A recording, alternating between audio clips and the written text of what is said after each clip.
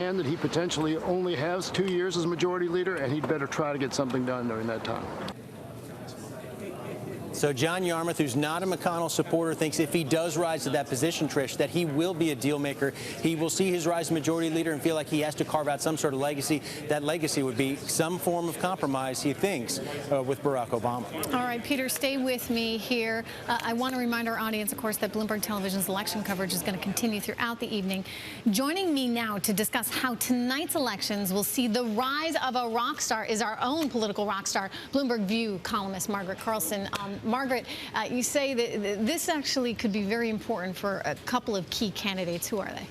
Well, we're paying a lot of attention to the Senate, but lots of times our presidents are chosen from the governors. And tonight, a big winner is going to be Governor John Kasich in Ohio, maybe up to 60%.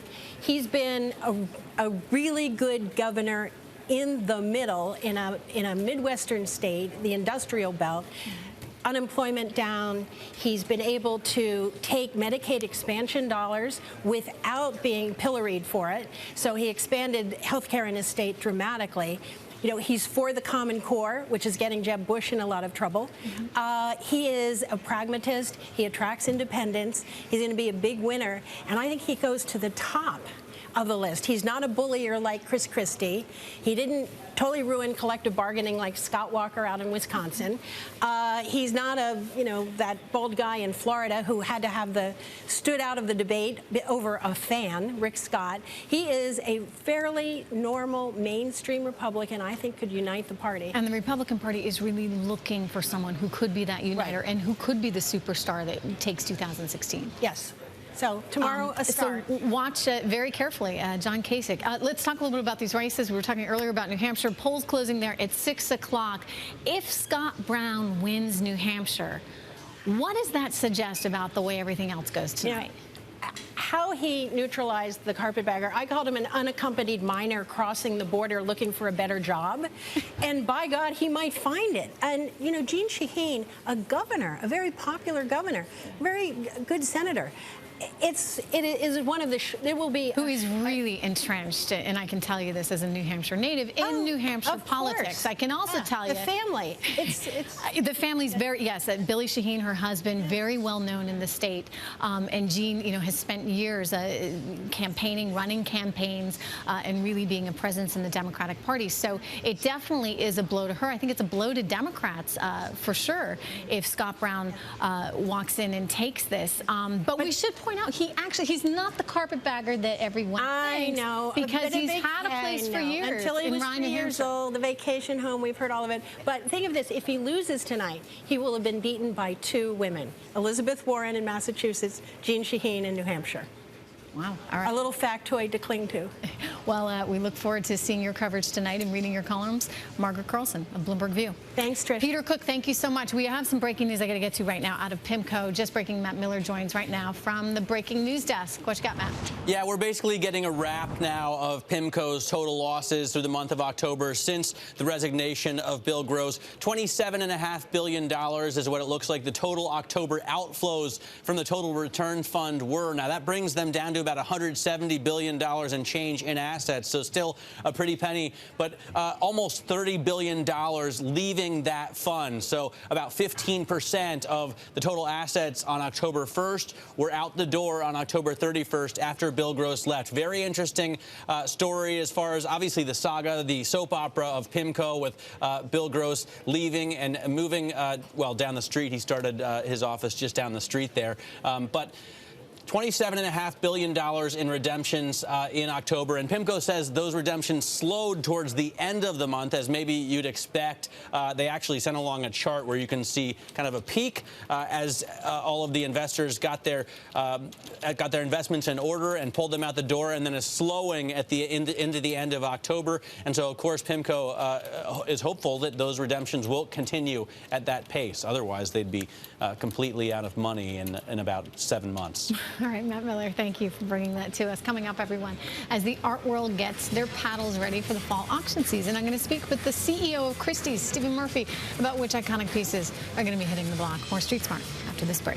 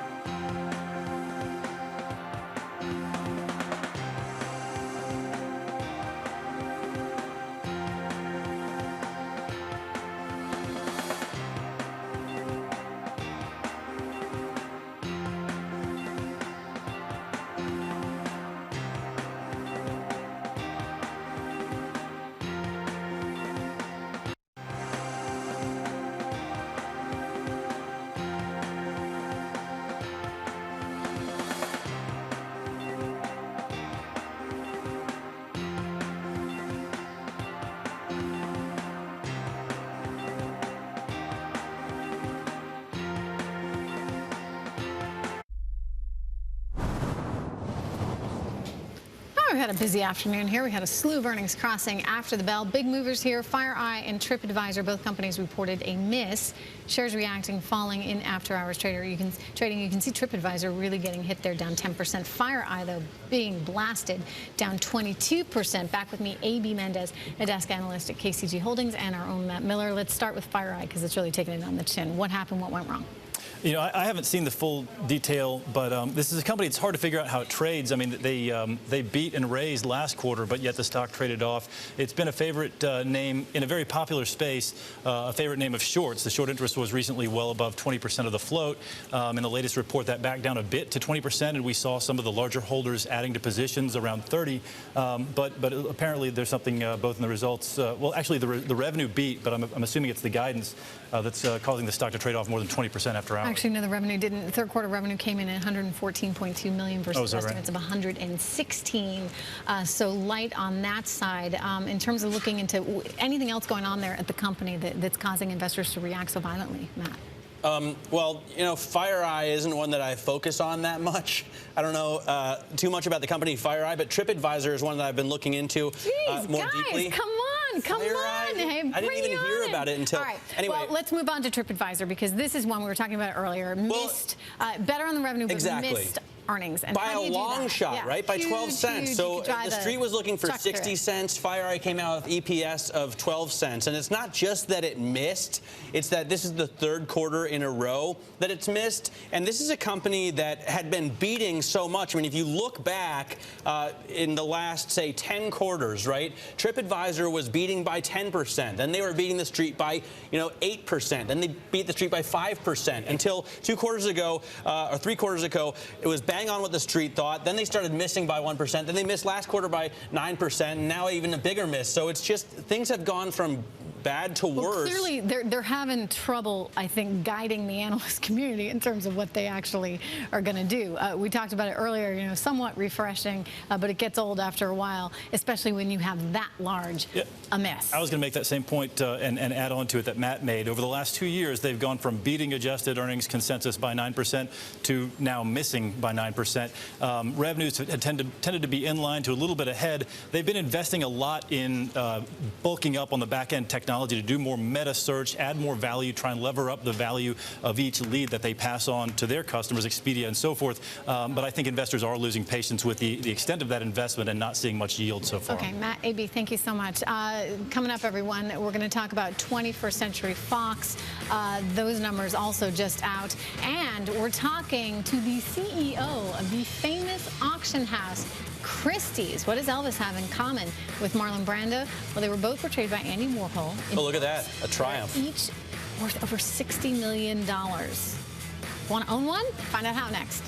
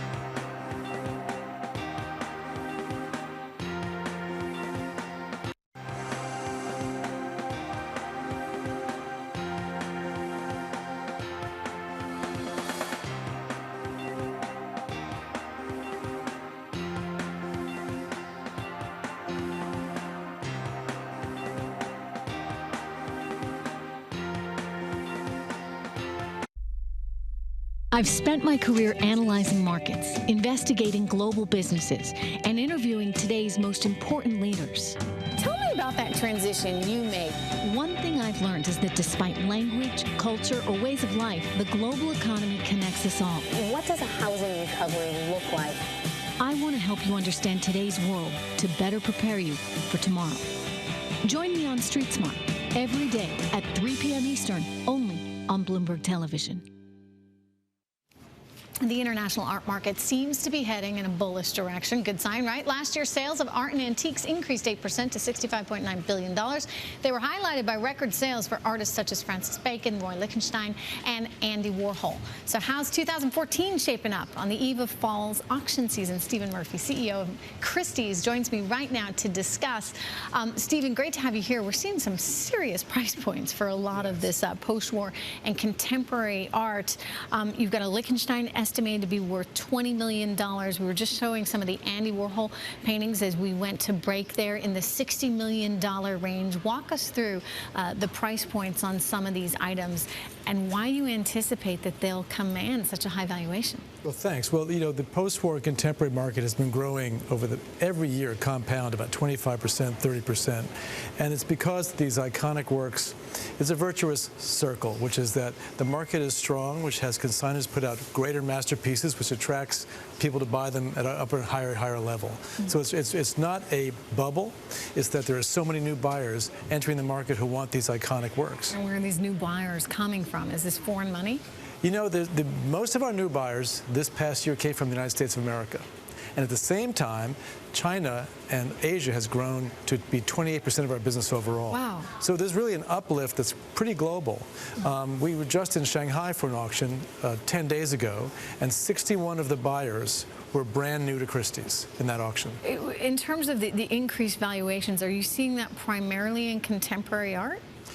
Well, or post-war well, post-war is the most dramatic and gets the most attention. Okay. But we're also seeing impressionists in modern. We're seeing it in jewelry. Anywhere there's a masterpiece, the number of individuals willing to pay and compete to win a masterpiece has driven that up. Even in old master pictures, we sold a Vermeer in London 4 or 5 months ago for $10 million. You know, as you have all these items going for such large values, do you anticipate at all a $1 billion auction? Is that something that could be in the realm of possibility this year? It could be in the realm of possibilities, but like anything else, and that's never happened before. It's not happened before. So you know, we don't want to predict that, but look, our job is to sell on behalf of the consignor each lot extremely well, and if that adds up to a record number, so be it. Let's talk a little bit about younger buyers and targeting them online. As I understand it, you did about $14 million in online sales in the first half of this year. Yes. So, you know, pretty small when you compare it to some of the other items that you're auctioning off there in person.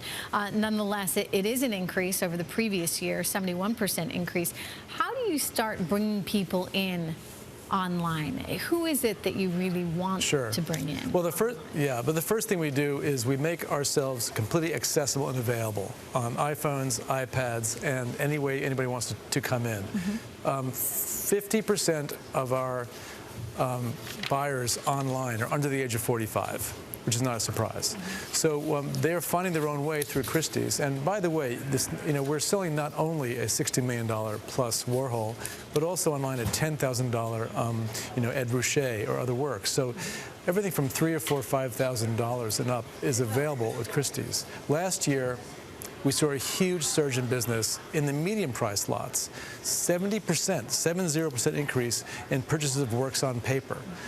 So there's a huge surge of interest in art and in collecting. And you're not worried about a bubble? You know, I don't think it's a bubble when every month there are new people coming in. All right, Stephen Murphy, CEO of Christie's, thank you very much. Thank you. Good luck to you in the season. That's it for today's edition of Street Smart. Tomorrow we're going to be joined by General Wesley Clark. Stay tuned right now for Bloomberg Television's coverage of tonight's election results next.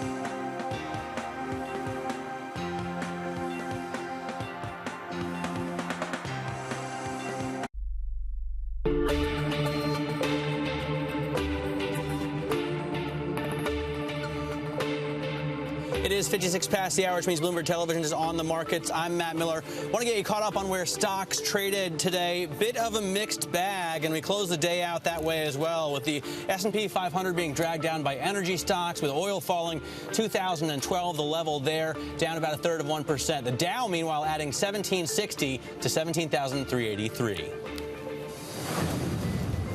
Now, Alibaba posted profit that beat analyst estimates in its first earnings report as a public company, with increased shopping traffic and mobile spending in China generating more advertising dollars. And investors liked that report as well, with shares jumping to a fresh all-time high today. Here to dig deeper into the numbers is A.B. Mendez, desk analyst at KCG Holdings.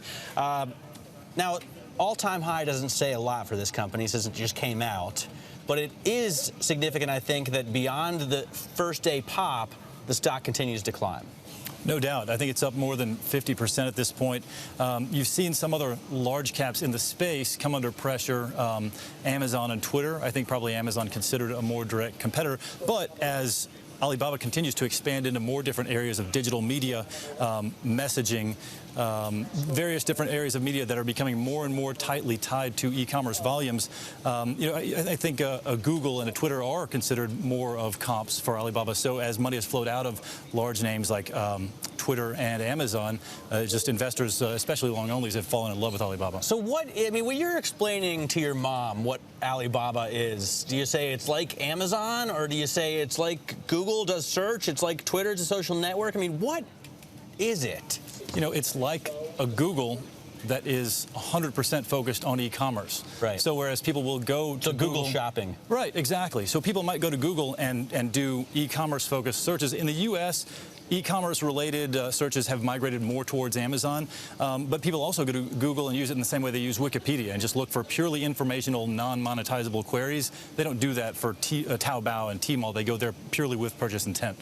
So when we talk about an outlook, it's important for these companies, and you and I have been talking this afternoon about the Singles Day, which a lot of people in this U.S. don't understand is a huge, like a shopping holiday for the Chinese.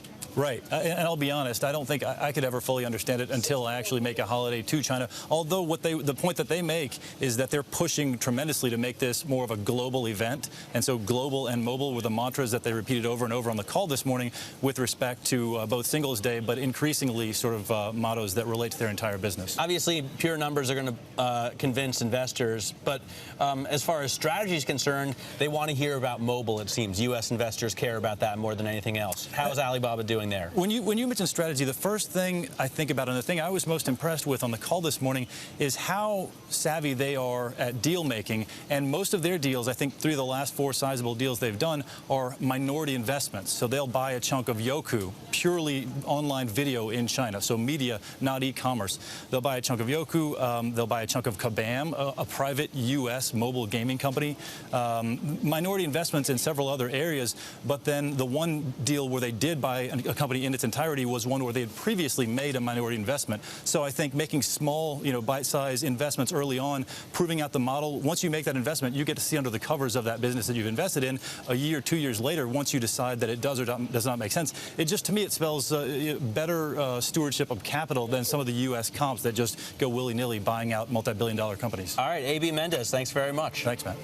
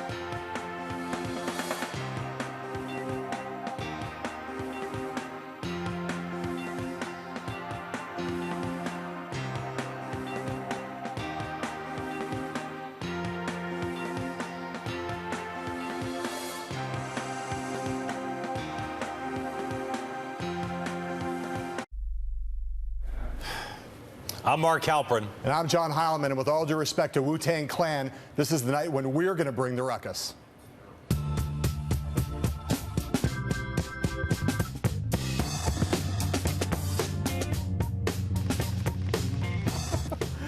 Young sports fans. Tonight on the show, the political challenges for Brazil's re-elected president, the EU forecasts meager economic growth, and I'm kidding, it's the midterms.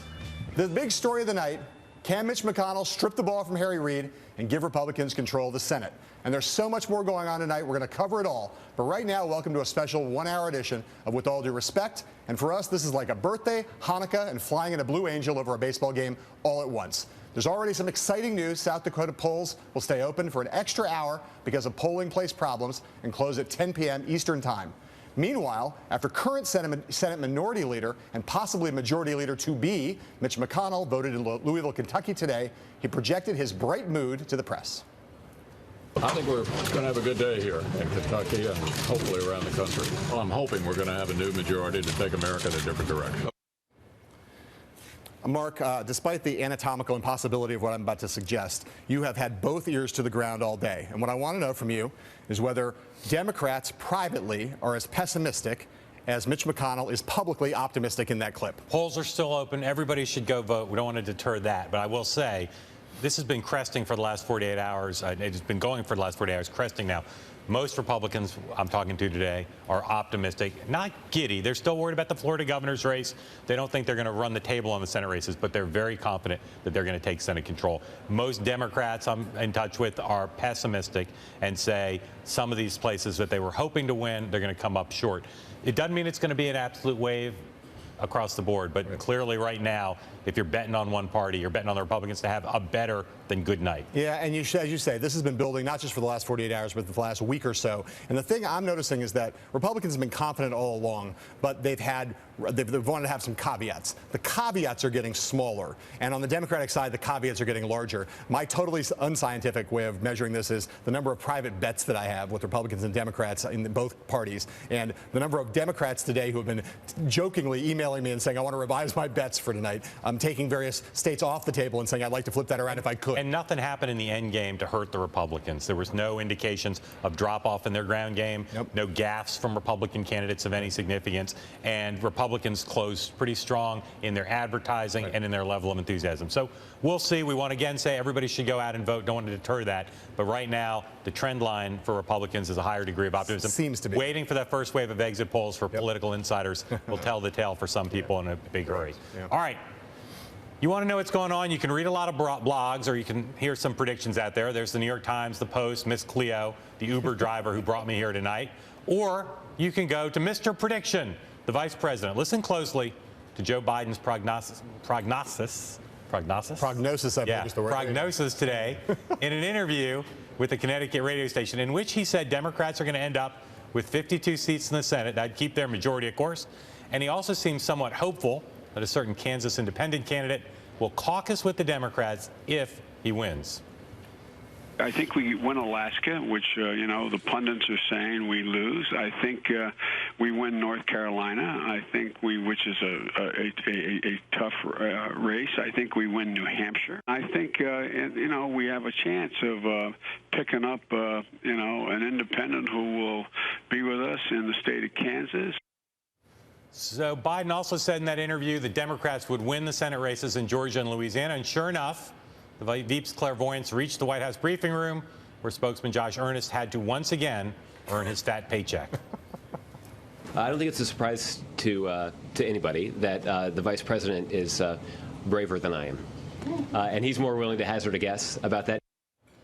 All right, so no surprise that Joe Biden's going to predict a lot of wins, because that's what people in politics do. But did he tip his hand a little bit on the Kansas thing? Have Democrats known or highly suspected all along that if Orman wins, he's going to caucus with them, and that's basically a Democratic win? Well, let's first say that the other thing that Biden did was not say that he thought the Democrats in Iowa, Alaska, or Colorado were going to win, another place where he may have kind of tipped his hand. But look, Orman has been very confusing in his public statements about this. He's not said who he would caucus with. He suggested that he would caucus with the majority. It's not clear whether he means he would caucus with the majority all the time or only on certain issues or what. But I don't know a Democrat Democrat who doesn't privately think what Republicans have accused Orman of all along is true, which is that basically he's a Democrat in independence clothing and that he would more or less be with the liberal side in most instances. Democrats have had to be disciplined. They've not put money, at least that we know of, into Kansas because they didn't want this to happen. Republicans are gleeful. And if you go look at what Mary Landrieu did last week, what Tom Harkin did, now Joe Biden, this is kind of the third thing you could consider a pretty genuine gaffe in the context of the midterms, where Biden now... And all by Democrats. Oh, exactly. Not a big Republican gaffe at the end at all. Where Biden now is that the Republicans in Kansas today are telling voters, see, this guy's a Democrat. It is a Republican state.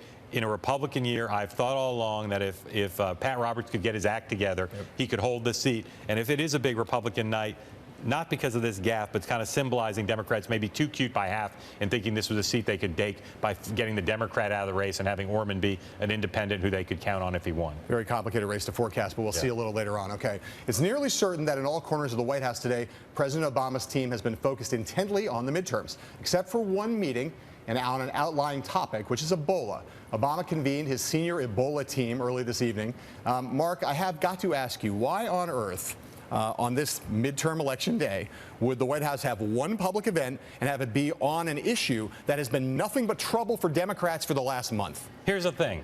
For Republicans who say this is the most political White House in history, all they do is politics, they never worry about substance, you got to stop it. Because I'm telling you, the president is holding this meeting because he's trying to fight Ebola, and this was the day it could be scheduled. He's sitting around doing nothing because he's not campaigning for anybody. So this is not for politics. You couldn't invent a reason this being for politics. This is because the president wanted to have an Ebola meeting, and if Democrats have a bad night, this will be like a great opening scene if somebody ever writes a book about these midterms. Who might do that?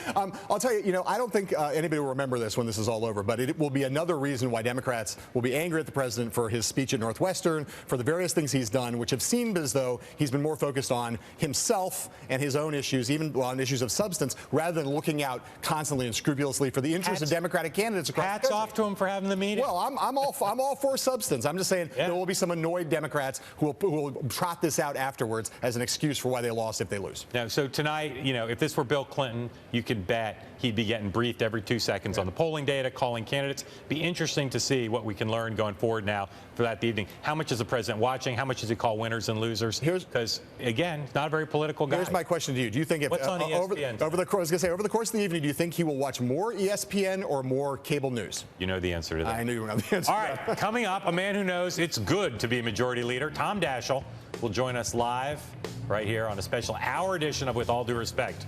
We'll be right back. Bloomberg's With All Due Respect is brought to you by Goldman Sachs. Progress is everyone's business.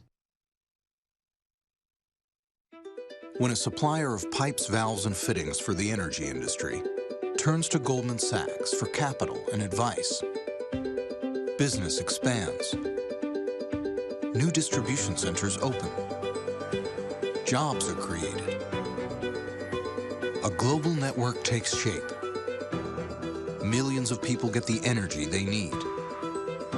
And a company called MRC Global makes progress.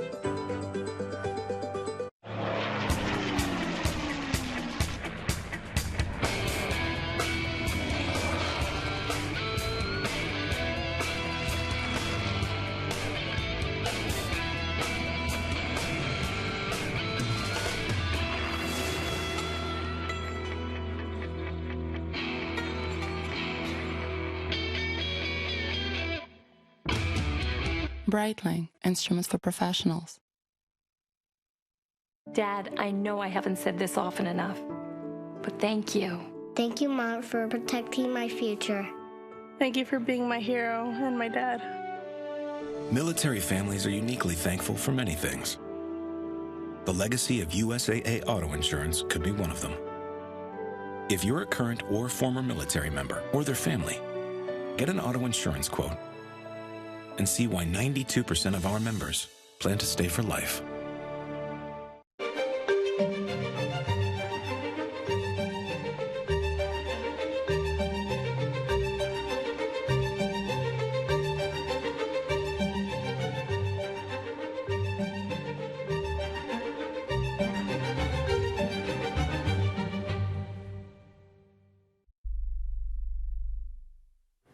For the first time since perhaps 1959, when North by Northwest premiered, South Dakota has been on the minds of people who don't live in the Mount Rushmore state. The four-way Senate race there shook up the midterms, at least for a little bit, and tonight we'll be watching closely to see who wins. Another guy who's definitely going to be watching is former Senate Majority Leader Tom Daschle, who joins us now and who has a keen interest in that race. Perhaps we'll let him explain why. Former Senate Majority Leader Daschle, welcome. Thank you for doing this. Thank you, Mark and John. Good to be with you. Let me start by asking a big overall question about these Senate races. The Republican Party has done a lot over the past 2 months to really try to nationalize this race around President Obama. Democrats, endangered Democrats in tough races, have had a hard time dealing with that. Some of them have refused to even acknowledge that they voted for President Obama. Do you think that Democrats have handled the issue of President Obama well or badly? Explain why. Well, I think every state has its own circumstances, so it's pretty hard to categorize. Generally, I think it's a mistake to run away from the president because you can't do it.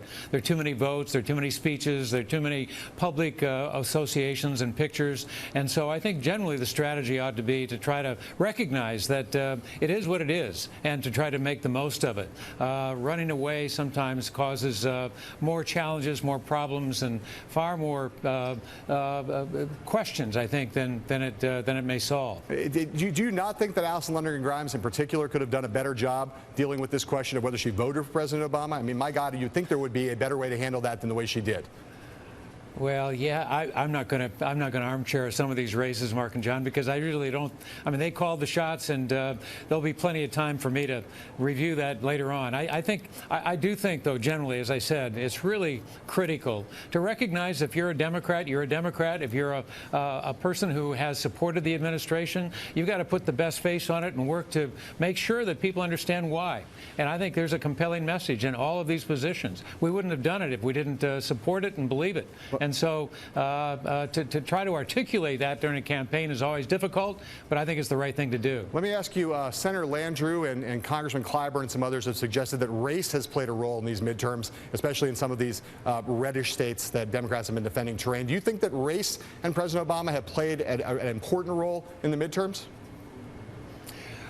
Again, I'm not qualified to answer that question. I haven't really watched these races with the proximity that you guys have, and I really don't fully appreciate just how these things play out at the local level. I think obviously race always plays sort of as part of the background, part of the environment that we're working with today, and we've had to deal with it for many years, not only at the presidential level but at all levels. That is part of the political complexion we deal with in our country. So it's not unusual that race would be a part of the calculation, but that's not unlike it's been at any other time in our past. Let me ask you about Senate Minority Leader McConnell, maybe Senate Majority Leader shortly. You know him pretty well. You worked with him for many years and in opposition to him for many years. If he becomes the Majority Leader, what Mitch McConnell do you think we'll see? One who wants to pass legislation that the president can sign, or do you think he's going to be tempted down the path that Ted Cruz is advocating, where he's going to be continuing his kind of relentless, reflexive opposition to the White House and being more political than oriented towards governing?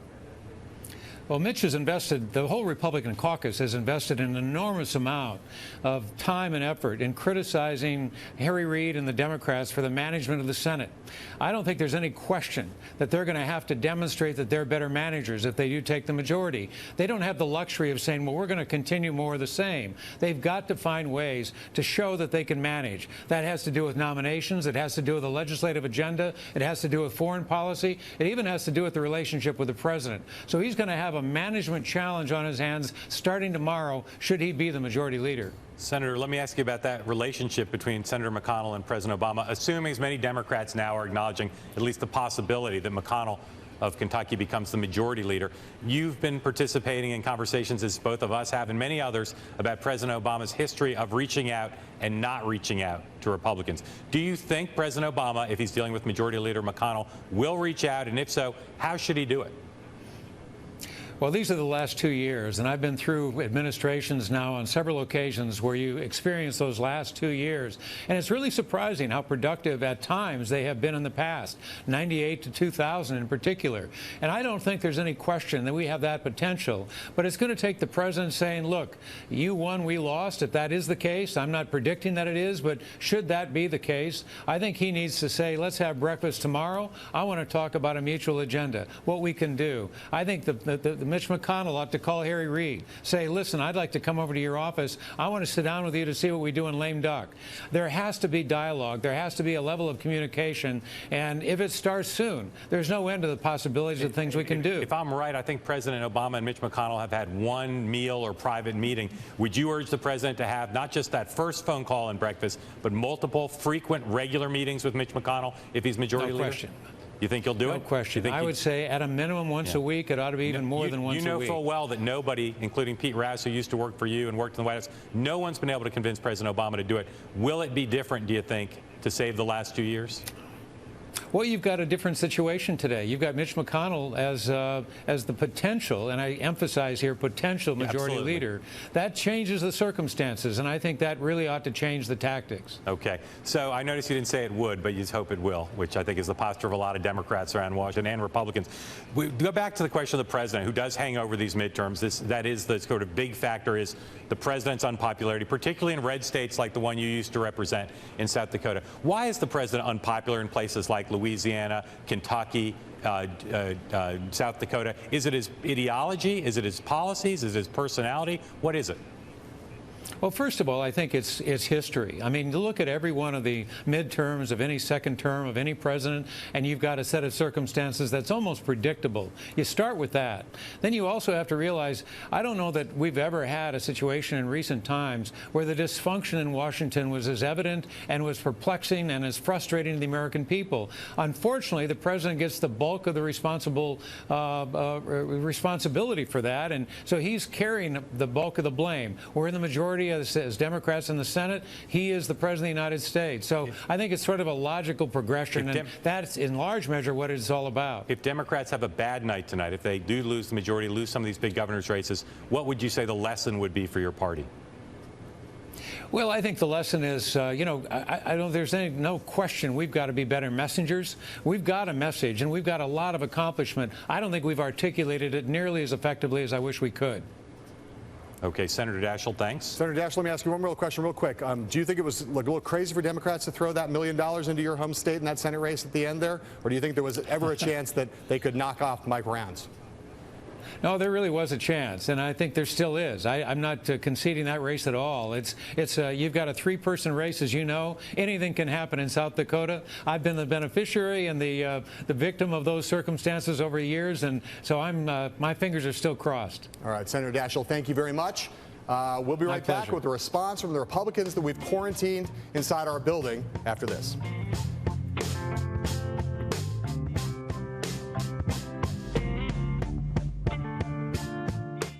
Bloomberg's With All Due Respect is brought to you by BP, proud to be America's largest energy investor. When folks think about what they get from Alaska, they think salmon and energy. But the energy BP produces up here creates something else as well. Jobs all over America. Engineering and innovation jobs, advanced safety systems and technology, shipping and manufacturing. Across the United States, BP supports more than 250,000 jobs. When we set up operation in one part of the country, people in other parts go to work. That's not a coincidence. It's one more part of our commitment to America.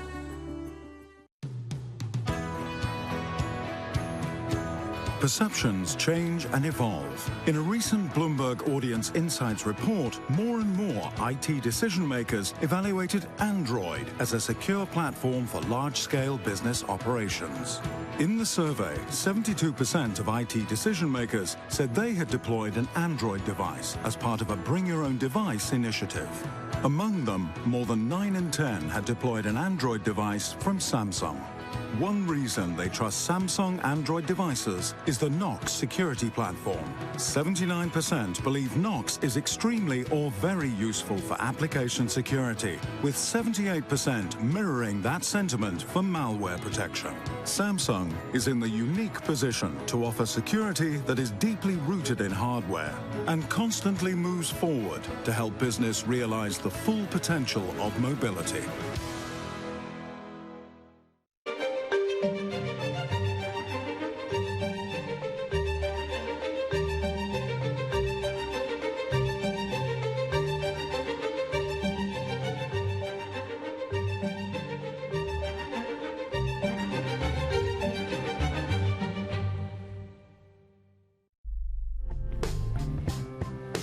All right, we just spoke to Tom Daschle, and here now to rebut, rebuke, and as necessary repudiate that South Dakota Democrat is our panel of Republican masterminds, along with our colleague Al Hunt of Bloomberg View. They are John Sununu, the former New Hampshire senator, the media consultant Fred Davis, Republican strategist Kim Alfano, and Mitt Romney's former policy advisor Lanhee Chen. Thank you all for joining us. Al, Tom Daschle seemed, as usual, pretty laconic, simple man, plain states, but beneath, it seemed like he had a sense it'd be a bad night for Democrats. What did you pick up on what he said? He didn't radiate optimism, did he, Mark? I mean, I think that may be an understatement. Yeah. Tom Daschle is one of the smartest people in the business of politics, and I think he was leveling with you, and he's anticipating a difficult night for his party. Good advice for Mitch McConnell, though. That's true. No, looking ahead, it's very good. He's got to make a connection with the president. But I would think, Kim, you think a banner? Are you expecting a banner night for Republicans? I think it's going to be state by state. It's going to be a great night no matter what. I mean, I'm a Senate half full kind of girl, but I think that it is going to be a good night, but it's not going to be this kind of wave thing. I think it's going to be race by race. And Fred, what will the message be if it is, let's just say the GOP takes over the Senate, they maybe gain one governorship net, and they win 12 House seats? What's the message that comes out? Well, the message is obviously, to me, the message is obviously that the country is less liberal than Obama and the Democrats have been. Mm-hmm. Well, I think it'll be interesting because I don't actually think that the president's going to start sitting down with Mitch McConnell. Oh, no, things are going to change. I mean, it's just unrealistic do not to like expect each that. other. Well, not only that, but there's been no evidence that there's any interest on the president's part of coming toward Republicans on these things. I think Republicans will want to get some stuff done, but I don't see the president being the guy to come toward. What we're talking about is, what do you think the Mitch McConnell, John Boehner reaction is going to be tonight? Well, tomorrow. You're right. They're not going to meet every week. That's not going to happen. But what Mitch McConnell and John Boehner need to do, and it's an opportunity for them to establish some working relationship and working understanding with the president. And the president needs to do the same thing because... Or at least show a willingness. It's an opportunity. Well, I think that comes down to what they present. I mean, I think that if they can stay away from the, the crazy bullets for at least a first session, then I think that might be a way to reach out. If they can come out with something... Crazy bullets from Nancy Pelosi, or they're from Rush Limbaugh? Which crazy bullets are you talking about? Well, they're from everywhere, aren't they? But I would say from Rush Limbaugh. I'm saying if we can take control and set a forward-thinking agenda that's not too difficult for the White House to swallow, then that's a good way to get started. But process becomes important. So it's not just a matter of Mitch McConnell saying, here's what's on our agenda, or John Boehner.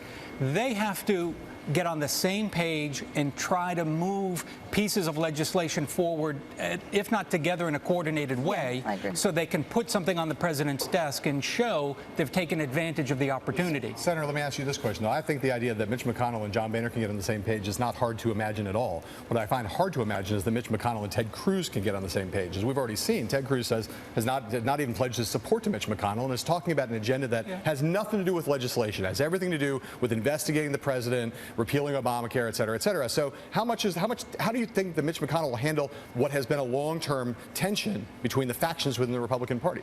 Nothing's going to pass the Senate of significance with 51 votes. That doesn't make Ted Cruz irrelevant, but it makes him no more or less important than a lot of other members of the Senate, Republicans and some Democrats. So once Boehner and McConnell are on the same page, if you're bringing manageable bills to the floor of the Senate, letting them be debated and amended, unlike what Harry Reid did, then the opportunity is there for some bipartisan support to develop. That's how you get things out of the Senate. You don't just bring something to the floor, try to get 51 votes and deny all amendments. And Lanhee, in your dreams, what would you think might be possible in the next year to get done? I think some action on immigration. You do? I do. I think we may agree on that point. I think some action on immigration. I think maybe something on tax reform, not comprehensive. Corporate? Maybe something on corporate, maybe something on this repatriation issue. And then I think something potentially on Obamacare. I think there's agreement on left and right that there are certain elements of Obamacare that are just bad news, whether it's the employer mandate or others. So I think there actually is some possibility of action on some things in 15. The party wins tonight. Is it a united Republican Party if you have a big night, or are the problems, the kind of divisions we've been talking about, just below the surface? There's no way it's a united Republican Party. Look at what your cohort said. What is it? It's a lineup for the 2016 presidential race, and you're having everybody trying to distinguish themselves, and that is what's wrong. One of the things that's wrong with our party. But the new members, they're not. I mean, there's no flamethrower in the new group of senators that we're going to get. There's, and I would say... There's a castrator, but no flamethrower. She may have held one in war. I'm sure she's held a flamethrower before, but I'm just saying, the rock stars are not rock stars for, you notice nobody's talking about the Tea Party anymore. We have the Libertarians in the races, but we don't have that Tea Party challenge. I think the Republicans have moved past that distinct divide, and we've got some very conservative members that we're going to get tonight, but they're not crazy. Fred, I'm not sure they moved past that. I'm not sure. Actually, I talked to a couple conservatives the last couple of days who aren't euphoric the way I thought they'd be. They kind of feel that this hasn't been their agenda, that people like Cory Gardner in Colorado have run away from things, and they're kind of angry. The biggest issue to me is what happens in the next 2 years. Does our side continue to have 508 people running for president, each one of them trying to distinguish themselves? Or does somebody, last night I made a flip comment about Obama should get a six-pack of beer, and it was a joke. I got more positive emails and notes on that last night. Everybody thinks that's true. How many of them suggested either Merlot or bourbon instead? I did, but none of them. From Republicans who would like to see the president. Yes. So they want alcohol involved. You're like John Huntsman. They almost want everyone to get along. John would be surprised to hear that combination. I think it'd be weird to see Mitch do that, the perp walk when he leaves the White House in the morning, so I don't know. It's interesting because there is this division in the party, and a lot of it goes to what the fundamental thesis ought to be for 2016.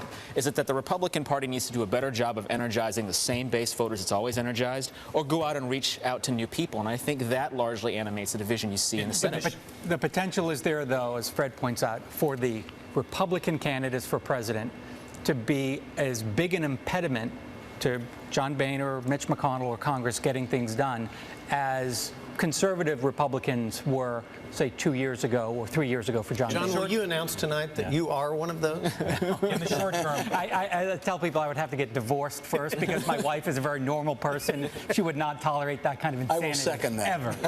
Ever. Your wife is a very normal person. In the short term, Boehner and McConnell become bigger figures in the short term, at least, than they've been. Spotlight goes to them. Do either of them have the capacity to do something I've rarely or ever seen them done, to kind of step out and now enunciate what the party stands for, to bring the party together, expand the public image in a positive way? Well, look, the challenge is it has always been difficult for a member of leadership, a member of Congress to do that, especially in a presidential year. So when Republicans were trying to take control back in 92, 93, 94, a little bit easier for Newt Gingrich to sort of rally the Republicans around the contract with America. Much more difficult, though, in a presidential year, much more difficult in this Congress, given that we've got a Democratic But John, Howard Baker and Bob Dole, to an extent, did it.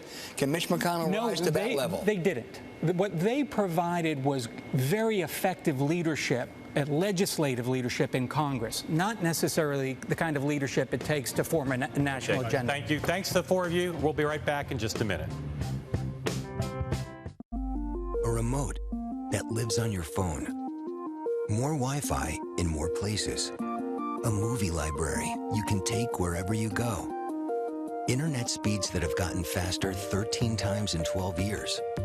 At Comcast, we're creating new possibilities.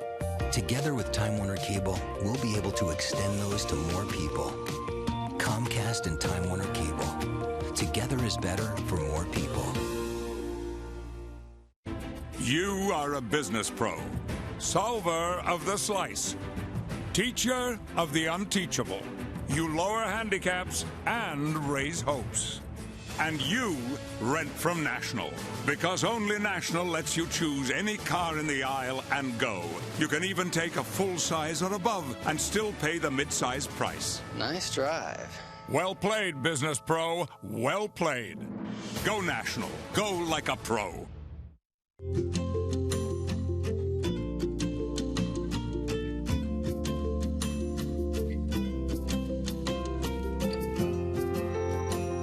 Partnerships occur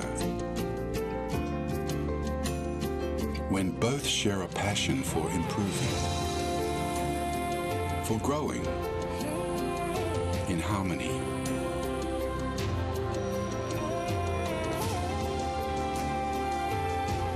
Speak from the heart and respect the other.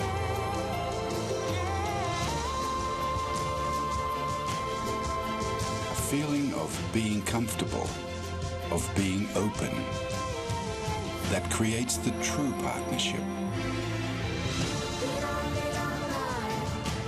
which ensures the greatest success. Together, invest in remarkable Indonesia. Welcome back. Joining us now, former Pennsylvania Senator, 2012 Republican presidential candidate Rick Santorum, a man who likes a good Pizza Ranch buffet as much as the next Iowan does. Senator, thanks for joining us. I had one Saturday night, as a matter of fact. I bet you did. If we have time at the end of the interview, you'll run through what you took off the bar. It's more crust than topping, by the way. Senator, debate in your party about what kind of Senate candidates you should have nominated. There were some primaries where some conservatives supported different people who ended up being nominated. You're one of the leading voices of the conservative wing of the party. Are people like Joni Ernst, Cory Gardner, Tom Cotton, are they every bit conservative enough for you, even as they've moderated as part of winning the general election? Look, I mean, every candidate, when you run for office, you know, it has to do things within their own state that you know, they have to feel their way through that process. And I have no doubt that all three of those candidates you mentioned will be around 90+% conservative in their voting record, and will do things that every member of Congress does. They have their own point of view on certain things that are different than the orthodoxy, and that's part of the process. I listened to some Rush Limbaugh today, and he was complaining about as much about Mitch McConnell and John Boehner being insufficiently conservative as he was complaining about President Obama. Do you agree with Rush Limbaugh that there's questions about the conservative credentials of people who may be leading our country going forward after January, the Speaker of the House and Mitch McConnell? I don't question their conservative voting record. I question their leadership ability to be able to galvanize what is going on out there in the country and galvanize our members into a conservative proactive agenda that helps average working Americans. And that's my concern, is that we didn't do as well in this election. I mean, we may do very, very well tonight. I don't know. I mean, a lot of close races. But in my opinion, they shouldn't be close races. This should be a blowout, given where the president's popularity is, and more importantly, the incompetence of this president, as well as the poor record of accomplishment because of his agenda. So this shouldn't be close, and I think one of the reasons it is we haven't had a whole lot of leadership about laying out a positive, proactive agenda that helps average Americans. And I don't. That's my biggest concern going into this potentially Republican Congress.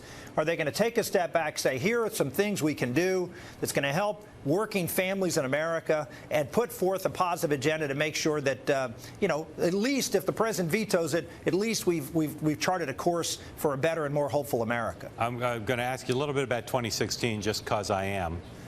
That's what you do. You're underrated, I think, as a candidate who will be a player here. You're the reigning champion of the Iowa caucuses, and if you do run, I think you'll be a big, significant player. Maybe some people don't see it that way, but I certainly do. Who do you think are the leading candidates besides you who might run in 2016? Who's kind of that first tier of people who will compete in Iowa, New Hampshire, and nationally? Well, I mean, tell me who's going to run. I mean, we have probably 5 or 6 governors, I think, who are actively considering running right now. Assume everybody who's thinking about it runs. Who are the strongest? Well, I think, look, if you look at any incumbent governor or senator, they obviously have credentials to, you know, to make a decent run. If I promise to pay for your Pizza Ranch buffet next time we're both there, give me one name. One name of somebody who you think would be strong. No. Not one. I'm not giving any names. You know who they are. And look, I think it's going to be a very, very crowded race. I think there are going to be a lot of folks who are going to go out there and start to run. And as what happened 4 years ago, the process will weed a lot of candidates out, and we'll get down to the folks who actually have what it takes to be able to put together an effective campaign and win the presidency. And that process will take place over the next year and a half. He's all yours, and he can't be bought for a buffet. I know, no kidding. Senator Santorum, you're very good at not answering questions you don't want to answer, so I congratulate you on that. I'm going to ask you something that I hope you will answer, though. So right now, Senator McConnell and Senator Cruz are laying out rather different views about how the Senate should work if Republicans take a majority, right? Senator McConnell saying we got to break gridlock, we got to legislate, we got to put bills on the president's desk. Senator Cruz is saying we got to investigate the president, we got to repeal Obamacare, et cetera, et cetera. Which of those do you think is the right vision for how Republicans should proceed in the upper chamber? I think the right vision is to focus on who's hurting in America and put forth an agenda that can pass. And so in that respect, I think maybe a little of both, because we do need to pass things. We do need to put things on the president's desk. We do need to show that we're not the party of no. We're not the party of division. That this president has been the divider in chief, and that if you give us the opportunity to lead, that we have the ability to put things forward that can make a real difference in average Americans' lives. And so that's where I would focus my time and energy on, clearly holding the president accountable for some of the overreaches and using the president's authority beyond what I think the president's authority is certainly a role for the House and Senate, and should be part of that agenda. But first and foremost, break the gridlock, I think, is absolutely the right message. Let me ask you a 2016 question from a slightly different angle. Let's assume that Mark's right and you are a really strong candidate if you run in 2016. Let's assume you become the Republican nominee. If you were the nominee, what would be more helpful to you? Republicans controlling the Senate or Republicans holding key governorships in places like Florida, Ohio, Wisconsin? Some of those places are obviously up for grabs today.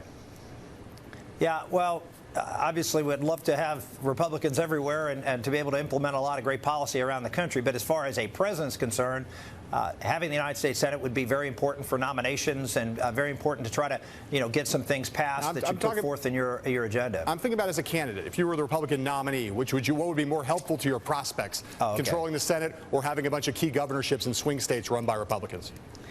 Yeah, I don't think governorships have a big deal. We've shown that Republican governors can govern and govern effectively and have real differences between how states with Republican governors are doing versus states that are run by liberals. So I think that track record is there and will be available whether we have a lot or not in this election cycle. I think having the United States Senate and being able to pass something and push something forward to lay out a positive agenda for working Americans is probably the most important thing we can do to show that we can govern in Washington, D.C., not just in the state capitals. Senator, you've been traveling, campaigning for Republicans. You got an upset pick for us, something that's not on everybody's radar? I think Virginia is going to be a lot closer than everybody thinks. It may be one of those races. Yeah, I think everybody's going to maybe take a step back and say, wow, had we paid attention to this race a little earlier, maybe this could have been one that could have come out of left field and delivered. Ed Gillespie's run a very good campaign, against being outfunded and against a very at time popular incumbent. But Virginia is not as far gone as I think a lot of folks would lead you to believe. Virginia is still a very, very competitive state. You're going to see Barbara Comstock elected in a swing district in Fairfax County. I mean, so this is a state that is going to be competitive in 2016, and I think could have been competitive in this go-round that maybe the Republicans missed. Senator, thanks for taking part of Election Day spending with us. We appreciate it. You bet. See you in a Pizza Ranch soon. We'll be right back with a response from the Democrats who are going to be with us throughout the evening, right after this.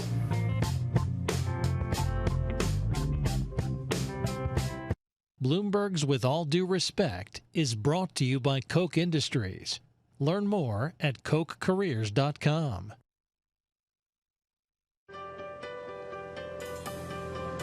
One of our nation's largest private companies is proudly built on American values and skills. Koch Industries started in the heartland and has expanded to nearly every state. Today, that means more than 60,000 American jobs. We're still branching out into new fields, but our vision has stayed the same, to provide innovations that help people improve their lives. You may not always see our name on the products you use, but we're working every day to help make better food, clothing, shelter, transportation, hygiene supplies, technologies, and other necessities. Here, we build on each other's ideas to create more opportunities for people everywhere. Together, we are Koch. Find out more at kochcareers.com. Gunderman Group. Gunderman Group is growing. Getting in a groove. Growth is gratifying. Goal is to grow. Gotta get greater growth. I just talked to UPS. They've got expert advice, special discounts, new technologies, like smart pickups. They'll only show up when you print a label, and it's automatic. We save time and money. Time? Money? Time and money. Awesome. Awesome. Awesome. Awesome. Awesome. Awesome. I love logistics.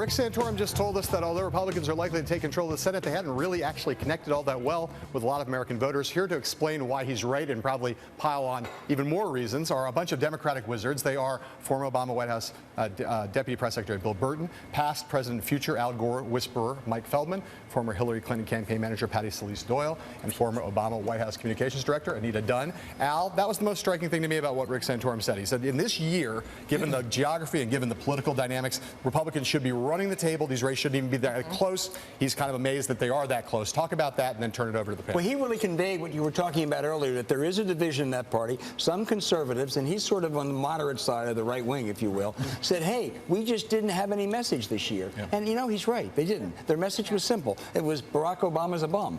And I think we're going to see some of that reflected in the next few weeks. But before we reflect that, Anita Dunn, are we going to hang out the crepe paper tonight if we're Democrats? Al, I'd rather speak for the Democratic group and say that we all found ourselves really liking Rick Santorum the first time. I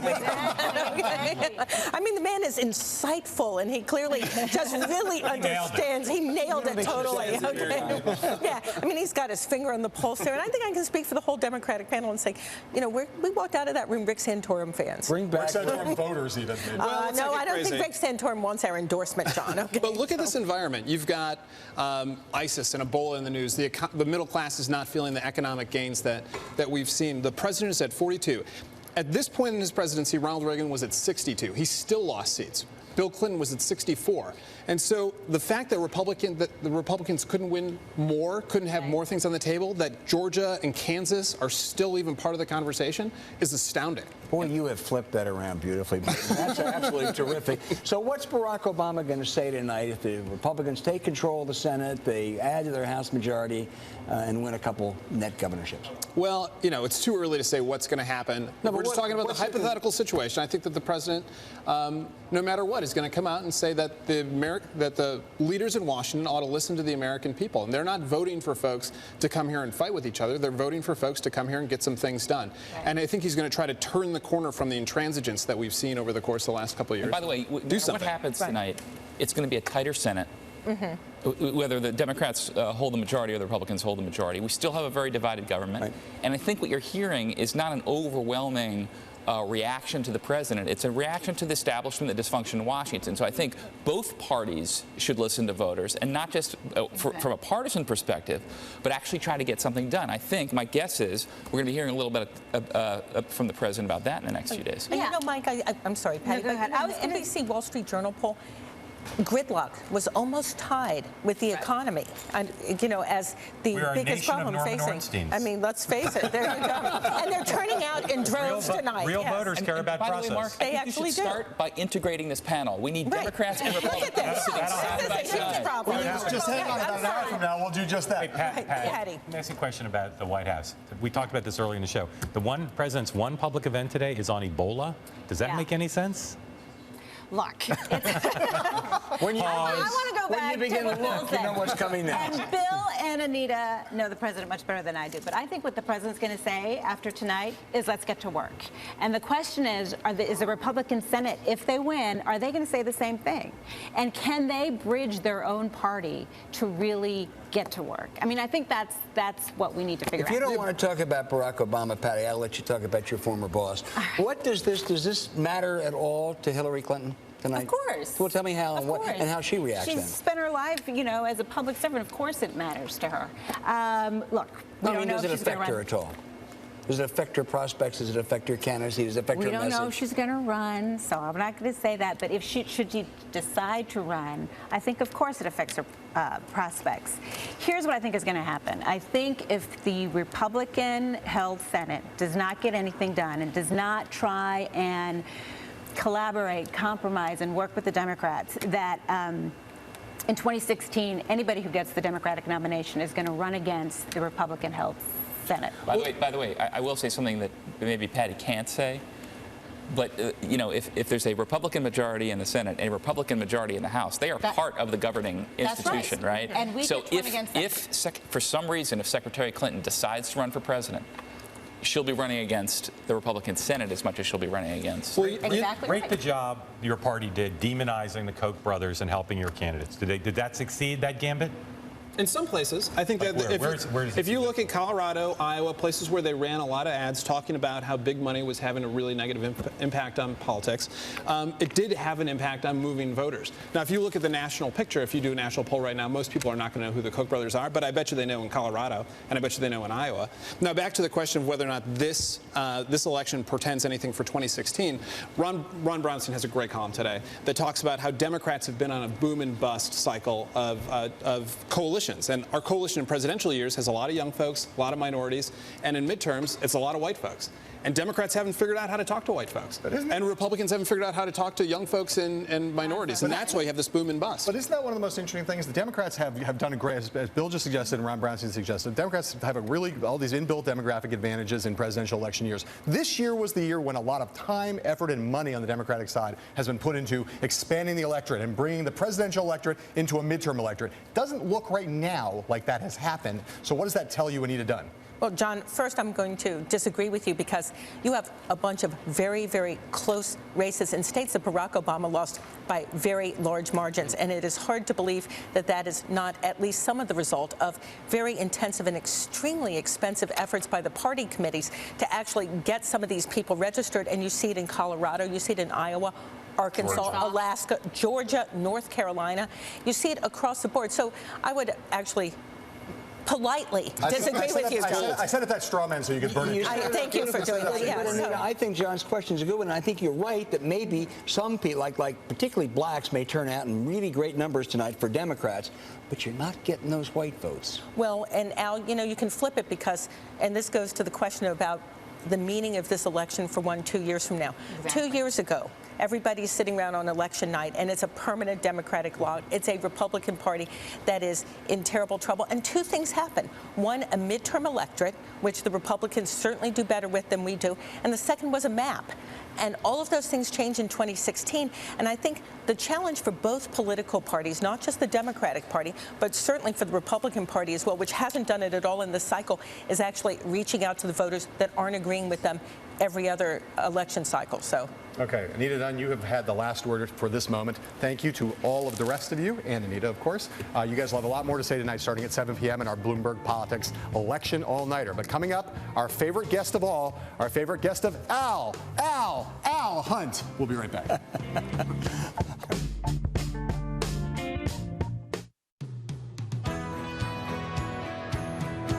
Perceptions change and evolve. In a recent Bloomberg Audience Insights report, more and more IT decision makers evaluated Android as a secure platform for large-scale business operations.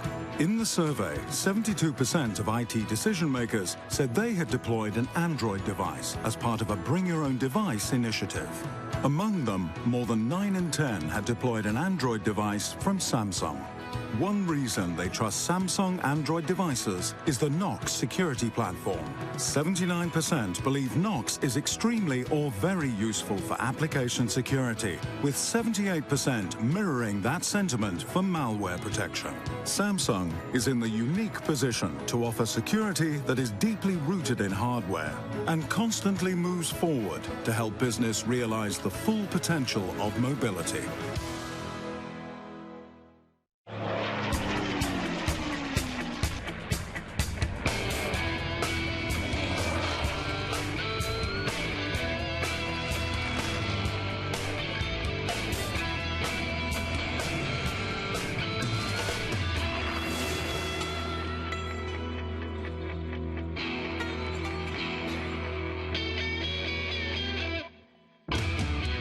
Breitling, instruments for professionals.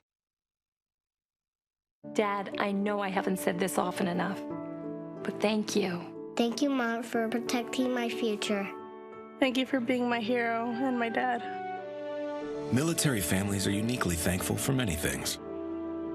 The legacy of USAA auto insurance could be one of them. If you're a current or former military member or their family, get an auto insurance quote and see why 92% of our members plan to stay for life.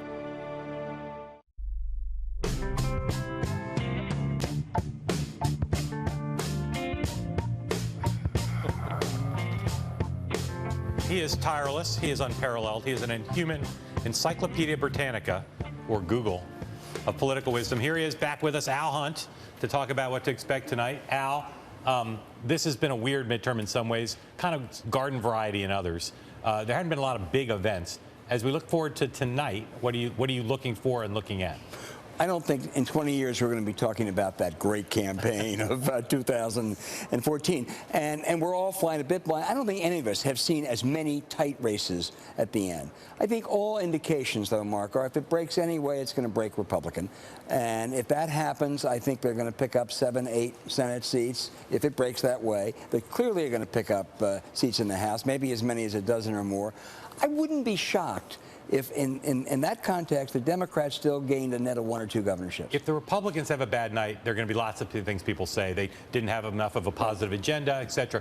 If Democrats have a bad night and they want to try to figure out what they did wrong, not blaming the president, but what they could have done differently, what do you think they'll point to? Well, they're going to start with Obama, Obama, Obama. You've already heard that beforehand.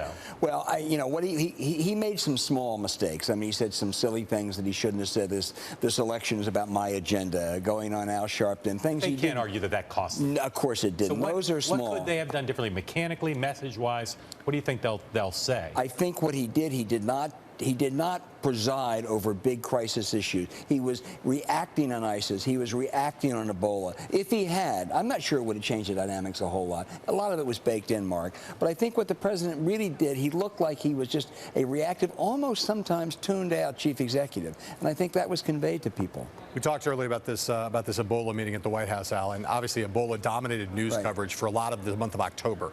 Do you think in the end, when we parse through all the animal entrails and all the exit polls, do you think Ebola will have had an effect, positive or negative, on the Democratic Party? I think it hurt a little bit. And, John, I did a piece for Bloomberg View that said Ron Klain, we all know, is an enormously talented guy, could take any number of jobs. I said they should have appointed David Petraeus. If they had appointed David Petraeus, the message it would have sent, and can you imagine any Republican on the campaign trail saying they're not loving with us on Ebola? Tell David Petraeus that, and he would have been the best person to coordinate the global effort that really is required. But that's not the way this White House thinks. Sorry, go ahead. I'm done. No. I mean, I think that's a small example. So what does it take in the governor's races for this to be a good night for Chris Christie? Well, they have to have a net gain. They have to win a couple critical races, Florida and Wisconsin. And if they do that, and John Kasich wins as big as he's going to win, John Kasich will say Chris Christie had nothing to do with it. It was all John Kasich. But I think it had a lot to do with his opponent, too. Florida one's interesting. I hear more concern from Republicans today about that Florida governor's race, both because they want to keep it, but also for Governor Christie, because you can't say if he has a good night everywhere and they lose Florida, it's a disaster for him, but they poured a lot of money into that state. And they're going to lose Pennsylvania. So if you lose 2 big states, that's not good. Now, they could win Illinois, so that could even out a bit. But I think you're right. Florida, I think Wisconsin and Florida are the 2 most important. Yeah, it seems to me if they lose Florida and Wisconsin and Pennsylvania, that's a pretty hard night for Chris Christie. Doesn't matter what happens in Rhode Island or other places. You're right. Yeah. And if you're making the best case for Republicans, say we'll talk to Reince Priebus later tonight, and obviously he'll be out and about. Let's say they win really big, and they want to say our mandate after this resounding victory is what? Best case for them, what is it? We're not Barack Obama. Because, I know, but you know what? They're already not Barack Obama. I know, but this was as content-free a campaign as I have ever seen on both sides. Well, can they say they have a mandate that the president has to give in to them on Keystone or change Obamacare? I didn't hear Keystone talked a lot. It was kind of one of the laundry list of things. Yeah. And on Obamacare, people like Mitch McConnell backed down at the end. So clearly their agenda is going to be that the president has to move our way on something. That's not impossible, Mark. I don't think it's as bleak as conventional wisdom would have it on immigration, infrastructure, corporate tax reform, trade. Who do you think, when you've looked at a lot, you've been to a lot of these states, not all of them, but a lot of them, who are, in your mind, at the end of this cycle, win or lose, who are the couple of, 1 or 2 of kind of new stars on the Republican side and on the Democrat side at both the governor or Senate level? Well, I wasn't in Iowa, but just watching it, you have to say Joni Ernst. I mean, she was really a captivating candidate. I'm not sure what kind of senator she'll be, but if she wins tonight, she'll come to Washington, I think, with a certain panache that others won't have. On the Democratic side, I actually thought Michelle Nunn was a much better candidate than I thought she was going to be 6 or 7 months ago. On the governor's races, if Ms. Burke knocks off Scott Walker, she'll be a giant killer. Right. No doubt.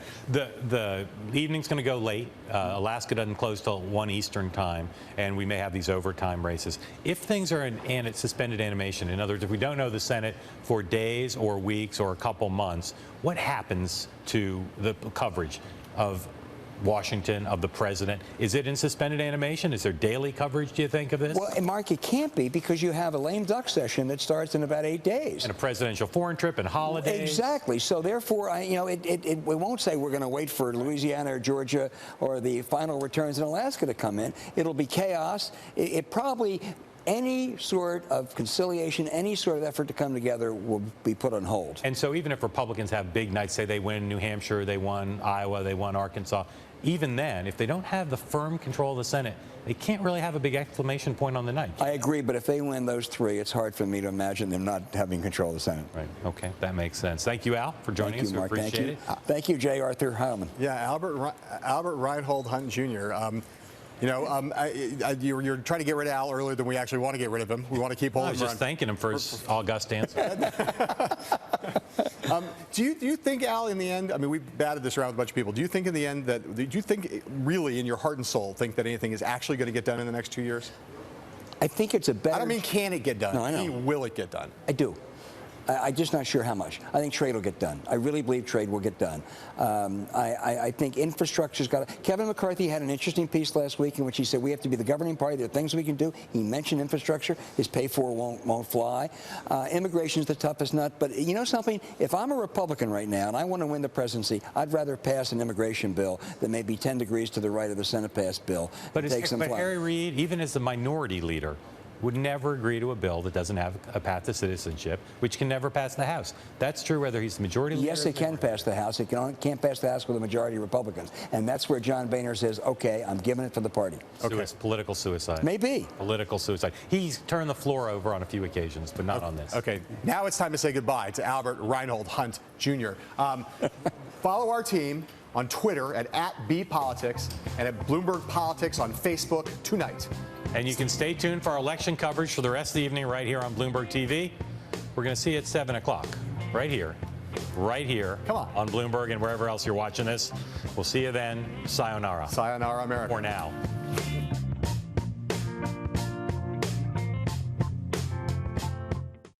When a company committed to a sustainable future turns to Goldman Sachs for financing and advice, research is funded. Algae gets to work. Manufacturing ramps up. More facilities come online.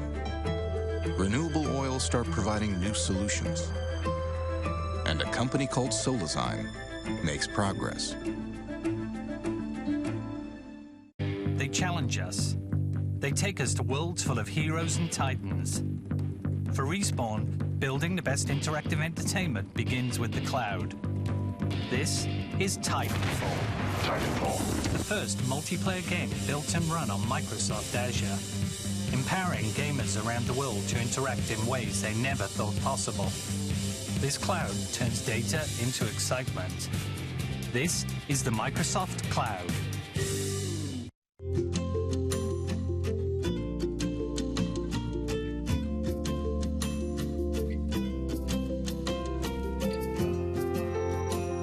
Partnerships occur when both share a passion for improving, for growing in harmony.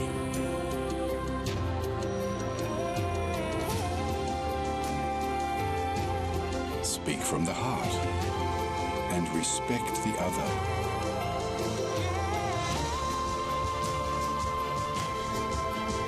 Feeling of being comfortable, of being open, that creates the true partnership, which ensures the greatest success. Together, invest in remarkable Indonesia.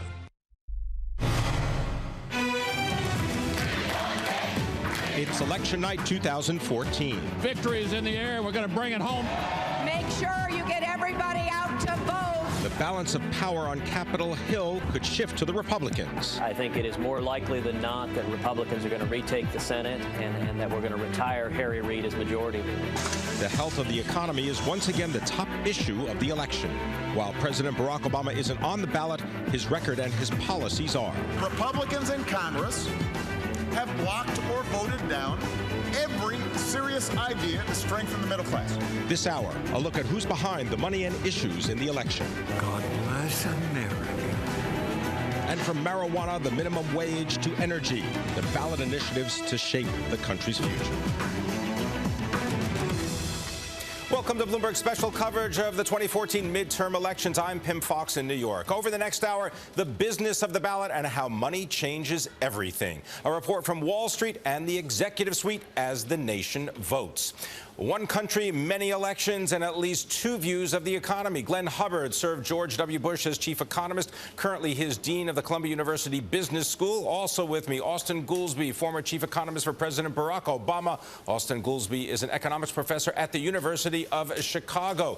Let's begin with you, Austan Goolsbee. Let's pretend for just a moment we wake up tomorrow and the Senate is controlled by the Republicans. What happens next? Well, the Senate won't be controlled by the Republicans until they get sworn in. I think what will happen next is a mad dash to get as many things done with the Democratic majority still in the Senate as they go into the lame duck session. I don't know what Glenn thinks, but I don't think they'll be able to get a whole lot done. And then it sets the stage for this battle of wills. There's one group of people in the Democrats, and you saw Joe Biden repeating this view, that if Republicans take the Senate, then the pressure will be on them to get something done, so there will be more compromise. And the other view, which I must say I more believe in, is that it'd be more like 2010.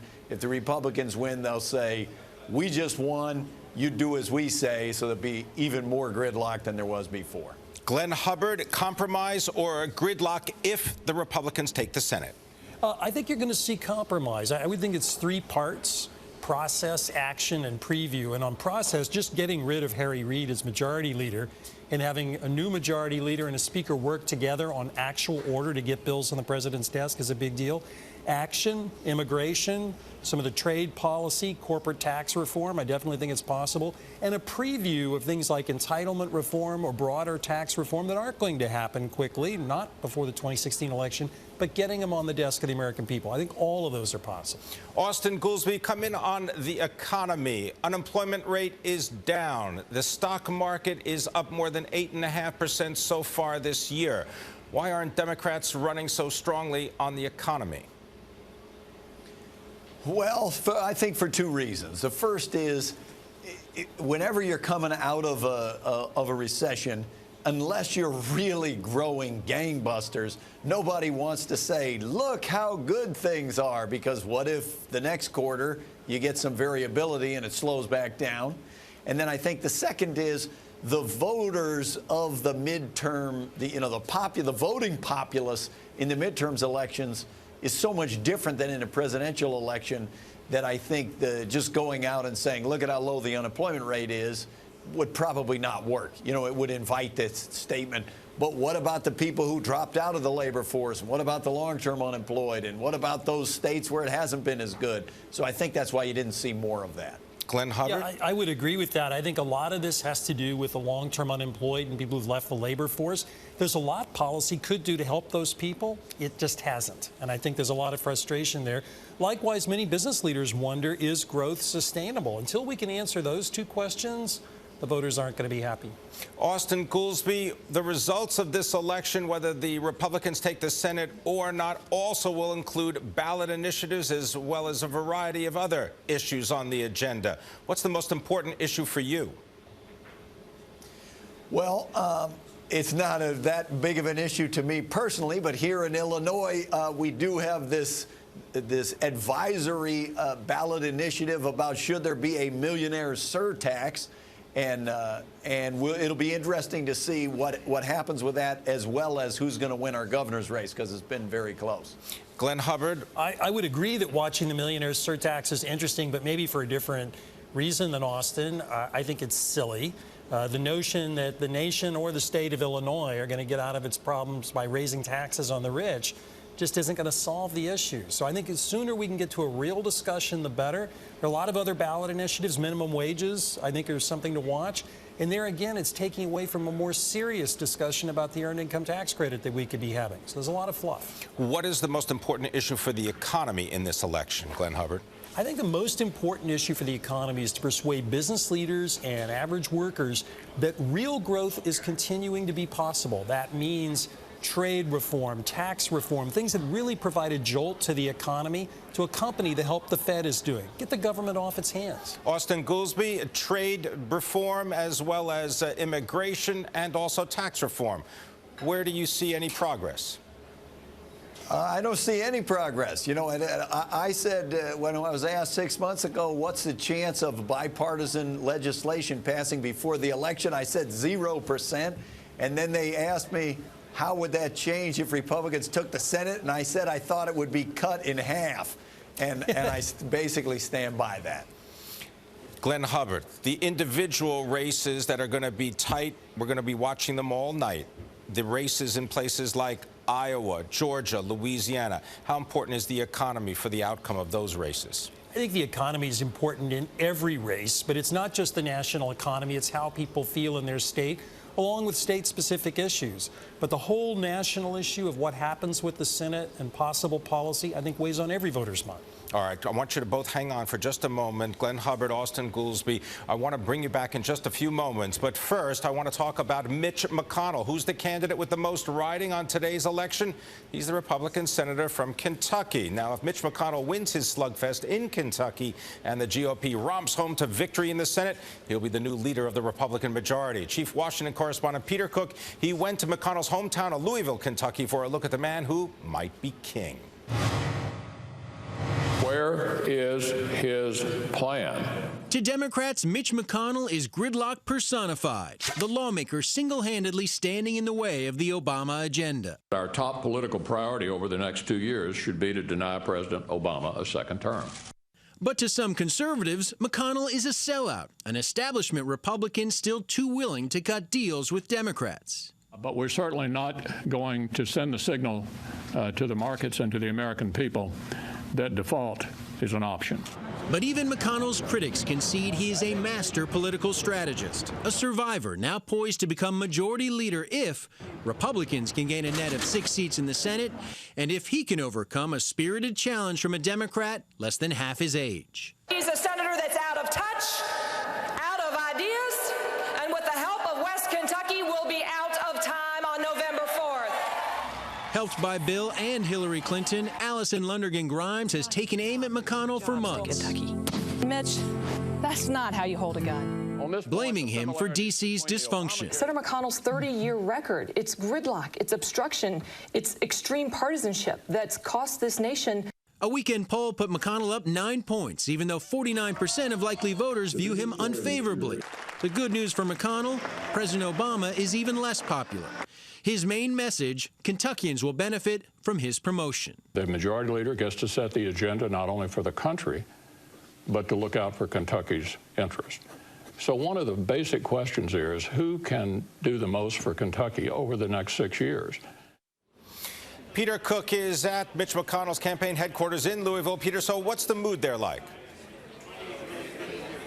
Well, Mitch McConnell himself said yesterday that victory was in the air, Pim, and it's pretty clear from talking to some of the folks within McConnell's inner circle here that he is feeling confident about his chances of victory, not only his 6th term here in the U.S. Senate, but more importantly, rising to the role of majority leader, the job he has coveted most in Washington. Pim, we'll find out shortly. Polls closing here in the Louisville area, eastern Kentucky, but as you move west, polls not closing until 7. One thing to watch on the Grimes side of things, big turnout in big counties like Jefferson and Fayette County. That's where there are a lot of Democrats. That is one reason for optimism for Democrats tonight, that this race is going to be closer than those polls suggest. Peter, in addition to the race for a Senate in Kentucky, what are the other races that people at McConnell headquarters are looking to give them guidance about the Senate results? New Hampshire and North Carolina. The view is if Republicans do well, if Scott Brown prevails in New Hampshire, if Tom Tillis prevails in North Carolina, two very close races, that's going to be a bellwether, if you will, for the rest of the nation and how Republicans are going to do tonight. They win those two states, they feel very, very good about their chances of holding on to the U.S. Senate. To the campaign people you speak to, Peter, do they believe that this is a referendum on President Obama in Kentucky? Well, certainly that's what Mitch McConnell's tried to make it. He has portrayed Alison Lonergan Grimes as simply a substitute for Barack Obama. You vote for her, you are voting effectively for the president and his policies. On the other hand, she has tried to distance herself from Barack Obama. She has said she disagrees with him over coal, for example. Wouldn't even confirm that she voted for President Obama in 2012 or 2008. That distance has helped her run her campaign here, has helped her compete against Mitch McConnell. In the end, we'll find out if it's been enough. Pim, there's been a lot of money spent here as well, close to $80 million in all, if you count some of the outside money, one of the most expensive races in the nation. Peter Cook, just stay with us for a moment because I want to bring in Bloomberg senior White House correspondent Phil Mattingly. Phil, is the president and the administration, are they actually ready for Majority Leader McConnell? Well, they're not going to admit that publicly, Pim, but they have been preparing for contingencies like a Republican majority in the Senate going forward. And look, there's work to do on both sides in terms of a relationship between the two, and it's something the president underscored in the annual White House Correspondents' Dinner, kind of a laughing affair when he took a shot at Mitch McConnell. Take a listen. Some folks still don't think I spend enough time with Congress. Why don't you get a drink with Mitch McConnell, they ask. Really? Why don't you get a drink with Mitch McConnell?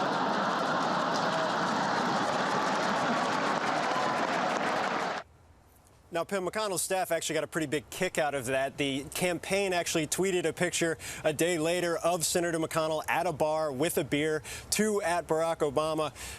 It's something to keep in mind, Pim. Mitch McConnell is a deal maker. He's somebody who understands the legislative process. He understands the Senate, and he understands Washington better than perhaps anybody else on Capitol Hill. If there are areas where there is agreement, Mitch McConnell is likely the Republican lawmaker that can find them. It's a matter of if they'll even get to that table to start those talks, Pim. All right, Phil, just hang on for a second, because Peter Cook, I want you to comment on something that Phil Mattingly said, this idea that if Mitch McConnell does become the majority leader, that the White House is going to have to figure out a way to actually communicate with Republicans in the Senate and in the House. You're reporting, are they prepared for that? Well, you know, as Phil said, Mitch McConnell is a master strategist, master legislator. He knows, he sees the field better than almost anyone else in Washington. I've heard that in the past couple of days from Democrats who have done battle with them.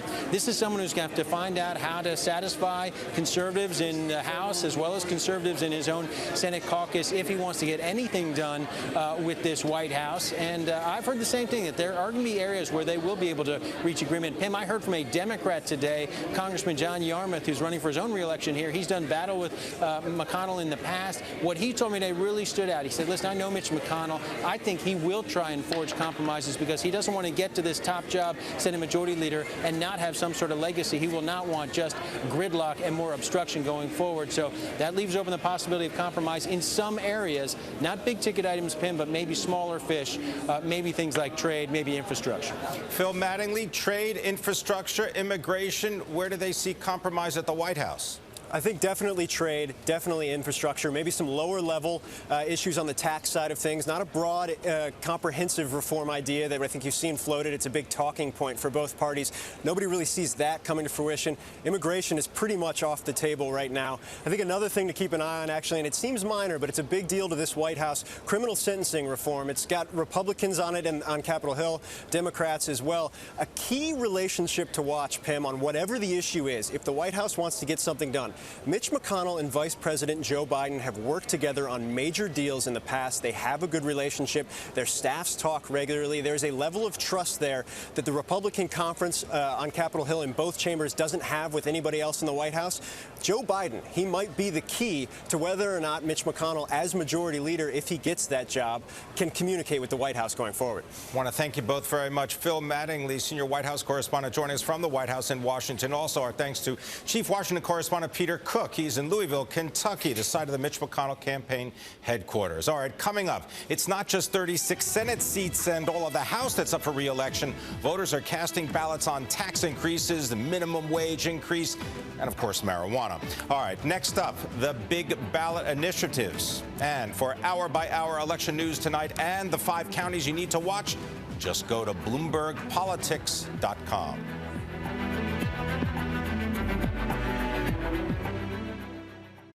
Bloomberg election coverage is brought to you by Koch Industries. Learn more at KochCareers.com. Koch Industries started in the heartland, and we've expanded to nearly every state. Today, that's more than 60,000 American jobs. You may not always see our name on the products you use, but we help make better food, clothing, shelter, technologies, and other necessities. Here, we build on each other's ideas to create more opportunities for people everywhere. Together, we are Koch. A remote that lives on your phone. More Wi-Fi in more places. A movie library you can take wherever you go. Internet speeds that have gotten faster 13 times in 12 years. At Comcast, we're creating new possibilities. Together with Time Warner Cable, we'll be able to extend those to more people. Comcast and Time Warner Cable. Together is better for more people. When folks think about what they get from Alaska, they think salmon and energy. But the energy BP produces up here creates something else as well. Jobs all over America. Engineering and innovation jobs, advanced safety systems and technology, shipping and manufacturing. Across the United States, BP supports more than 250,000 jobs. When we set up operation in one part of the country, people in other parts go to work. That's not a coincidence. It's one more part of our commitment to America. I can reach Ally Bank 24/7, but there are no branches. 24/7. It's just I'm a little reluctant to try new things. What's wrong with trying new things? You feel that in your muscles? Try a new way to bank, where no branches equals great rates. Gunderman Group. Gunderman Group is growing. Getting in a groove. Growth is gratifying. Goal is to grow. Gotta get greater growth. I just talked to UPS. They've got expert advice, special discounts, new technologies, like smart pickups. They'll only show up when you print a label, and it's automatic. We save time and money. Time? Money? Time and money. Awesome. Awesome. Awesome. Awesome. Awesome. Awesome. I love logistics.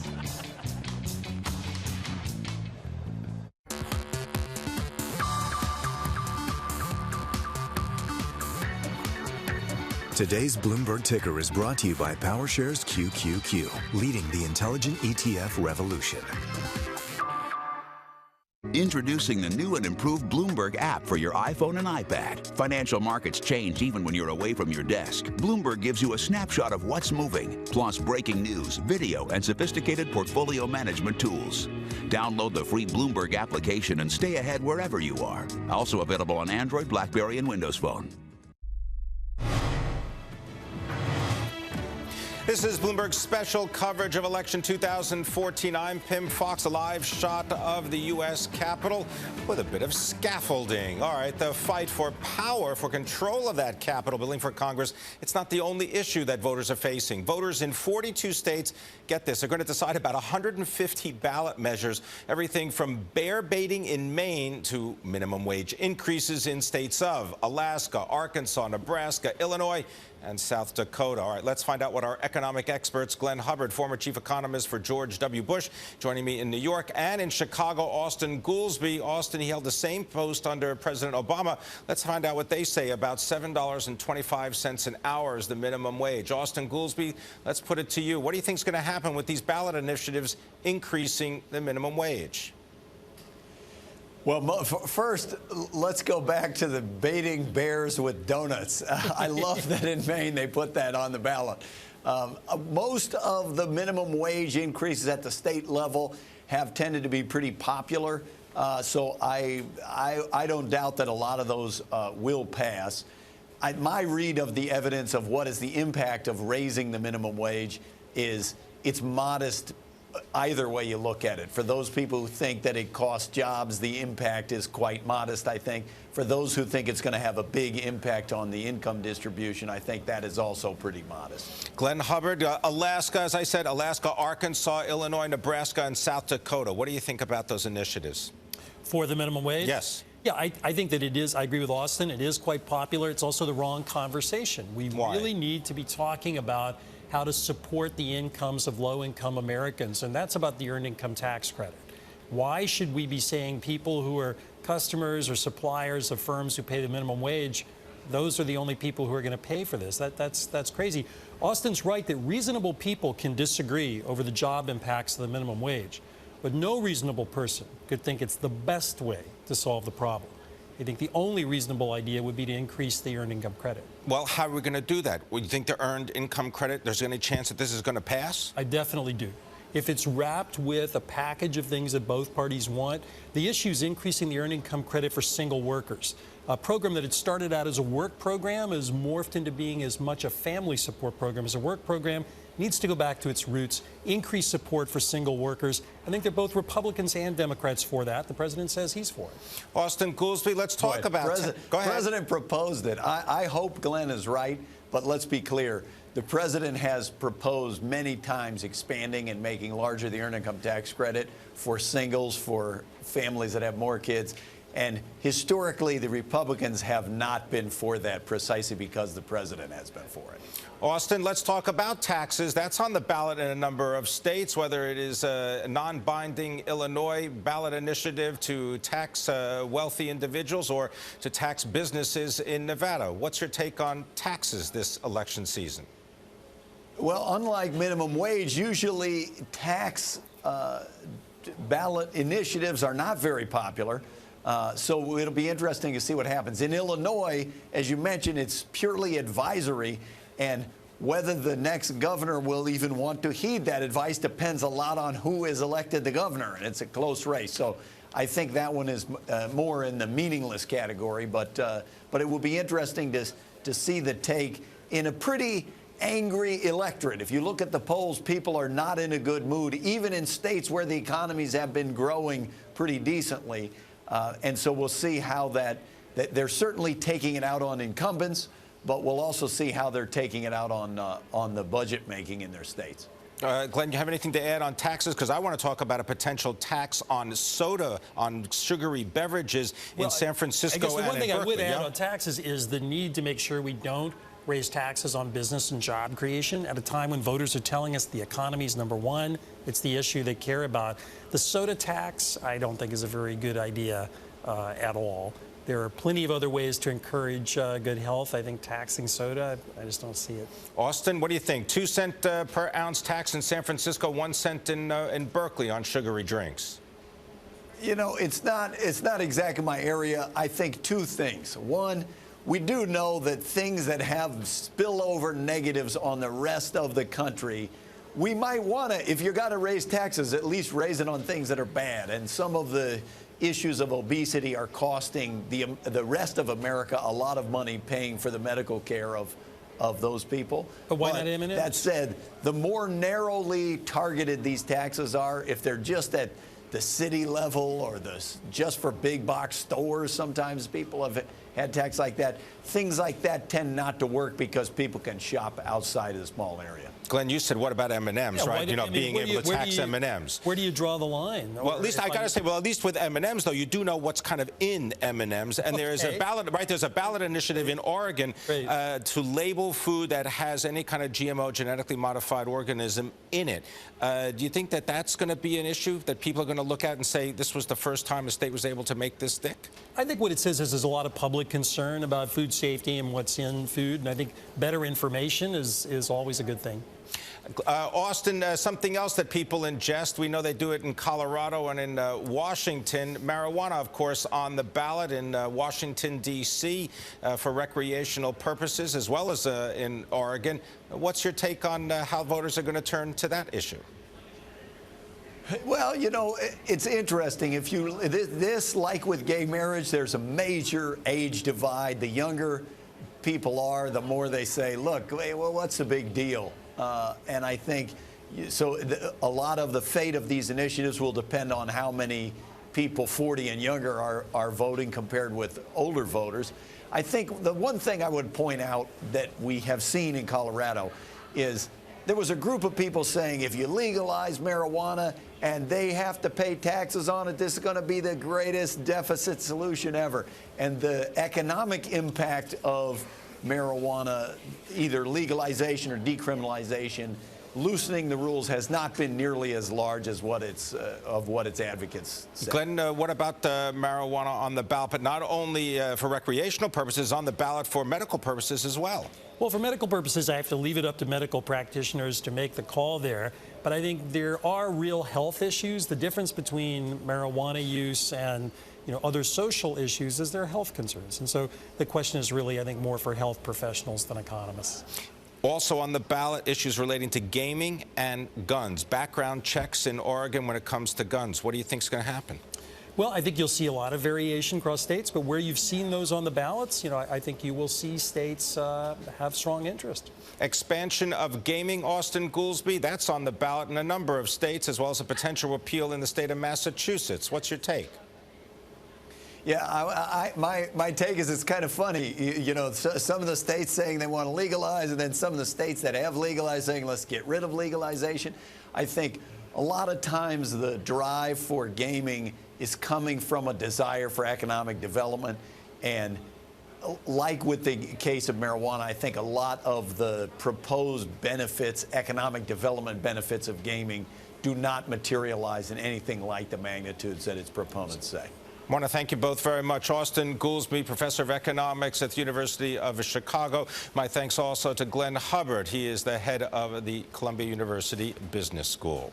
Coming up, look, it's a bird, it's a plane. No, it's a super PAC. I mean super PACs, big ones. They can raise and spend unlimited amounts of money. And here are the top super PACs for the 2014 election. They're ranked by independent expenditures, and yes, those are millions of dollars.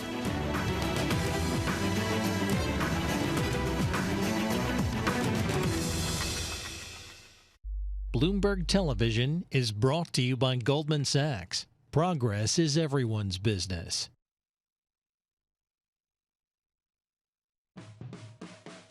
When 300 acres of historic New York City waterfront is making a comeback, and Goldman Sachs brings together people, capital, and ideas to help, a major project takes a giant leap forward.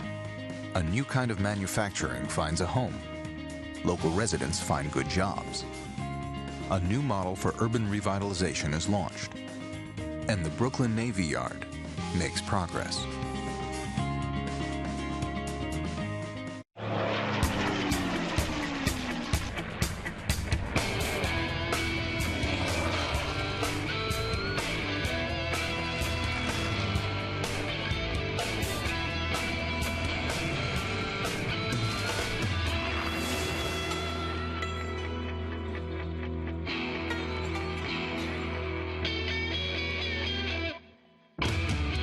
Breitling, instruments for professionals. We all think about life insurance, but when we start worrying about tomorrow, we miss out on the things that matter today.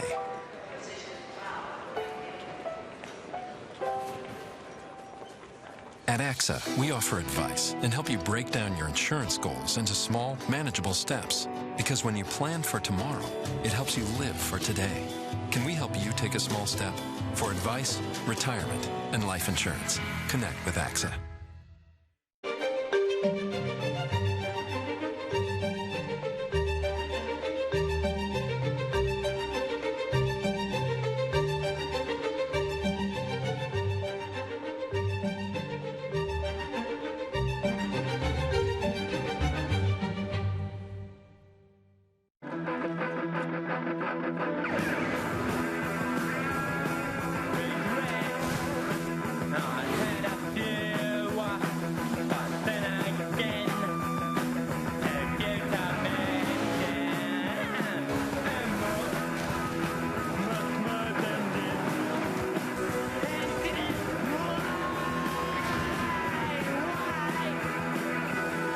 The all-new TLX from Acura.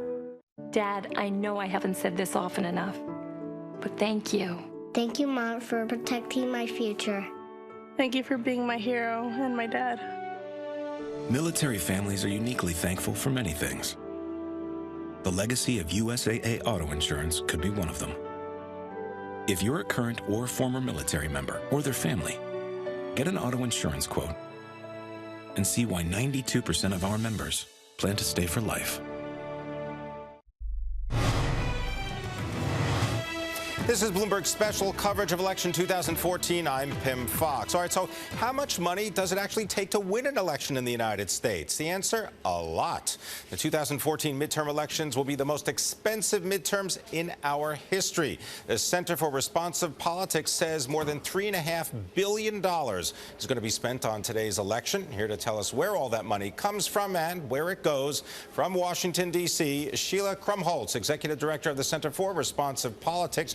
Joining me in New York, Anita Dunn, former White House Communications Director and currently Managing Director at SKD Knickerbocker, and also Senator John Sununu, Bloomberg contributor and former Republican senator from the Granite State of New Hampshire. All right, I want to begin with you, Sheila Krumholtz. Just describe how much money is being spent on this election. So $3.7 billion will be spent when all is said and done. This is slightly higher than 2010. And some are surprised that it's not a lot higher, but we have to consider that this is not expected to be a wave election. There isn't the kind of competition in the House that we had in 2010. And the Senate seats that are up are not from such big states or big ticket races as we've had in the last two Senate election cycles. Sheila, can you just describe for people the many ways in which money flows into the political campaigns? Because I've looked at your website, and there are a lot of different contributors, and they come in a lot of different guises. There are indeed, and we've got our work cut out for us trying to follow all the money trails that are proliferating, actually, in this cycle. And one thing we can say that's kind of uniformly true is that the money comes from an extremely elite, tiny fraction of Americans. Less than 0.5% of American adults deliver the vast majority of money in political campaigns on an average year. And this cycle, because of recent changes due to the McCutcheon versus FEC decision back in the spring, mean that wealthy donors can give far in excess of what they were able to give even last March. So we've already had 490 donors blow past the aggregate caps that were in place back in the spring. And of course, we know about donors like Tom Steyer, Michael Bloomberg, Bob Mercer, Paul Singer, really wealthy donors who've given over many years that are giving in this season millions or tens of millions of dollars to outside groups, super PACs, and of course 501c4s and other politically active nonprofits. All right, John Sununu, I'm not going to ask you to go through the details of every giving that's gone on, but what's your impression about how the money flows into the campaigns? What are the results based on the money? Well, first of all, money isn't decisive. I mean, it certainly is important as a candidate that you have enough to get your message out. But I won campaigns where I was outspent significantly. I think in my last campaign that I lost in 2008, I actually spent more in the aggregate than my opponent. So it's not decisive. This was in New Hampshire with Jean Shaheen, who's currently running tonight. Exactly. I was outspent in 2002 and I won. Outspent in my House races, my early House races. What's important here, though, is the accountability, and I think it's worth noting. The candidate's money, the money the candidate raises and spends, is the most accountable money. The most disclosure, the candidate is personally responsible for the message and the ads that they run, and they're responsive to what voters think about the negative attack ads, et cetera. It's the third parties that are least accountable. So I think one of the approaches that makes sense is to make it a little bit easier for the candidates to raise and spend money because they're the most accountable and responsive. Anita, do you agree with what John Sununu is saying? Well, I certainly agree with John that money is not determinative in every single race. In large states, money can be far more influential than in smaller states where people really have an opportunity to get to know the candidates. And sometimes the amount of money that gets spent in small states can actually have an effect where people feel like too much is being spent. It's hard to get to that point in Florida or California or New York or Texas. You know, it's very hard to get to the too much money point. But I think the other point that John raised is a really important one, which is what we've seen over the last 2 election cycles is candidates are actually spending a smaller percentage of the money spent in their races than outside groups. And with that, candidates actually end up being accountable for messages that they didn't put on the air. And that is it's a hard thing for a campaign. As a candidate, you're happy, when an outside group comes in and puts up an ad that you think is good, it's effective. But at least as often as not, an outside group will come in and put up an ad that you're just not comfortable with, or it's not consistent with your message, you don't like. And you really can't coordinate with those outside groups. Now, because that would be against the law. Exactly. Now you can sort of independently disavow the ad and say, I wish they'd take it down, but sometimes that draws even more attention to it. So you're put in a tough situation as a candidate if the third parties are really out of control. Sheila Krumholtz, John Sununu mentioned the word outside. I wonder if you can comment on money that comes from out of state to the state campaigns and the state issues. What kind of influence does that indicate? I think that is a critical element here, is that the money that is going into these campaigns, and already we're seeing $81 million as of tonight going into the North Carolina Senate race, for instance, from outside super PACs and nonprofits. It does not represent, by and large, the people, the folks in North Carolina. It represents interests coast to coast. And for that matter, I might add, we really don't know where the politically active nonprofit money is coming from. We've had political scandals in the past where foreign sources of money have been involved, and that could be the case again here, too. And I think dark that's money, secrecy. Yeah, that's an important distinction, though. There shouldn't be foreign money influencing any election in the United States, in my opinion. But if you're talking about U.S. citizens getting together, putting together a super PAC or any PAC to advocate for ideas that they think are important to the country, whether it's a Senate race or a House race, those individuals have a national responsibility as well as a constituent service responsibility. So, I'm always very reluctant to tell someone they can't stand up and spend their money advocating for ideas that they think will make America better. Anita Dunn, are we just going to spend more and more money? Is there no stopping this? Well, 3 things have happened. The first was in 2002, the McCain-Feingold law was passed, which made it very difficult for political parties to spend the money they had been spending in the past to support their candidates. And that's actually very disclosed and accountable money. The second thing that happened was the Supreme Court in Citizens United basically opened the spigots for this kind of super PAC spending that Sheila and her group do such a very good job of tracking and trying to disclose. It's hard to track, as Sheila would be the first to tell you. The third thing that happened was the Supreme Court then had the McCutcheon decision, which basically took an aggregate cap. It used to be that an individual donor could only donate so much in the aggregate to federal candidates. That's now gone, so that individual donors can donate to as many candidates as they want until basically they run out of candidates. So those 3 things have all combined to really escalate the amount of money. But again, it's not necessarily a bad thing if you have more communication and more interest in these races. What is important, and I think Sheila's group does a good job trying to do this, is that people know where is that money coming from and who are the interests that are spending that money and what are they trying to influence.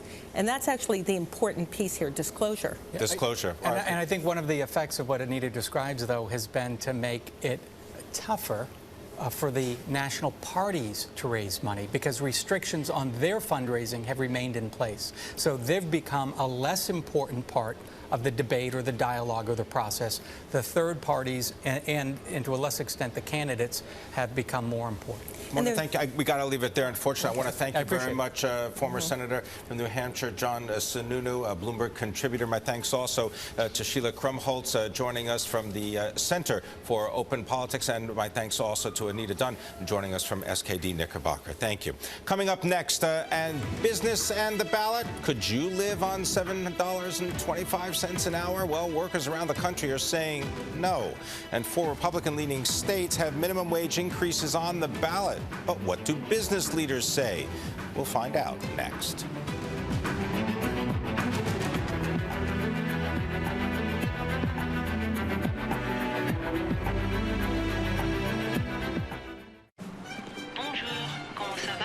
Bonjour, comment ça va? Due cappuccini, por favore? Domo arigato. United flies to more destinations than any other airline. Over 5,100 daily flights to nearly 60 countries, plus over 230 U.S. cities. Dessert? Pecan pie. Pecan? Yeah. Okay. In any language, that's Gateway to the World friendly. Opportunities aren't always obvious. Sometimes they just drop in. CME Group can help you navigate risks and capture opportunities. We enable you to reach global markets and drive forward with broader possibilities.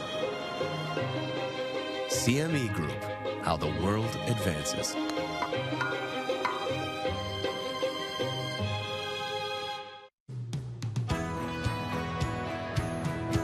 Perceptions change and evolve. In a recent Bloomberg Audience Insights report, more and more IT decision makers evaluated Android as a secure platform for large-scale business operations. In the survey, 72% of IT decision makers said they had deployed an Android device as part of a Bring Your Own Device initiative. Among them, more than 9 in 10 had deployed an Android device from Samsung. One reason they trust Samsung Android devices is the Knox security platform. 79% believe Knox is extremely or very useful for application security, with 78% mirroring that sentiment for malware protection. Samsung is in the unique position to offer security that is deeply rooted in hardware and constantly moves forward to help business realize the full potential of mobility. Looks like the Garcias got a new car. What'd they get? I don't know. It's pretty nice. Maybe he got a raise. Good for him. Good for her. The expectation-shattering Buick Enclave.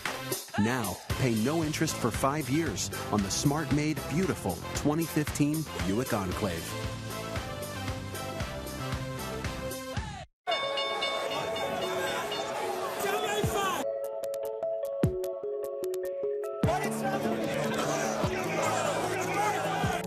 Time and sales data.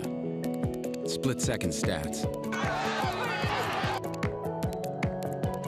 It's so close to the options floor. You'll bust your brain box. All on Thinkorswim. From TD Ameritrade. This is Bloomberg's special coverage of election 2014. I'm Pim Fox. So what are business leaders and corporate executives watching for in tonight's results? Joining me now from Houston is the Chief Executive of Waste Management, David Steiner, and joining us from Arkansas via Skype is former Walmart U.S. Chief Executive Bill Simon. Bill Simon, I want to begin with you and get your thoughts on the minimum wage ballot initiatives. What's your thoughts on how they're going to turn out? Well, it's hard to say. Some of them seem to have some momentum. Minimum wage as a starting point is something I think that needs to be looked at, but that's more of a political solution to an economic problem. The problem is growth, and as part of a comprehensive solution, minimum wage should be looked at. But we really need to focus on restoring growth and allowing workforce development for these folks who come in at entry-level jobs the opportunity to advance. David Steiner, what's the most important issue for you in this midterm election? Yeah, well, let's talk about the minimum wage because, for us, it's not about workers earning a minimum wage. It's about workers having a minimum skill level, right? And so in the transportation industry, you've got 30 to 50,000 jobs that will go unfilled this year. By 2020, they're saying that will be about 300,000 to 400,000 jobs. So we've got a lot of jobs for drivers and mechanics in the transportation industry that pay 5 to 10 times the minimum wage. So let's talk about training our workers to have a skill set to get those better paying jobs. And I think you can do a lot to alleviate income disparity. Well, from Waste Management's point of view, yes. No, go ahead. I beg your pardon. From Waste Management's point of view, we're a sustainability company. And whatever we can do to improve sustainability, to improve recycling rates, is really what we're talking about. Folks really don't realize that with the decrease in commodity prices, we saw, according to EPA statistics, we saw the first decrease in recycling rates in the last 40 years. in the last 2 years. We've seen recycling rates actually go down. That's because of a decreased commodity price. And so we need to have a conversation about what do we need to do to spur recycling to make the country more sustainable, and what can government do to help us do that. Well, talking about being more sustainable, doesn't that also lead to a conversation about energy policy? I'm wondering, Bill Simon, what your thought is about what can be accomplished in the next Congress if indeed the Republicans take the Senate. Well, energy right now in the U.S., energy costs are a competitive advantage, and we need to find ways and policies that allow American business the opportunity to take advantage of those relatively lower energy costs that I think we're going to be seeing for the next several years. There's a real opportunity for us to revitalize and reshape in a new way with new technology, a new American manufacturing cycle, and really drive some of those jobs that David was talking about. It's really a very good point that he made. There's a lot of discussion on entry pay and starting wages, but the real issue is workforce development and finding people that are capable and qualified to do the jobs that pay far more than minimum wage, and training our workforce.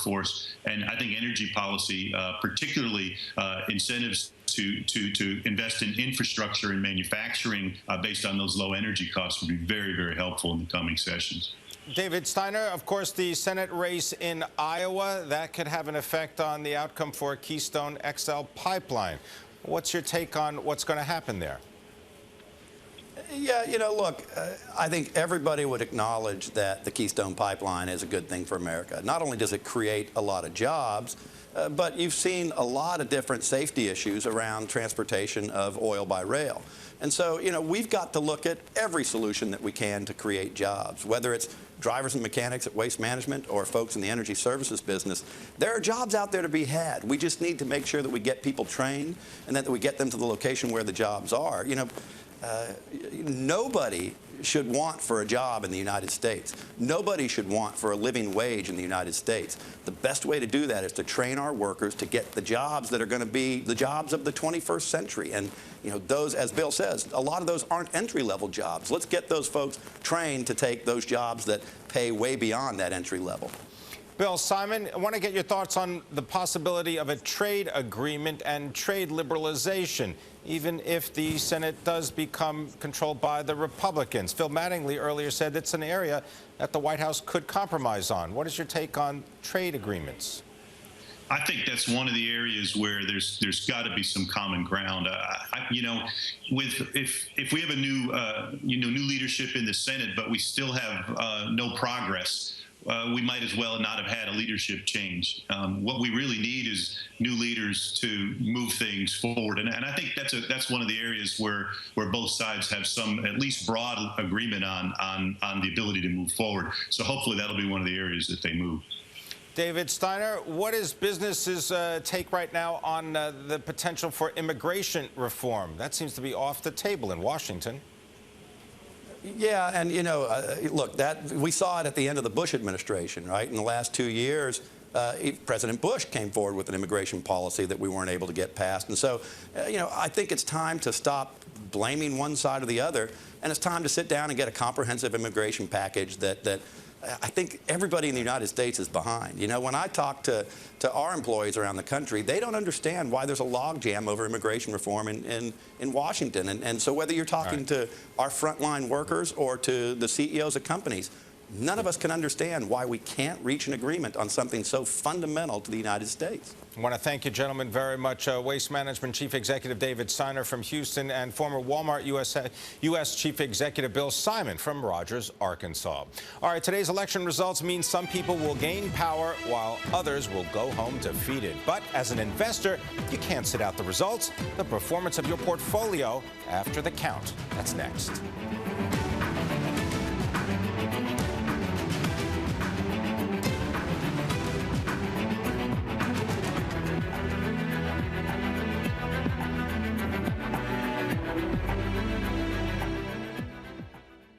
Bloomberg Television is brought to you by BP, proud to be America's largest energy investor.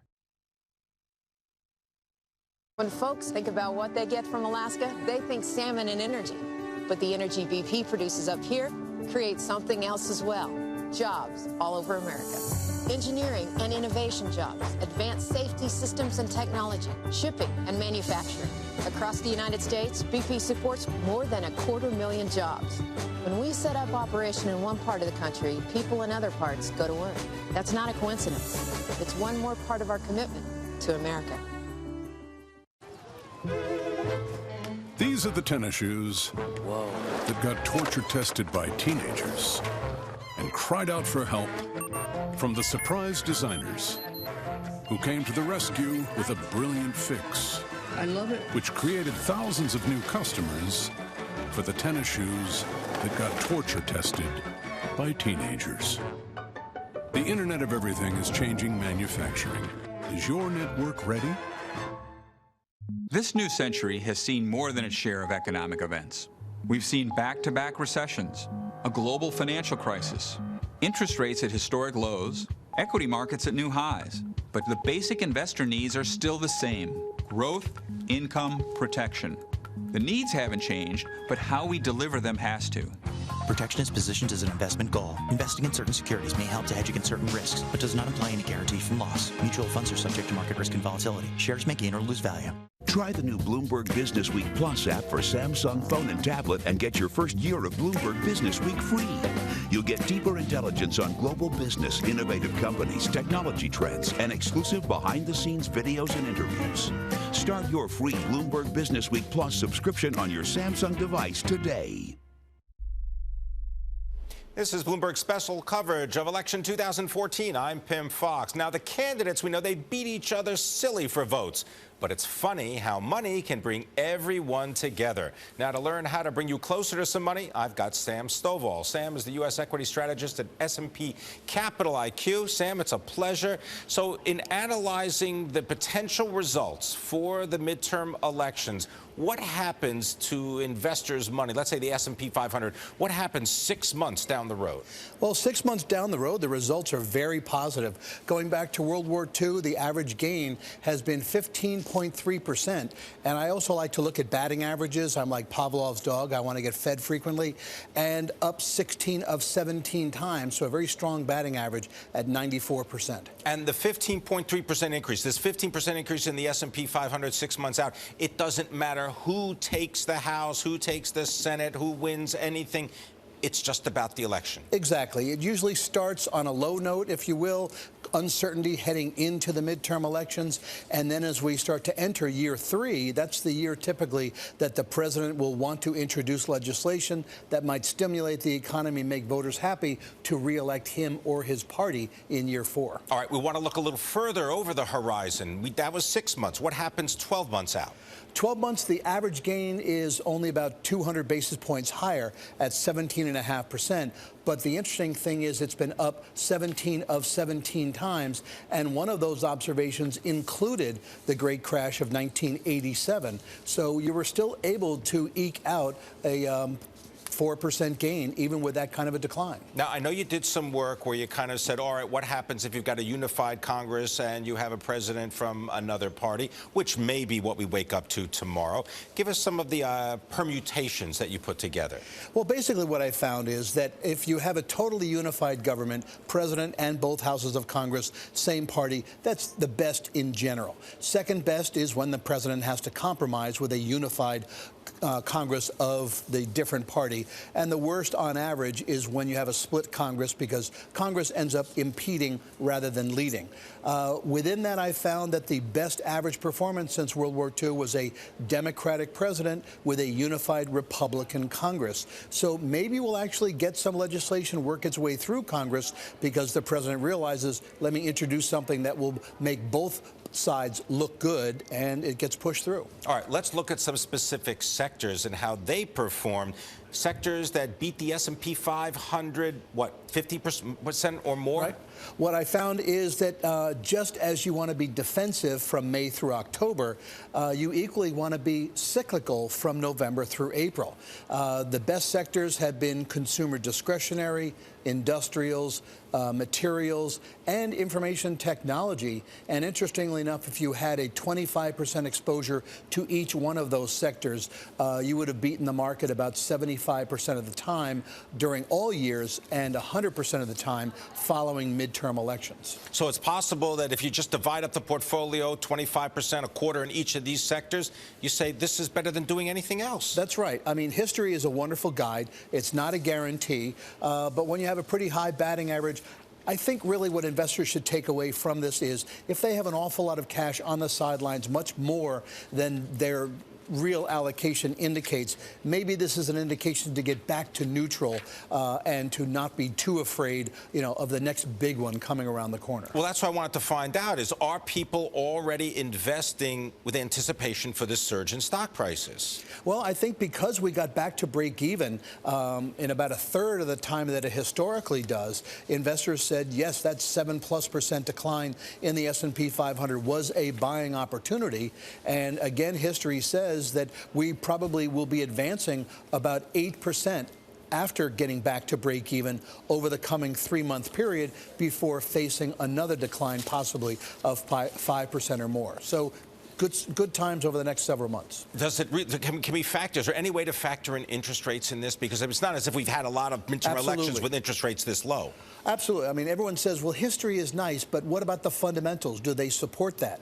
And if you look to S&P Capital IQ earnings estimates, which are pointing right now to about $129 a share for the end of 2015, add to that the low inflation rate. Right now it's 1.7. Maybe we give it 2% by this time next year. That would imply we could easily be above 2,300 on the S&P 500. And the only headwind that I see really is a rising interest rate environment in the second half of next year. So maybe we don't end up with as stellar a performance as a gain of 17% on average, as we saw since World War II, but maybe something in the high single digits. Well, the S&P 500 is up more than 8.5% so far this year, so maybe it's still got a little bit more to go. Absolutely. Well, the November, December are typically the best two after midterm elections. I want to thank you very much, Sam Stovall of S&P Capital IQ. All right, that does it for this hour of Bloomberg special coverage of the 2014 midterm elections. Mark Halperin, John Heilemann, they're going to shepherd you through the rest of the night and quite possibly the early morning. Their guests include RNC Chairman Reince Priebus, DNC Chairman Debbie Wasserman Schultz, Texas Republican Ted Cruz, and Wisconsin Republican Paul Ryan. When a supplier of pipes, valves, and fittings for the energy industry turns to Goldman Sachs for capital and advice, business expands. New distribution centers open. Jobs are created. A global network takes shape. Millions of people get the energy they need. And a company called MRC Global makes progress. Sailing through the heart of cities and landscapes with Viking, you'll see things differently. You'll get closer to iconic landmarks, to local life and cultural treasures. It's a feeling that only a river can give you, that only Viking can give you. Spend less time getting there and more time being there. Viking River Cruises, exploring the world in comfort. So Ally Bank really has no hidden fees on savings accounts? That's right. It's just that I'm worried about, hidden things. Okay, why's that? No hidden fees from the bank where no branches equals great rates. A remote that lives on your phone. More Wi-Fi in more places. A movie library you can take wherever you go.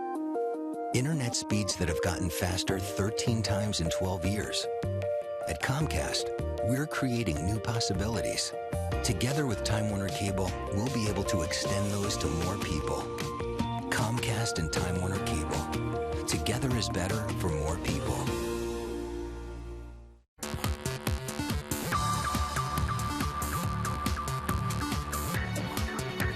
Today's Bloomberg ticker is brought to you by PowerShares QQQ, leading the intelligent ETF revolution.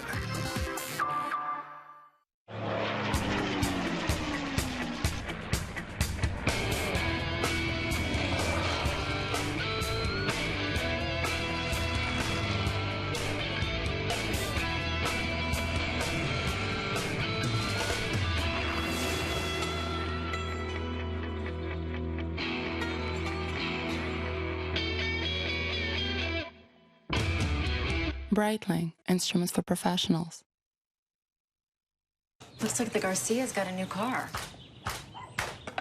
What'd they get? I don't know. It's pretty nice. Maybe he got a raise. Good for him. Good for her. The expectation-shattering Buick Enclave. Now, pay no interest for 5 years on the smart-made, beautiful 2015 Buick Enclave.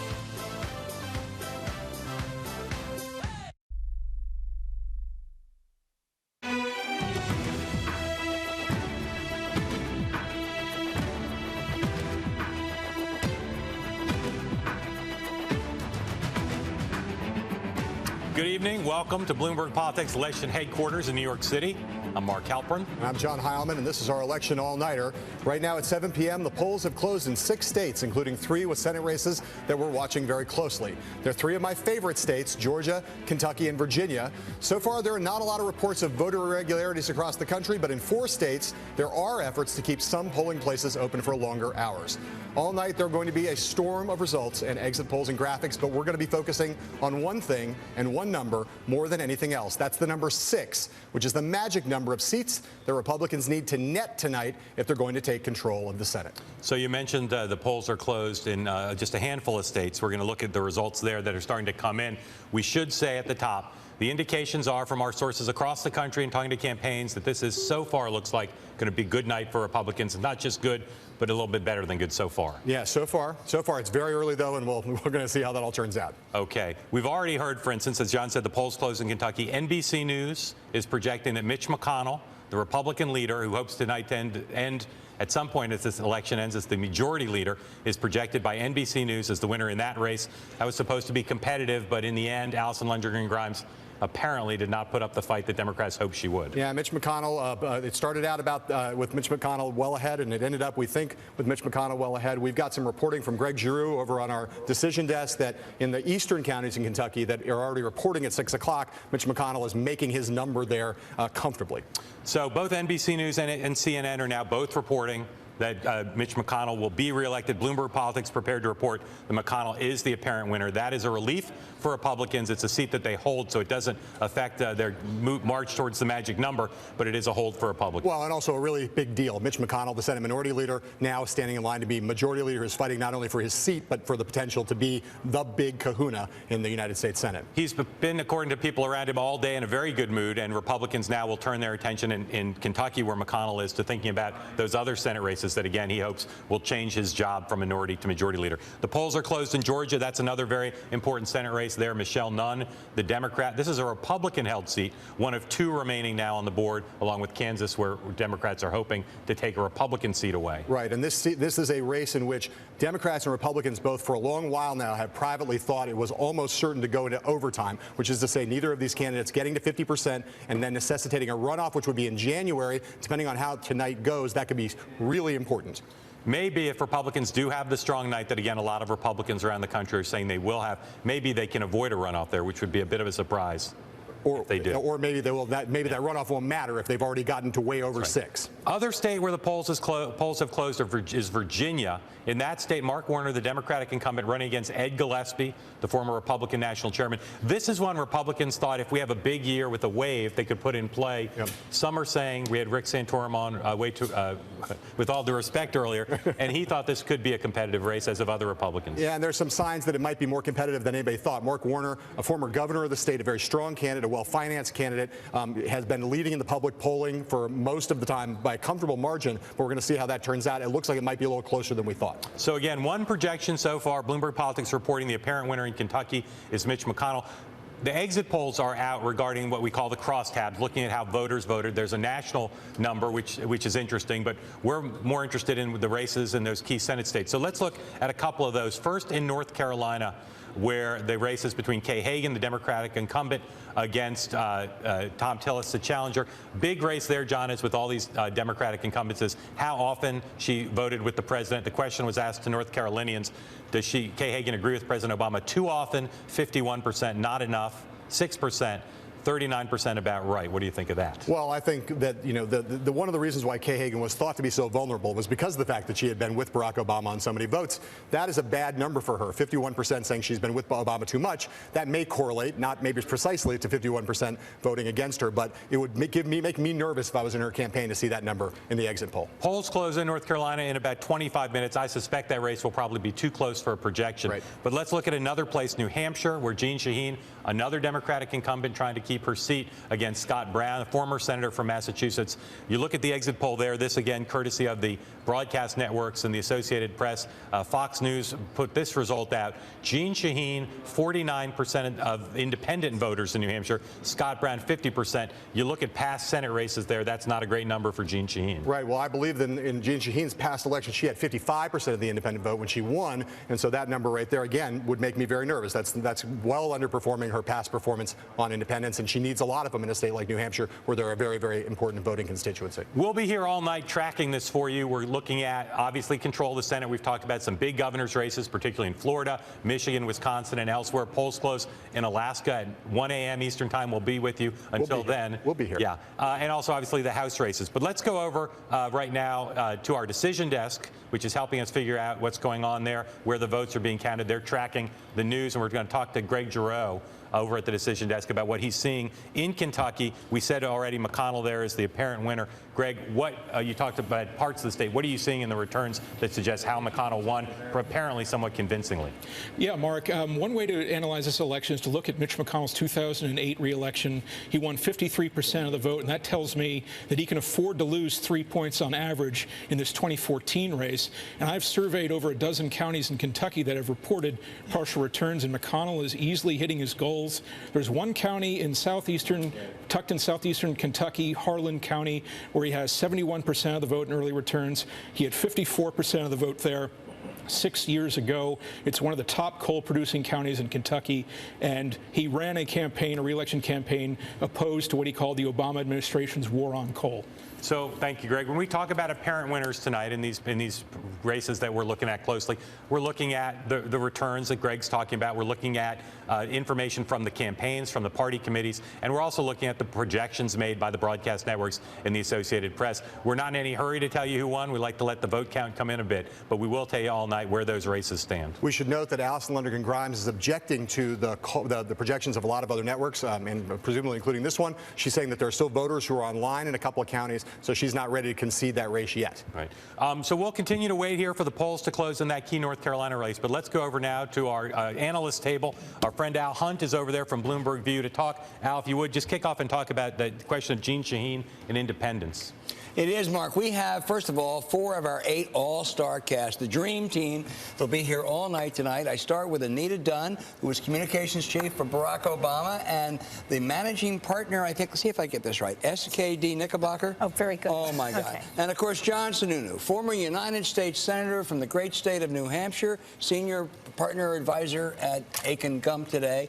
Fred Davis, the media guru of the McCain campaign in 2008 and a pivotal figure in races this year like Michigan and Georgia, and Bill Burton, former press secretary to Barack Obama and a senior partner now in Global Strategy Group. So thank you all for being here. John, let's start with you. New Hampshire, what you've seen, independents, just about splitting. What's it say? Well, it's good news for Scott Brown if those numbers for independents hold up. There's still an advantage, Republicans over Democrats, registration in the state of New Hampshire. So a Democratic candidate typically needs to win independents. Republican candidates needs to hold independents in order to take an election. So, you know, it's a good start. These are early returns, and it's also important that you hold your own base. So Scott Brown needs to do well among Republicans. Jeanne Shaheen needs to do well among Democrats if they have any hope of prevailing tonight.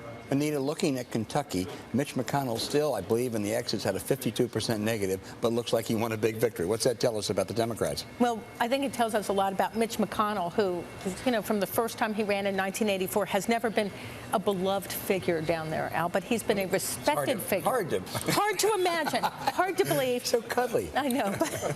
But you know, he is one of the toughest politicians, I think, in either party, anytime, anywhere. Very tough to beat. And I think that you know, what you saw this year was a textbook campaign. He ran. Yeah. Fred, he is good, isn't he? Oh, he's the best. I did Ernie Fletcher's governor race, and Mitch called me like clockwork every day at 4 o'clock. It didn't matter if I was in my car. I had to pull off to take his call. He knew every number in that race. And he won. And a big difference from Eric Cantor, who was in leadership, was working on his own politics in Washington, and as a result took his eye off the ball back in his home district. Mitch McConnell never did that. He paid close attention, and as a result, he won. And not just in the general, but going back to his primary. Absolutely. Remember, he had a primary challenge. Right. We just immediately after the 2012 election, he set things in motion. Yeah. Let's go back to Mark Halperin. Okay, Al, thank you. Let's go now to Peter Cook. He's our chief Washington correspondent. He's in Louisville, Kentucky, where Mitch McConnell is beginning to celebrate. Peter, we've heard all day from people pretty confident and happy there. What are you hearing from the McConnell folks about what his plans are now that he has been projected the winner tonight? Well, he's been projected the winner, but I can tell you, Mark, that here in the room itself, that official word hasn't gone up with a lot of the folks watching. So there's been some celebratory atmosphere, but no jubilation at this point. Spoke to someone with the McConnell campaign here who said he's upstairs watching the results. He's seen the projections, is aware that he has been projected to be the winner, but they are still watching things. He had a staff meeting about an hour or so ago where he was checking not only on his own race, but as you all were just talking about, checking on the fate of Republicans in other Senate races around the country. He is very much concerned about whether or not he's going to be the majority leader as well, practically as concerned about his own fate here. But they've always been confident throughout the course of the last few days that he was going to prevail here, perhaps easily over Allison Lundergan Grimes. Looks like he's going to do that, but he's not celebrating just yet. No official reaction from the campaign, but they clearly in a celebratory mood, but it's only part of the equation for Mitch McConnell, Mark, at this point. As you know, he wants the complete pie. He wants that job that he's always coveted, and that's the majority leader position. Peter, we've talked on this set about how Mitch McConnell has run a textbook campaign in Kentucky. If you look at what the reports of the exit polls that CNN is reporting right now, there are two numbers that really stand out. One of them is 61% of the vote, 45 years old and older, and 63% of Barack Obama's disapproval among voters in Kentucky. Those would seem to be the numbers and the targets that Mitch McConnell's campaign was driving for exactly in this electorate. That's exactly right. That unfavorability number for Mitch McConnell, the only number maybe worse than that for any American politician would be Barack Obama here in Kentucky. He consistently made this race with Allison Lundergan Grimes more about a race about Barack Obama. That helped him ultimately in the polls. It looks like the exit polls suggest this was never really about Allison Lundergan Grimes. It had much more to do with the president's policies, his war on coal, those kinds of issues. And it was a textbook McConnell campaign. Never the most positive campaigner. We all know over the course of his previous victories here in Kentucky, this has been vintage Mitch McConnell. He prevailed, and he had some outside help. In all, about $80 million, including outside money spent in this race, much of it spent on his behalf from outside interests. Peter, thanks very much. We'll be talking to you without the night, because even with McConnell win, he is still at the center of the story tonight. Polls close in North Carolina now in about 20 minutes. We're going to come back. We're going to get more inside what happened in the McConnell race, continue to track for you the Georgia Senate race and other races around the country. You can keep up with our coverage, John, where? At BloombergPolitics.com all the time. On Twitter, Facebook, and we'll be right back.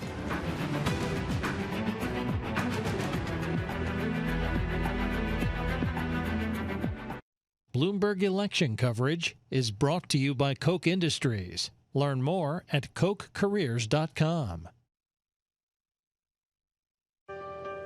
Koch Industries started in the heartland, and we've expanded to nearly every state. Today, that's more than 60,000 American jobs. You may not always see our name on the products you use, but we help make better food, clothing, shelter, technologies, and other necessities. Here, we build on each other's ideas to create more opportunities for people everywhere. Together, we are Koch. You're a smart trader, you've done your homework, and you're passionate about the markets. That makes Nadex Binary Options the perfect fit.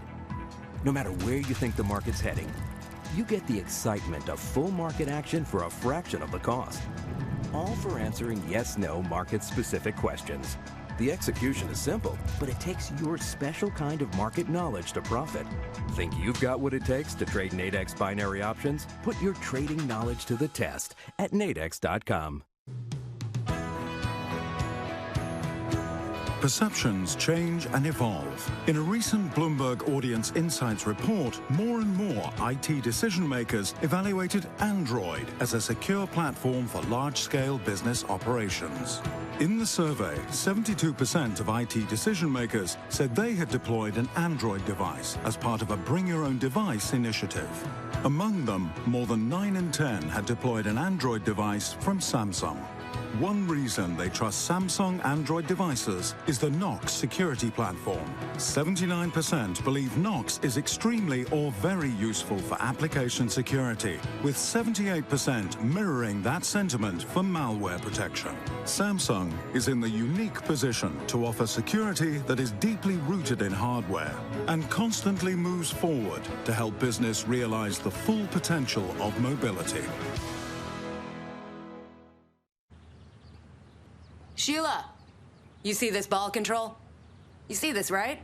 It's 80% confidence and 64% knee brace. That's more. Shh. I know that's more than 100%, but that's what winners give. Now bicycle kick your old 401k into an IRA. I know. Listen, just get TD Ameritrade's rollover consultants on the horn. They'll guide you through the whole process. It's simple. Even she could do it. Whatever, Janet. For all the confidence you need, TD Ameritrade, you got this. Only Bloomberg Television has the interviews you want to hear. One of the fascinating things about Twitter is that once you get it, it becomes indispensable to you. In my eyes, we're all created equal. Online, on your tablet, and on your phone. Bloomberg Television, wherever you are.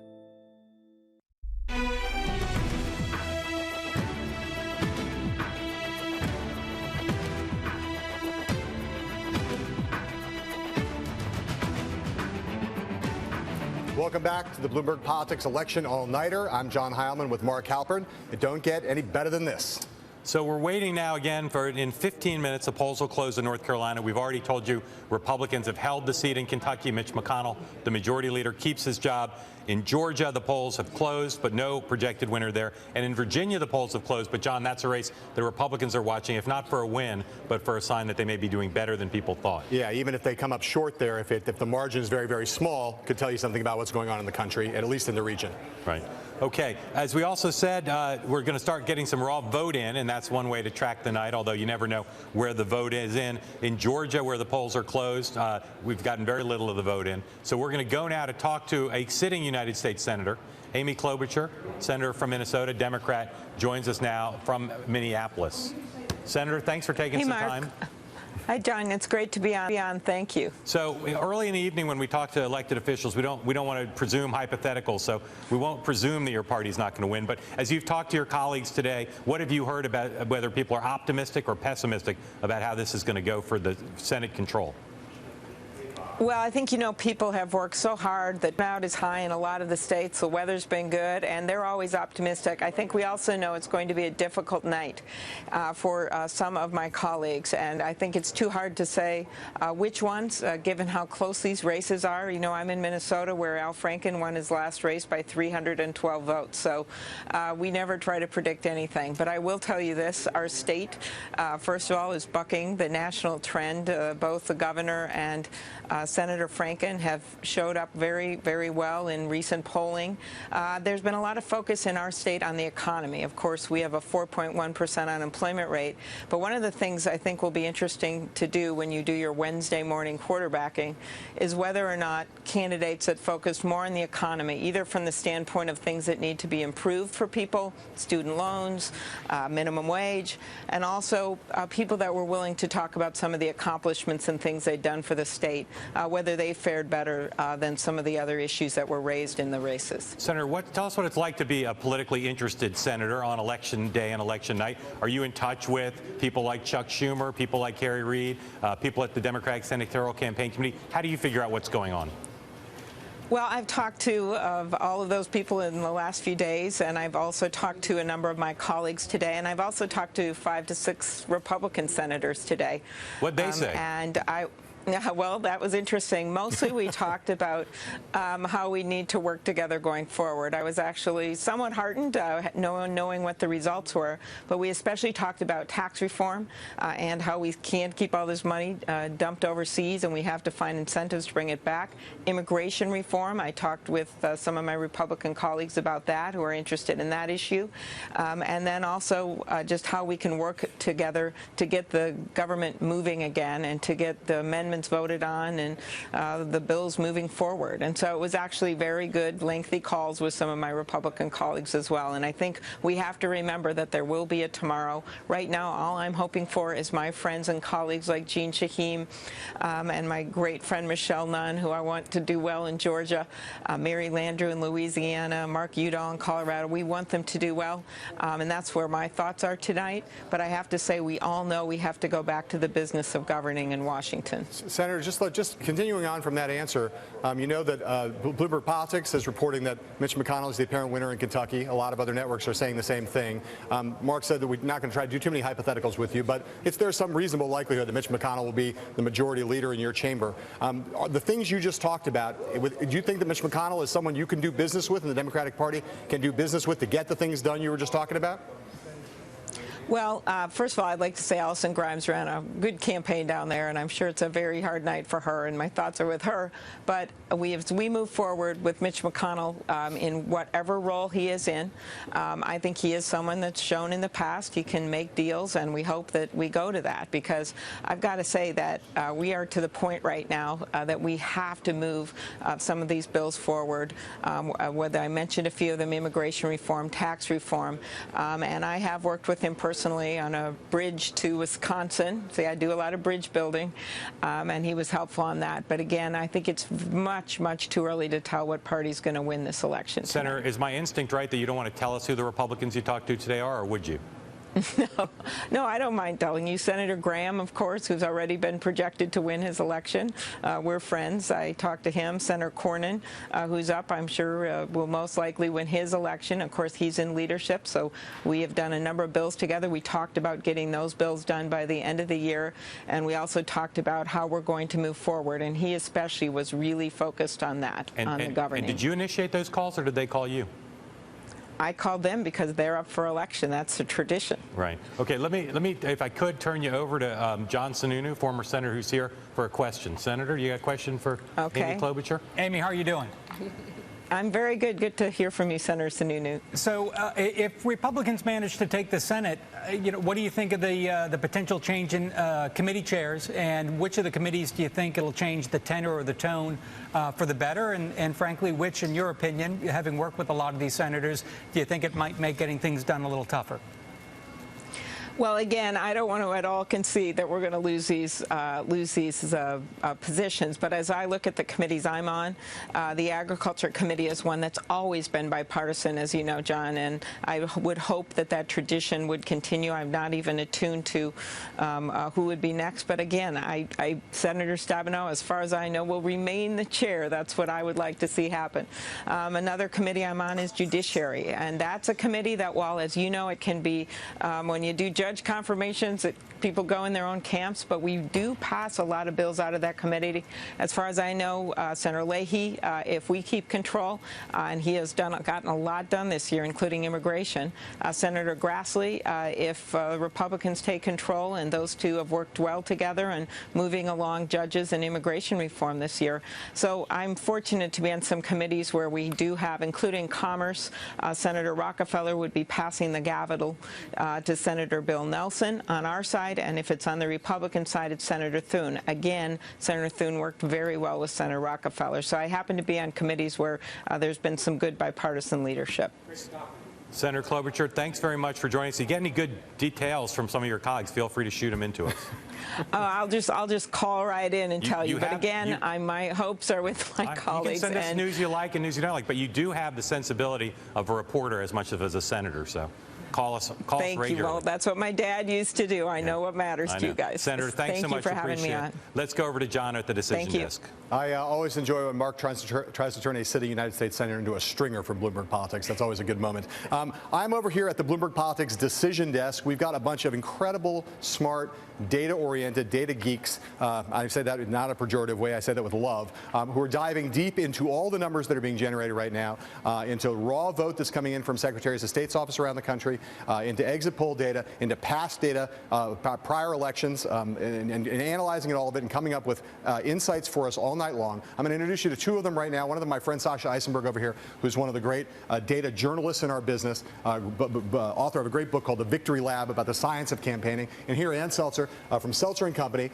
polling guru for a long time for the Des Moines Register, one of our partners, the creator of the Iowa poll, or the mistress of the Iowa poll for a very, very long time. Ann is here helping us out tonight. I want to talk to you about Kentucky. I know you've been looking at some of the numbers there and have found some interesting things, so why don't you tell us what you've seen and what's striking you from the data?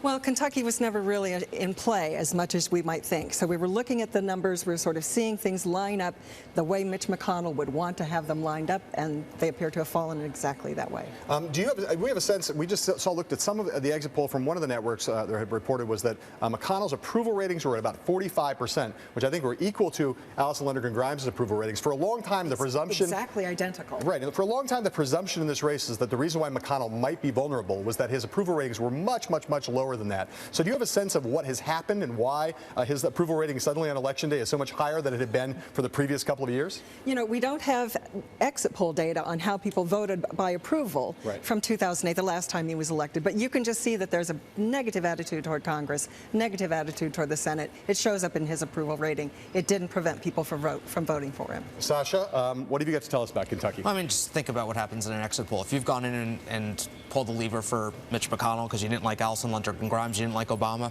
you come out and exit pollster asks you what you think about Mitch McConnell, what are you going to say? Probably you still have some warm feeling or some self-justification for what you've just done, and it doesn't surprise me that those people come out and are more likely to say that they had warm feelings for Mitch McConnell, just given the situation. They don't want to say I voted for Mitch McConnell, but I hated the man's guts. Right. That doesn't make a lot of sense. Okay, Mark, we're going to go back to the T and hear from Mark. Okay, so we're going to take a break in just a minute. We're minutes away from polls closings in North Carolina and in West Virginia and in Ohio. Another poll number from the exit poll from CNN. People in Kentucky asked if they're satisfied with the Obama administration. 36% said satisfied, 62% angry or dissatisfied. Obviously plays into one of the big things we'll be talking about all night, which is how people in these targeted Senate races in these states feel about President Obama. We're also still, of course, tracking the Georgia race where the polls are closed, the Senate race there, as well as the governor's race, or the Senate race, rather, also in Virginia. We're going to have more on all of that, and we're going to talk live with the Republican National Committee Chairman Reince Priebus as well. I should also say that the polls close in New Hampshire at 8 o'clock. That's another state we suspect will be too close for projections right at the top of the hour. But we do have a lot of Senate seats in play. As of now, the magic number is 6. Republicans don't have any net gains, although they did, as we've been saying, defend the seat for Mitch McConnell in Kentucky. That's an important race, and we'll have more coming up. We'll be right back. Bloomberg Politics continuing coverage of this election all-nighter right after this.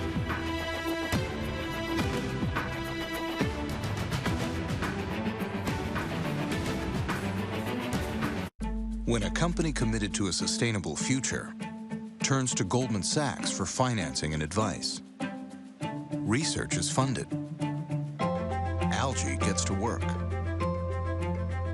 manufacturing ramps up, more facilities come online, renewable oils start providing new solutions, and a company called Solazyme makes progress.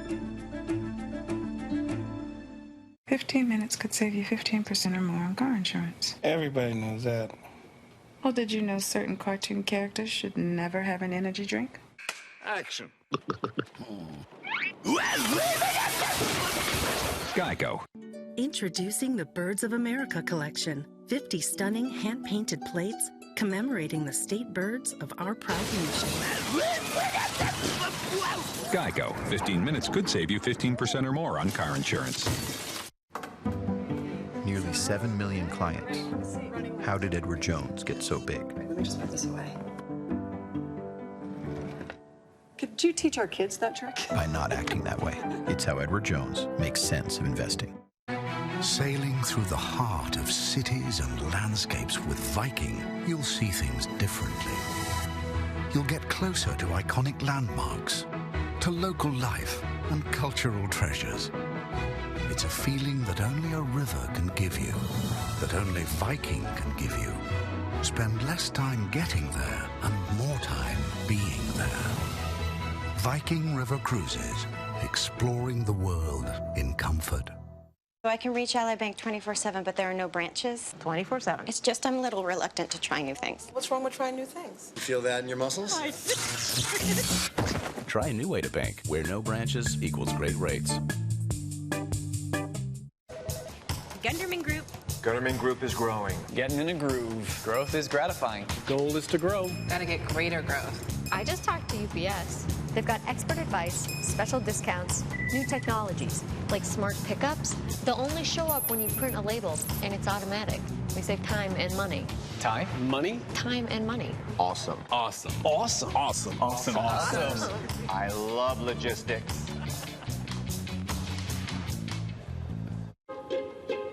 Opportunities aren't always obvious. Sometimes they just drop in. CME Group can help you navigate risks and capture opportunities. We enable you to reach global markets and drive forward with broader possibilities. CME Group, how the world advances.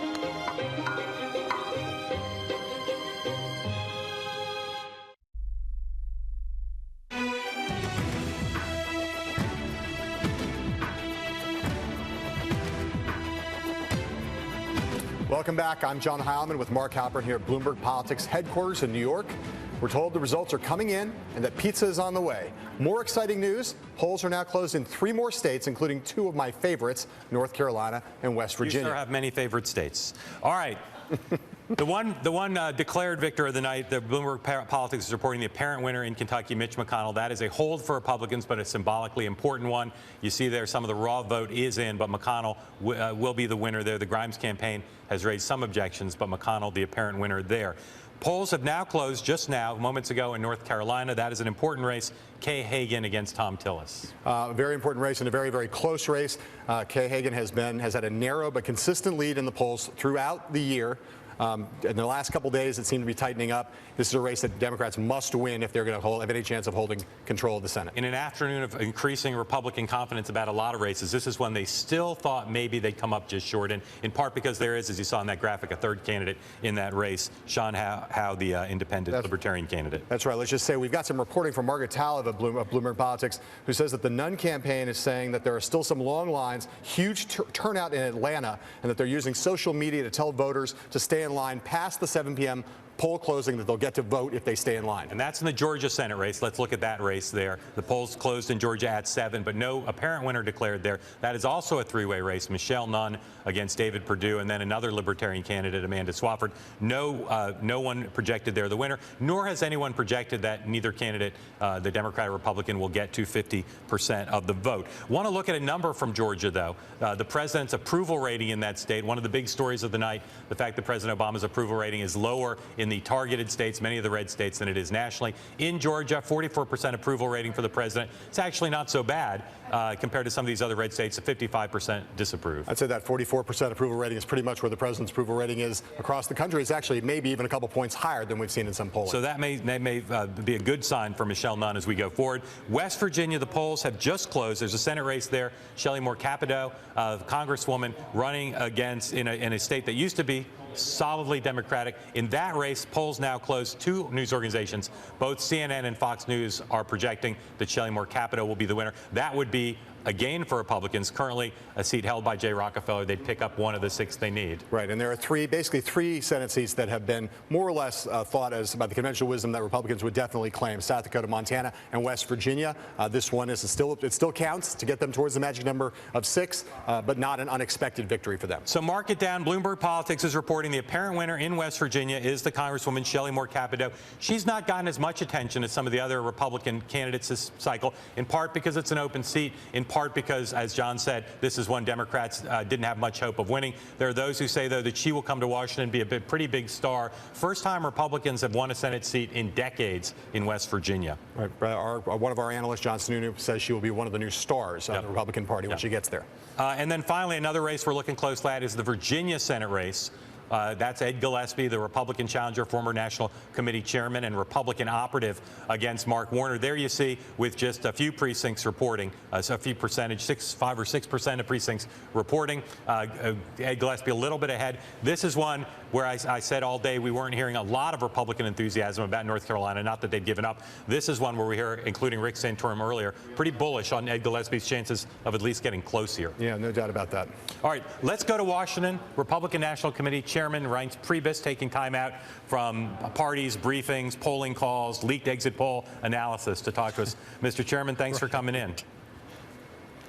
Hey, for having me, guys. We appreciate it. So let's just start off by asking what you're hearing. You obviously are seeing exit polls, as a lot of people do, and you're talking to candidates out there. In general, is there anything you're seeing out there that's discouraging you? Nothing that's discouraging me, none at all. In fact, it's sort of just a little bit of the opposite. I'm going to overhype it because, you know, all these anecdotes, it's hard to, you're sort of chasing rabbits all the time. But the Virginia situation is one that is sort of bubbling up here at the RNC and around, I think, Washington, and that's what I'm hearing among the press corps. If Ed Gillespie wins, it proves he can be National Committee Chairman and still go on to something great. Yeah, right. Exactly. Man, I'm going to be on Jon Stewart later. I better get ready for these jokes. Mr. Chairman, we're hearing that CNN is projecting that John Kasich, your friend, has won the Ohio governorship. That's not going to come as a big surprise to you, I'm sure. But talk to us a little bit about what a big national figure John Kasich could be if he wins re-election by a large margin, as many expect. Well, yeah, if you look at what John's done in Ohio, I mean, he's really, you know, obviously balanced the budgets, cut taxes, but he did it in a way that I think helped build a lot of bridges there, and you're seeing him win by, my guess is he's going to win by over 20-some points in Ohio when it's all said and done. But if you look at these governors throughout the Midwest, they've all sort of taken the same lead, Scott Walker, Rick Snyder, Mike Pence, and John Kasich, and they really have done an incredible job of uniting their base and their party, but also leading with some pretty bold, big things that, you know, might be politically risky, but I think they're going to be rewarded. My buddy Scott Walker is going to be in a close race, but I think he's going to pull it off, and so is Rick Snyder in Michigan. Mr. Chairman, there's no better warm-up for being on with Jon Stewart than taking a question from Al Hunt. So consider this practice. Al? Mr. Chairman, we go back a long ways. Good to see you, sir. Looking at those, we do. And I think I've made all of my gaffes on your show. Well, so, let's keep the streak going if we can, Mr. Chairman. Yeah, exactly. Looking at those tentative findings from the exit polls, it would appear this is largely an anti-Obama mandate tonight. Would you agree? Yeah, I think it is, and obviously these lieutenants have followed his path off the plank, and so that's one piece of it. The other piece is that you've got to put a good team on the field, and I think if you look across the board, we've put a good team on the field, and then it takes a ground game and all the mechanics and boring stuff that our party has to be better at to get the whole job done. Anita Dunn has a question, Mr. Chairman. Hi, Mr. Chairman. Yes. Good to see you. Hi. So nice to see or hear you. Yes. Okay. Well, you know, besides the fact that you haven't fulfilled Al Hunt's wish that you continue your string of gaffes, let me give you another chance here. Okay. Okay. Thank you. At least according to some of the early exits in some of these states, it looks like the Republican Party will not have succeeded in reaching out to some of the communities, diverse groups that have gone overwhelmingly for Democrats in presidential election years. Was this the result of just not trying in this midterm, or do you feel like this is an area where you still have a lot of work to do? Well, I mean, I think we have a lot of work to do, but I kind of, I guess, reject the premise, because I think what you're going to see is that in Hispanic and black communities across the board, we've made significant gains. I think if you look in Colorado, I know it's really early to prove any of this stuff, and I'm sure people will analyze it later, but we've actually done very well there. And in some polling, Cory Gardner was winning Hispanics against Mark Udall as a whole in Colorado. And if that comes to pass, that we actually, whether we win or get very close to winning on the Hispanic Hispanic vote in Colorado. I think that's going to be a big story.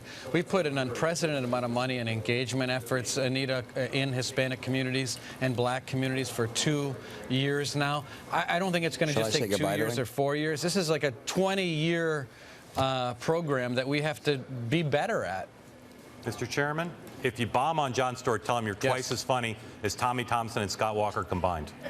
That's my advice. No problem. Will do. Now, if you do well, how late are you going to be hanging out with donors tonight? Well, you know, I'm doing the rounds until about 12:15, so you know, I'm going to definitely go pay my respects to a lot of the people that help pay for this stuff. We call them generous supporters. I call them donors. You call them generous supporters. Are you strategizing already with investors? With Senator McConnell, Speaker Boehner. Can we expect some sort of unified Republican event tomorrow or message tomorrow about what this means? Yeah, we're going to have a press conference at the RNC tomorrow. I think it's about at noon with the leadership in the House and the Senate. And we're going to talk about the election and what it means. With Senator McConnell, and Speaker Boehner? I don't know if McConnell's going to be there. I think the head of the Senate committee and the Congressional committee and some others are going to be there. I don't have the full list in front of me. Mr. Chairman, do you have any doubt that you're going to know that you have the majority in the Senate tonight by the time we go to bed, whatever time that is? Or do you think we're going to be waiting until December or January? I don't have a doubt. You don't have a doubt? No, I think we're going to be net 6. No, I don't. Well, I think we'll be net 6 today or early tomorrow morning. All right, Mr. Chairman, we look forward to watching you on TV later tonight. Maybe if you have a moment, you'll come back and join us again. All right, thank you, guys. Thanks. Appreciate Thanks a lot, Mr. Chairman. Reince Priebus of Wisconsin, National Chairman, and we're going to take a little bit of a break. Yes, please. You keep up with our coverage on BloombergPolitics.com. We'll be right back.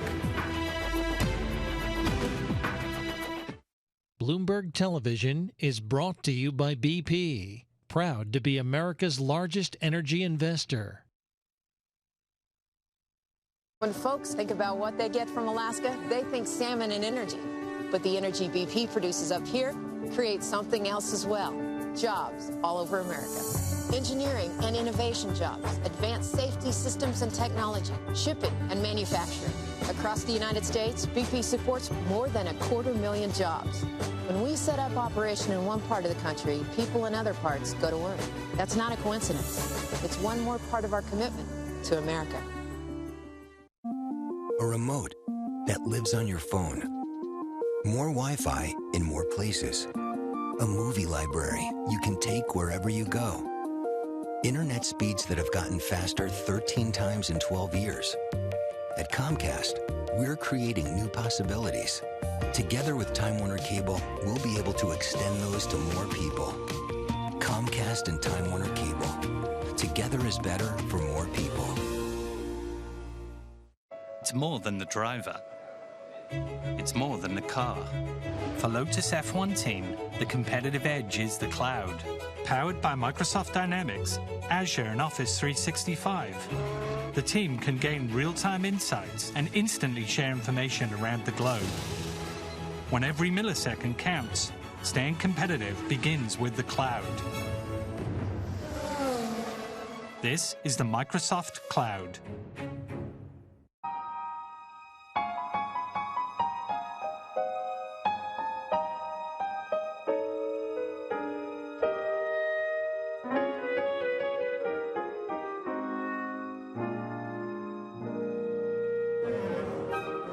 All around the world, the dedicated people of United Airlines are there to support you. That's got your back, friendly. This is the cat that drank the milk and let in the dog that woke the man who drove to the control room. Driverless mode engaged. Find parking space. Parking space found. That secured the data, that directed the turbines, that powered the farm, that made the milk, that went to the store, that reminded the man to buy the milk that was poured by the girl who loved the cat. The Internet of Everything is changing everything. Cisco, tomorrow starts here. Introducing the new and improved Bloomberg app for your iPhone and iPad. Financial markets change even when you're away from your desk. Bloomberg gives you a snapshot of what's moving, plus breaking news, video, and sophisticated portfolio management tools. Download the free Bloomberg application and stay ahead wherever you are. Also available on Android, BlackBerry, and Windows Phone.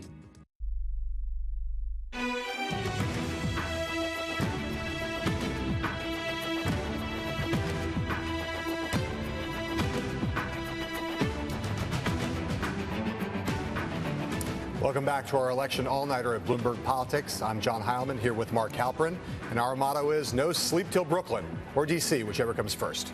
We're going to continue to track the races we're tracking. As we've told you, in West Virginia, Republicans have picked up a Democratic-held seat. Shelley Moore Capito is the winner there. That's one gain of the 6 Republicans need to net. One of the seats Republicans hope to win in West Virginia, in Kentucky rather, they will not. Mitch McConnell. So we're now watching in states where the polls have closed. In Georgia, a Senate race, Virginia, a Senate race, and North Carolina, 3 important Senate races there. You know, it's worth saying about Shelley Moore Capito, our colleague Greg Giroux reminds us that she is the first woman to be elected senator from West Virginia in history, and she's the first Republican senator from West Virginia in 50 years, a little bit less than 50 years, since 1956, which is the longest losing streak for any party in any state that we know of. So we're 15 minutes or so away from polls closing in New Hampshire, where there's, of course, another very big Senate race, Jeanne Shaheen against Scott Brown. And then in states, governor's races in Connecticut, Florida, Illinois, Maine, Maryland, and Massachusetts, all with big governor's races at 8 o'clock. I want to go over, though, and talk to our experts about a question that's a little bit hypothetical, but one you all will be willing to answer, which is, it appears right now, if one party is confident, it's the Republicans. But talk about what happens in general on election night, whether you're in a campaign or at a party committee. If your party looks like you're not going to do well, you need to develop talking points and spin. How does that work during the night? What happens? The talking points and spin, first of all, don't start tonight. They've started before. We have not, thank goodness, but they have been developed by the other side because the, writing was kind of on the wall with the president's approval. Fred, are you into denial before it happened, like McCain? Oh, wait, did you know it was going to happen? Or just say, maybe they're just all wrong? You always have the maybe. There's always some bizarre miracle out there. That's right. So early spin, tonight we saw a headline, the White House is already distancing itself from losing candidates, which is not the right spin, but it's pretty bad spin nonetheless. The pundits and party people work on their talking points. The candidates, as Fred pointed out, you always believe and think you can win. And we've seen many elections that have come out different than the final result. I ran in a tough year in 2008. We certainly weren't ahead in the polls, but certainly believe there's an opportunity. I remember coming home after 12 hours at the polls, took a quick shower, got a few early returns. It was probably 7:45, 8:15, and I know the state. I looked at those, talked to my campaign staff, and said, "No, we're not going to win." And he said, "Absolutely." And you just. And then he blamed his bad ads. He had a lame West Coast ad maker who didn't understand the craggy people of New Hampshire. But he's a great guy. Let me ask the two of you, because you know the president and his current and people around him. Who will he rely on tonight and tomorrow to figure out how to address this? Is it the people who are there now? Is it the two of you, David Axelrod? Who will he rely on to figure out what's the right message? Because we saw with George Bush and Bill Clinton after their midterm defeats, you need a message. You need to say something. Well, he's got a team at the White House that's pretty competent, and he's going to lean on them very heavily. Jen Palmieri, Dan Pfeiffer. I think he's going to work very closely with them, and he'll probably still call some of his old friends who are out there around the country. But I think for the most part, he's going to rely on the people around him. And right now, he's out there watching the results come in, and he's probably thinking about what this means. He's watching ESPN. John. No, never watches cable. Mark, the reality is that. There are a lot of races out here where I think they're just going to have to count the votes. I'm reminded of a very bad experience I had in John's state in 1996 when I did a Senate race for a guy named Dick Sweat, who was named the winner in exit polls. You may recall. He was declared the winner? He was declared the winner early in the evening. he was declared to have the worst name in the history of American politics. I was thinking that. You know, in 2008. And he overcame that to actually win the exit polls. That's right. And handily, if I will say somebody that. mentioned a moment ago that the White House is sort of distancing itself from these losing candidates. That's not a very smart thing to do, is well, it? I want to cut Josh Earnest a little slack here because, you know, he gets asked while the polls are still open about these candidates. And, of course, he wants to give the candidates the distance from the president that they've been trying to establish in this entire campaign. Anything he says in that circumstance ends up on the news that evening and potentially hurts candidates. So I want to give them a little slack. The real question is, what do they say tomorrow? And what does the president say tomorrow? You know, in 2008, there was a documentary on the first Obama campaign. And the movie starts with the president and Robert Gibbs watching the returns come in, and they've got a binder like this one, and the president's going through it. This is 2006, of course, and he's going through, and he's like, boy, I love elections when I'm not on the ballot. Yeah. I bet that is probably not the feeling inside the White House right now. So two people also on the ballot tonight, the Clintons, they campaign widely. Republicans now sent me an email kind of chortling saying, well, the Clintons are 0 for 1. They lost in Kentucky. And if you look at where they campaigned, in Arkansas, in Georgia and North Carolina, they may not have a great night. Does that matter? Okay, I want to go on the record and say no. Okay, surrogates are not on the ballot. The Clintons were not on the ballot. I have to say that, you know, they did yeoman's work out there, but the reality is that this isn't a referendum on the Clintons. This was an election between two candidates. And as Reince Priebus said, you need a good team on the field. All a surrogate really does is give attention to the candidate in their message. No one's going to vote for a candidate because Bill Clinton or Hillary Clinton or President George W. Bush said, vote for this candidate. That's not how it's reported typically. It isn't. No, because the media has never really been inside a real campaign. But it gives attention to the candidate and the message. And if it's a strong candidate and the right message, then it resonates with the voters. If you don't have good material to start with, it really doesn't make a difference, and you can't blame the surrogate. And, you know, this cycle, a lot of these, both party committees got mostly the candidates that they wanted in each one of these races. And so the candidates really do matter. And you didn't have a lot of Todd Akins this time around. Who's the woman in Delaware? And they didn't have the same kind of gaffes. So they did a good job picking the candidates and putting the strongest possible team on the field. All right, we're going to go to break. We got poll closings coming up in 10 minutes in lots of big states, as well as shortly after 8 o'clock, we're going to talk to someone who's almost as smart as you. Haley Barbour, former governor of Mississippi, will join us, and we'll continue to track the races where the polls are open and where the polls aren't. We'll be right back after this.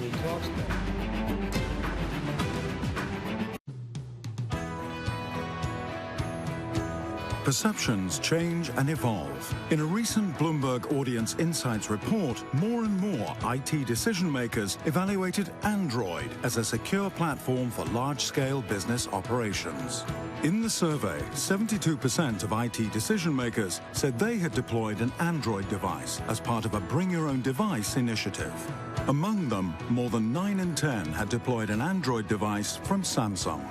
One reason they trust Samsung Android devices is the Knox security platform. 79% believe Knox is extremely or very useful for application security, with 78% mirroring that sentiment for malware protection. Samsung is in the unique position to offer security that is deeply rooted in hardware and constantly moves forward to help business realize the full potential of mobility. You trade with passion. You trade with experience. But do you trade Nadex binary options? With the chance to trade on a wide range of the most heavily traded financial markets, opportunities to profit even in low volatility markets, and hourly, daily, and weekly short-term contracts. If you're not trading Nadex binary options, are you really trading with all you've got? Trade smarter and cut through the chaos. Put your trading knowledge to the test at nadex.com.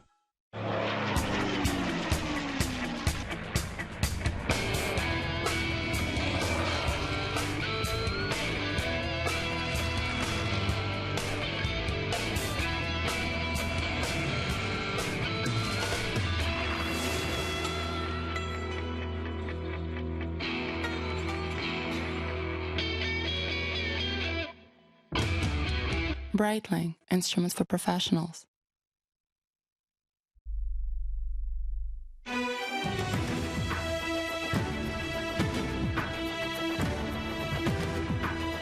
Welcome back to Bloomberg Politics Election HQ here in Gotham City. I'm John Heilemann with Mark Halperin. It's been only an hour already, but it's already more exciting than a Joni Ernst at a castrating party. And if you like that joke, just wait until the 11 p.m. hour when the kids go to bed and we break out the Pappy Van Winkle. Okay, in just a few minutes in Florida, the polls are going to be closing in Florida. There's an important gubernatorial race there, a governor running against an ex-governor for governor, and there's a chance. Then there is a change that you might be able to believe in. I'm here over at this big wall in this incredible studio of ours, just walk you through a little bit of the highlights and the history of this gubernatorial race in Florida. This was, for many people, the most memorable thing about this race in Florida. This is Charlie Crist standing above his best friend, a fan.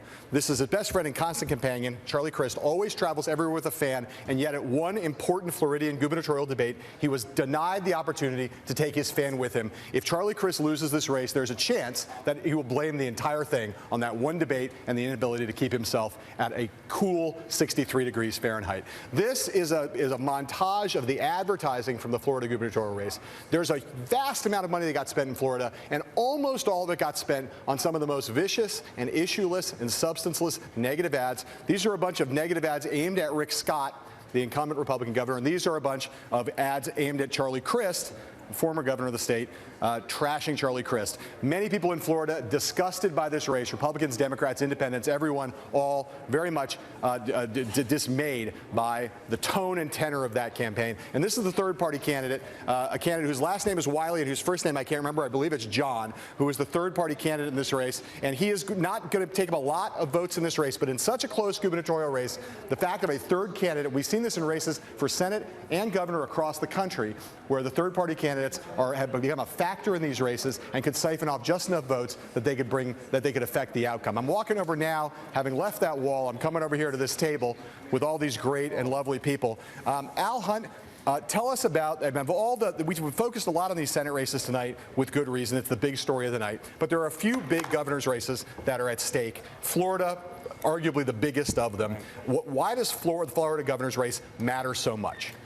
Hanging Chads 2000 will never get over it. But also, look, it's the third largest state. It really matters. It'll be a battleground state. Yep. It'll be an indicator of sorts. You'd rather have a governor. I think it's exaggerated, but you'd rather have a governor. But you're right. You know, we haven't paid any attention. John Kasich is going to win by 20 or 25 points in another of the key battleground states tonight. So I think Wisconsin and Florida may be the most important, but some of these others matter too, John. And I know this is a political show, but from a policy standpoint, Florida really matters because... Shut up. I'm sorry. Don't talk about policy on there. That's I'm kidding. I'm kidding. Go ahead, Bill. Go ahead. Laboratories of democracy, blah, blah. Here we go. This is fact. Well, and Florida is one of the largest states, and it's the largest state, well, not the largest state, second largest state where the governor did not expand Medicaid. So for Floridians, that would mean 1.3 million more Americans, more Floridians on health insurance who currently are not. Fred, you are an ad man by trade. Really? We have a few of these ads up here. Have you seen a lot of the ads in this Florida? In Florida, I've not seen a one. Okay. Do you think there's a race in which a candidate should only basically run all negative ads at all times? Because that basically is what that race was. No, I don't. I'm one of the few who believes the opposite. That some positive ads are occasionally good. You have to develop a winning brand if you'll. And what if that's impossible for the candidates in question? Well, those two candidates, I can see your point, but I didn't want to say that as directly as you just did, but you just said it yourself. Anita, if it's the case that Charlie Crist wins this race, if Democrats lose the Senate, that's going to be the big story. But will Democrats have some slender reed to grasp onto if they can win this governor's race in Florida and the one in Wisconsin? Well, and let's add Pennsylvania, okay, which hopefully means that we can put to rest that every 4-year idea that somehow Pennsylvania's become competitive on a presidential level. Hopefully we can kind of take that off the table. No, you've got Michigan, which is a very competitive governor's race. You've got Wisconsin, very competitive. Anita, these are big races. I got to cut you off and go to break. We'll be right back in a couple seconds at the top of the hour. When 300 acres of historic New York City waterfront is making a comeback, and Goldman Sachs brings together people, capital, and ideas to help, a major project takes a giant leap forward. A new kind of manufacturing finds a home. Local residents find good jobs. A new model for urban revitalization is launched. And the Brooklyn Navy Yard, makes progress. Sailing through the heart of cities and landscapes with Viking, you'll see things differently. You'll get closer to iconic landmarks, to local life and cultural treasures. It's a feeling that only a river can give you, that only Viking can give you. Spend less time getting there and more time being there.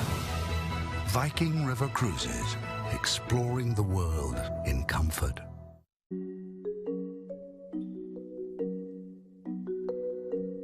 For tapping into a wealth of experience.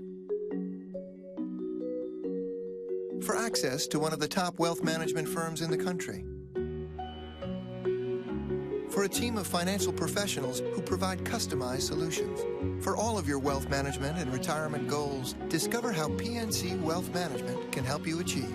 Visit pnc.com/wealth solutions to find out more. This is the storm. There's a storm coming. That whipped through the turbine, which poured surplus energy into the plant, which generously lowered its price, and tipped off the house, which used all that energy to stay warm through the storm. There's a bad storm coming. The Internet of Everything is changing how energy works. Is your network ready?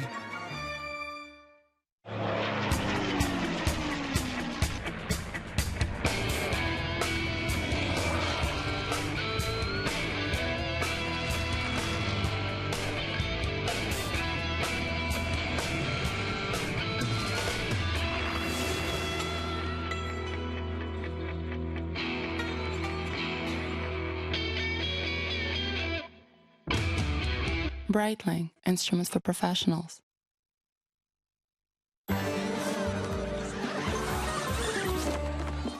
Tigers, both of you. Tigers? Don't be modest. I see how you've been investing, setting long-term goals, diversifying. Dip. You got our attention. We did? Of course, you're type E. Well, I have been researching retirement strategies. Well, that's what type E's do. Welcome home. Taking control of your retirement? E-Trade gives you the tools and resources to get it right. Are you type E?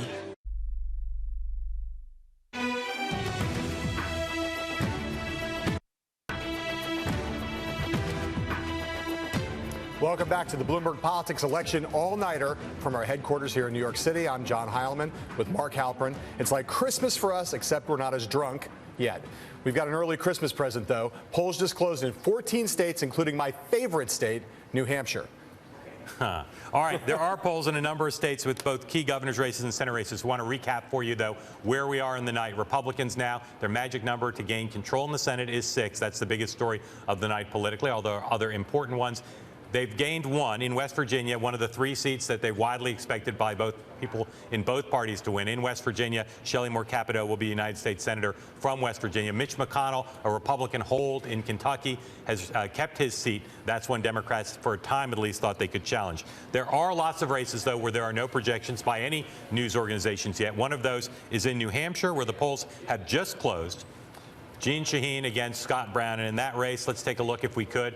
There is some raw vote in just a few precincts reporting. John, this is one that Democrats conceded today, closed pretty sharply in the last couple of days. Yeah, it closed very sharply, and it's a race that Democrats, along with North Carolina, really must win if they're going to have any chance to keep a hold of control of the United States Senate. Also, in North Carolina, again, the polls have been closed there for half an hour. That's Kay Hagan against Tom Tillis. The polls are closed. You can see with some of the vote in there. Hagan a little bit ahead. Republicans into today and into the afternoon not as optimistic there as they have become about New Hampshire. Yeah, that's right. And this was a race where Kay Hagan has kind of been amazing. She's managed to never be behind in any public poll, and Republicans didn't. Although the race closed in the final days, they're still a little pessimistic that Tom Tillis is going to get there. We should say that even if Democrats hold both of those, New Hampshire and North Carolina, their path to keeping the majority Still pretty tough. It's necessary but not sufficient. In Georgia, that's one of the 2 remaining states, along with Kansas, where Republicans are trying to defend a seat. This is an open seat.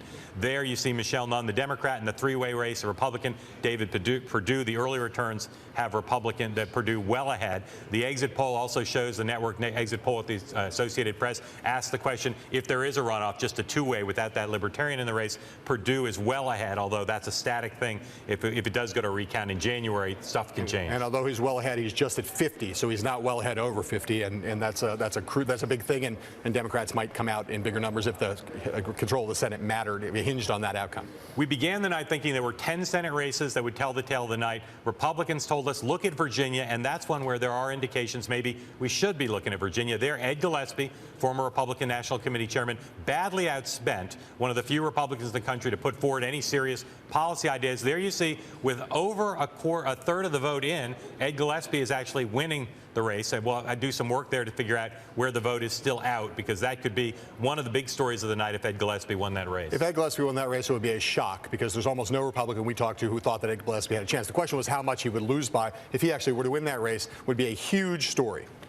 Bunch of big governor's races tonight, none bigger, as John was talking with the panel about, than in Florida, where the polls have now closed in the entire state. There you see, not a surprise there, a fifth of the vote in, and very symbolically resonant, 48-48 between the 2 major candidates, Charlie Crist, former Republican governor, now running as a Democrat, and Rick Scott, the Republican incumbent. Adrian Wiley, who I referred to as John Wiley before, I take that back. He's Adrian Wiley, the third-party candidate. That's fine. So out west in Colorado, in about an hour, the polls will close, and that's a hugely important Senate race. We want to talk about one exit poll number from that race that's come out from the consortium of the broadcast networks, CNN and the Associated Press. One of the polls there, according to Fox News, shows the Republican Gardner, the challenger against Mark Udall, getting 50% of independents in that race to 43 for Mark Udall. Cory Gardner, I want to ask our polling expert, Ann Seltzer, and if Gardner actually ends up getting 50% of the independent votes, what would that mean for Udall's chances? Well, independents, as we know, are very often the bellwether of exactly how a state is going to go. It's possible to lose independents and still win the state, but it's hard if that gap gets to be too big. One of the ways that Udall won in 2008 was with independents. He won 55-40, a 15-point gap. That he's losing among independents now really sort of says he's at risk. Okay, Ann, thanks. We've just been told by Peter Cook, our reporter in Kentucky, that Allison Lundgren Grimes has, in fact, after initially sort of asking people to hold off making projections, saying that, in fact, she's called Mitch McConnell to concede the race. Let's bring in another Southern politician who holds his cards close, and a man who knows that the main thing is to keep the main thing the main thing. Governor Haley Barbour, former governor of Mississippi, former Republican National Committee chairman, and someone who works hard to help Republicans get elected to this day. Governor, thanks for joining us. Mark, thank you for having me. So let me ask you this. For the Republican Party, if you take back Senate control, what is the main thing that Mitch McConnell and his colleagues should keep in mind starting tonight and into tomorrow and in the new Congress? Well, the American people want problems solved. They want to get things done. They want to get America's economy going again. I think you'll see Republicans focus on economic growth, job creation, higher paying, higher skilled jobs, health care policy. We can't repeal Obamacare while Obama is still president. He would veto it. We can't override his veto, but we can change it a lot, and it needs changing a lot. Energy policy, tax reform. Those are the kinds of things that will get our economy where we've had the weakest recovery since World War II, get our economy back on track, and that's what the American people want. And if Republican leadership says to their grassroots and to people like Rush Limbaugh, we're going to work with Barack Obama to get things done for America, will there be a backlash? Well, the American people want to get things done, and that includes Republicans of all stripes. The question really is, will Obama be willing to work with the Republicans? That's certainly never been the case in his administration. I mean, I was Republican Party chairman when Bill Clinton was president. He worked with we had a Republican Congress for 6 years, worked with them all the time. They got things done, welfare reform, the first balanced budget in a generation. I worked for Ronald Reagan. Ronald Reagan never had a Republican majority in the House, but we got big things done. Barack Obama has simply refused to do that. He's refused to lead, and he has refused to understand that he's got to work with the Congress. And hopefully that'll change, but the Republican Congress has got to pass legislation that's the right legislation. Governor Barbour, let me just push you on that a little bit. There's at least one very prominent or at least very vocal Republican in the U.S. Senate, Ted Cruz, who's enunciating a rather different vision than the vision you're talking about. He's saying he wants to spend the next couple of years investigating President Obama, focused on repealing Obamacare, not try to pass legislation, not try to put bills on Barack Obama's desk, but by adopting a stance of pure confrontation over the next couple of years. What do you have to say to Ted Cruz? This is a big party, John. This is a very large party, broad, diverse. People have different opinions about this, that, and the other. I think the Republican Congress will repeal Obamacare, but it won't get repealed because Obama's not about to sign that. But I think that will happen, but that'll be a tiny percentage of the time. We need to spend our time on solving the problems that are on the American people's mind to talk about at the kitchen table, and that is a weak economy. We have less than 48% of adult Americans have a full-time job. We have record numbers of adults working part-time. We've lost 3 million full-time jobs in the Obama administration, and we've replaced them with 3 million part-time jobs. No wonder incomes are stagnant for working and middle-class people. You know, this administration has been great for Wall Street, but for Main Street, you can't tell the recession's over. Governor Barbour, I've referred to you as a governor a couple times now, and you are first and foremost a governor, although you're also a former party chair. You care a lot about governors. You were the head of the Republican Governors Association at one point. We're focused a lot on the Senate tonight, but as you know, there are also some big governors' races. If, as Chairman Wasserman Schultz has predicted, if it's the case that Republicans retake control of the Senate, but Democrats gain as many or more seats than Republicans do in the governorships as Republicans do in the Senate, will that be a bad night for Republicans? Well, this is going to be a good night for Republicans because we're going to be back into position to help the American people on a national level get our country back on track. You know, 2/3 of Americans think America's going in the wrong direction under the Obama administration. They want to get us back on track. Okay. But today there are 29 Republican governors and 21 Democrat governors. Right. If the Democrats don't pick up something, they will have had about as bad a night as you can possibly have. But I don't think there's any chance. I don't think there's any chance that the Democrats will beat more Republican governors than we pick up Democrat Senate seats. It's good. But you'd agree if your party were to lose the governorships of, say, Florida and Wisconsin, two relatively high-profile races, that would be a little bit of solace for Democrats in an otherwise bad night for the Democratic Party. Well, you know, we don't want to lose Florida. Rick Scott's got a great record. Scott Walker's got a great record, but both those races are just dead heats. In the case of Walker, been greatly outspent, where the Republican governors have gone in and spent $7 or $8 million to help him because he has been so outspent. But we certainly don't want to lose those, don't expect to lose those. Governors are important, but we're going to pick up some governors too. Hey, Governor Barbour, were you born at night? Yeah, but not last night. Not last night. I'm going to quiz you to show people how smart you are. We're looking at a live shot of the ballroom where we're expecting Mitch McConnell to come out and speak soon. There's a giant monitor in that ballroom, and it's showing one television network's coverage of the midterms. Guess which network it is? I don't guess it's MSNBC. No. Keep going. Take a guess. I'll give you a hint. I see your friend. I assume it must be Bloomberg. It should be, but I see your friend Charles Krauthammer up there, so it's Fox News. It must be Fox. It must be Fox. Must be Fox. Governor, I want to ask you about a theme that I think is going to be big tonight if you all do have a big night that you've been heavily involved in, which is, you know, after the presidential, some of your donors were a little disgruntled. They said, we gave a lot of money to Republican committees and campaigns and outside groups, and we didn't get good return on investment. I'm hearing now that a lot of donors are saying, you know what? You all proved you got a ground game. You all proved you can get good candidates nominated. Are you hearing that? Is that part of your hope and expectation about what might happen tonight?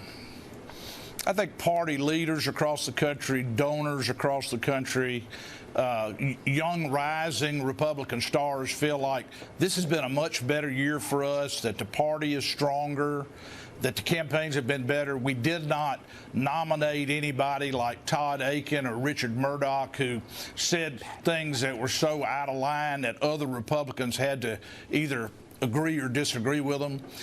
We've got a very good bunch of candidates.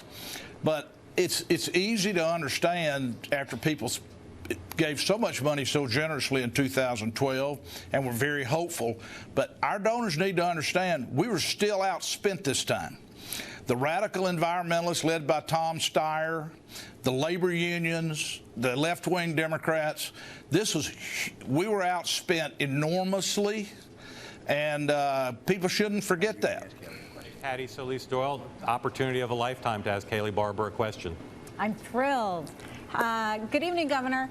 So I just want to ask you if Republicans do get the night that they expect and are predicting, and you do retain control of the Senate, how is the far right wing of the party going to work with the more moderate wing of your party? Well, we are the conservative party of the United States. The Democrats are the liberal party. But I think you'll see people work together. Not everybody's going to agree on everything.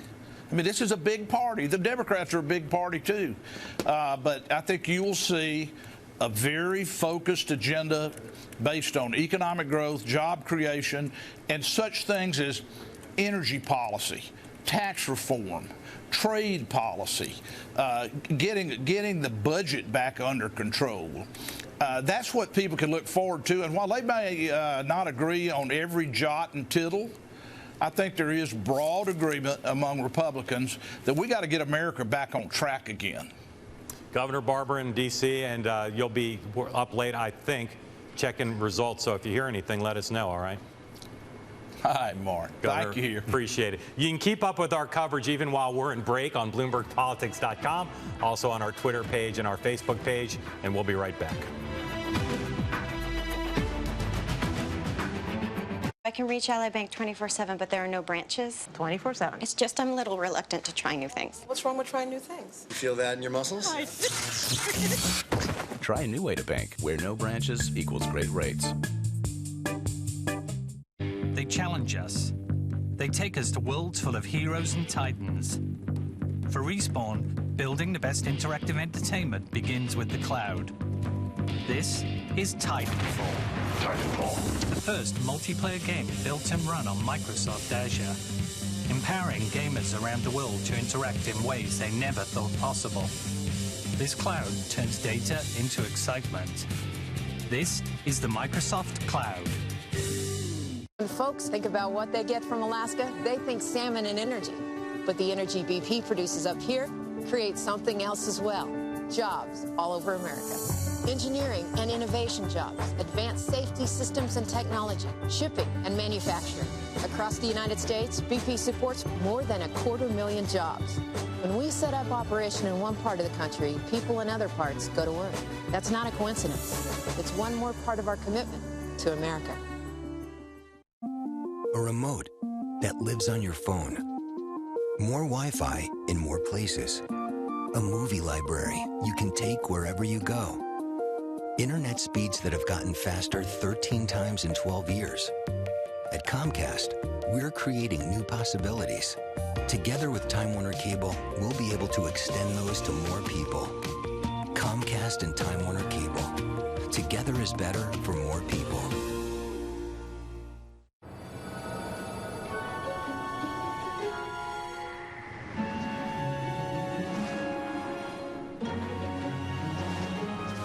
United is rolling out global, satellite-fed Wi-Fi to connect you even 35,000 feet over the ocean. That's Wi-Fi friendly.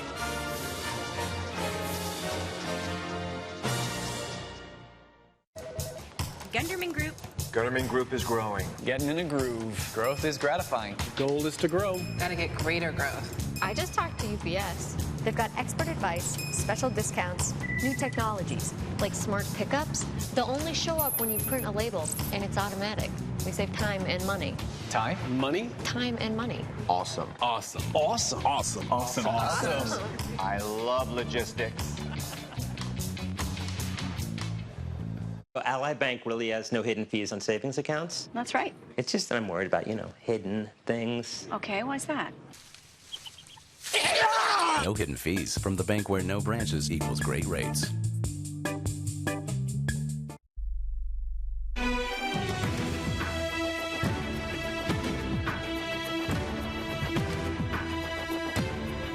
Welcome back. I'm John Heilemann here with Mark Halperin at our Bloomberg Politics election all-nighter. It's like, whose line is it anyway? Except the points do matter. So Kentucky is a race that was projected early on. Mitch McConnell has been reelected. We're waiting now to have listen in on two speeches there. Rand Paul has already spoken, but we're waiting to hear from Mitch McConnell himself, who will become a bigger national figure than he's been. And Alison Lundergan Grimes, her concession speech. We're monitoring both of those, waiting for them to begin. Yeah, and no doubt, Mitch McConnell has been a huge figure in national life for a long time, but he now tonight, if he becomes the majority leader, stands to be, as you said, an even bigger figure. Alison Lundergan Grimes, there'll be a lot of debate about the quality of her campaign over the year, whether she ran as strong as she should have, whether it was a good idea for her to refuse to say whether she voted for Barack Obama. But she's in many ways a very compelling candidate. Probably will be back running for office again at some point in the future. Let's listen in. Here is Alison Lundergan Grimes giving her concession speech. We told you earlier she's called Mitch McConnell already to concede the race. Thank you. Thank you all very, very much. Well, good evening. Good evening. 16 months ago, we began a journey to send a message that Washington just isn't working for Kentucky, that we want to actually put the people of this state first in politics. Along that journey, we showed this nation what the Commonwealth is truly capable of, breaking records here in this state with our fundraising, leading the nation with our work to build a grassroots organization unlike any the Commonwealth has ever seen, with over 50 offices, 6,000 volunteers, and momentum from Pikeville to Paducah to northern Kentucky. This was made possible. This was made possible because of an amazing husband, an amazing family, my fellow constitutional officers, Governor Beshear, Governor Collins, Governor Brown, Governor Jones, Governor Patton, and importantly, a dedicated staff, and each and every one of you.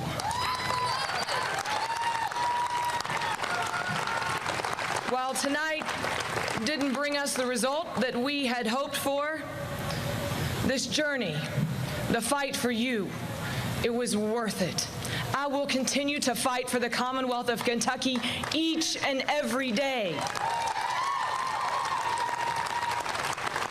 My hope is the message has been sent to Congress that we need to work to increase the minimum wage, to close the gender pay gap, and to bring good-paying jobs back to the Commonwealth of Kentucky.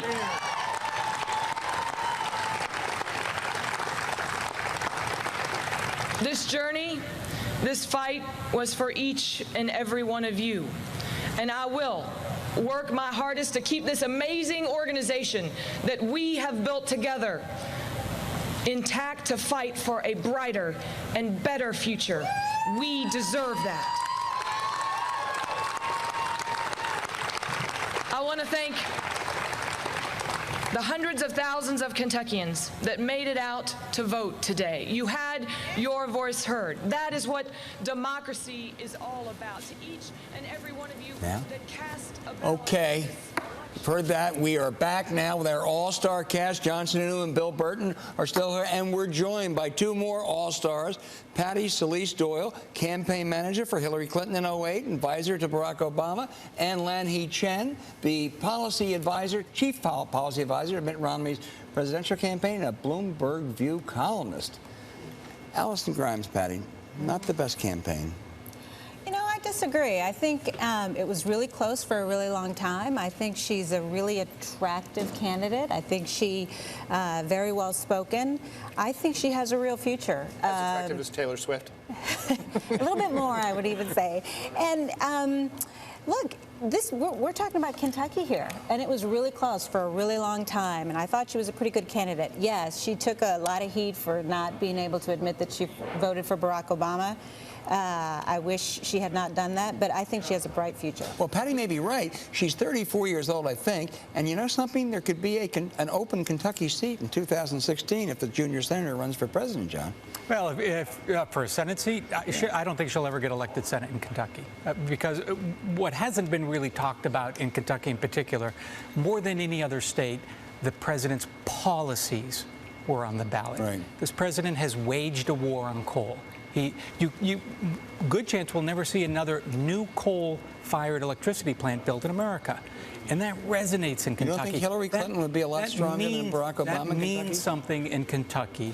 And she was saddled with that huge substantive problem that she was not a good fit with Kentucky's economy. It was tough. It was tough for her. But the irony is that Kentucky is one of the states where Obamacare was most successful in getting people registered to vote and the ease of the program for the people in the state. But you're right. There was a big problem for her with Obama. Well, at the end of the campaign, Mitch McConnell said, well, we're really not going to repeal Obamacare. We're going to, try to fix some of it. But Lanhee, let's pick up on what the great Haley Barbour said and others about that Republican agenda as the Senate's led by Mitch McConnell in 2015.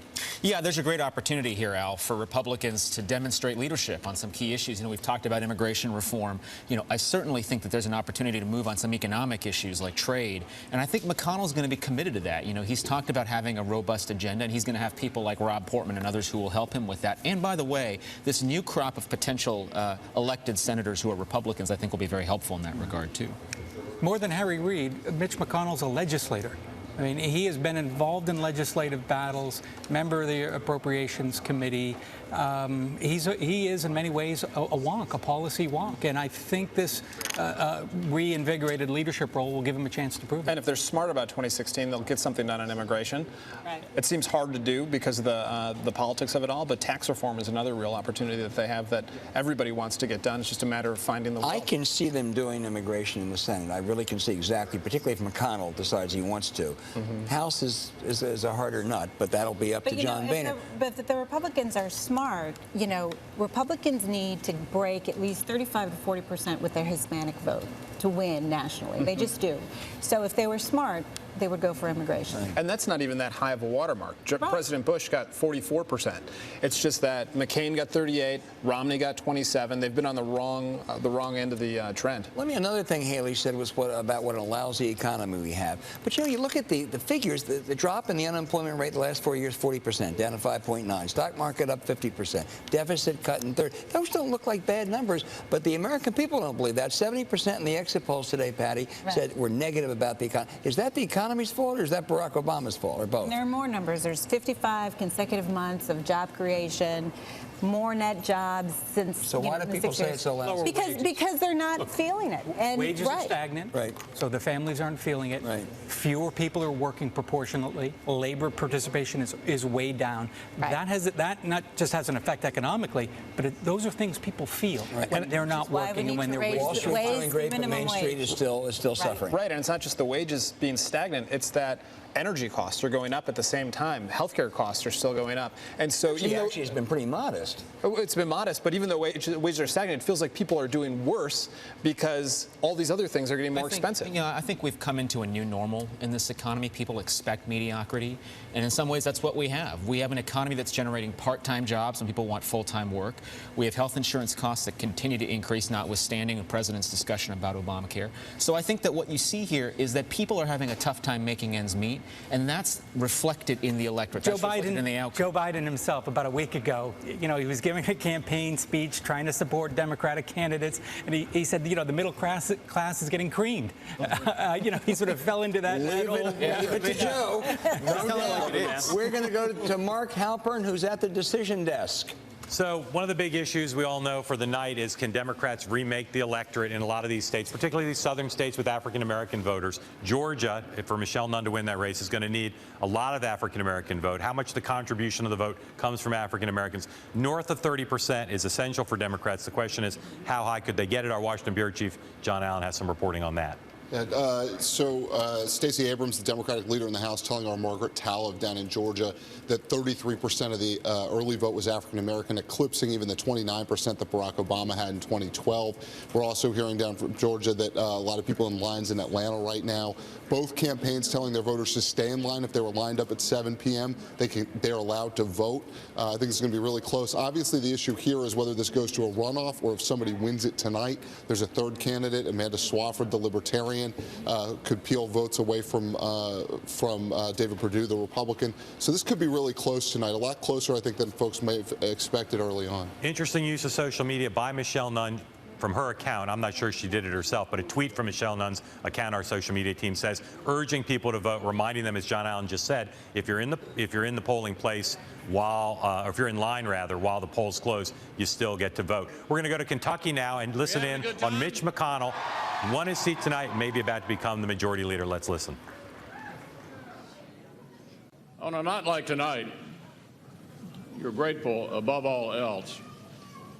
And for me, that gratitude starts with the people of Kentucky. They've put their trust and confidence in me for a long time. And I want to thank them tonight. I work hard to bring your concerns to Washington, and I will not let up.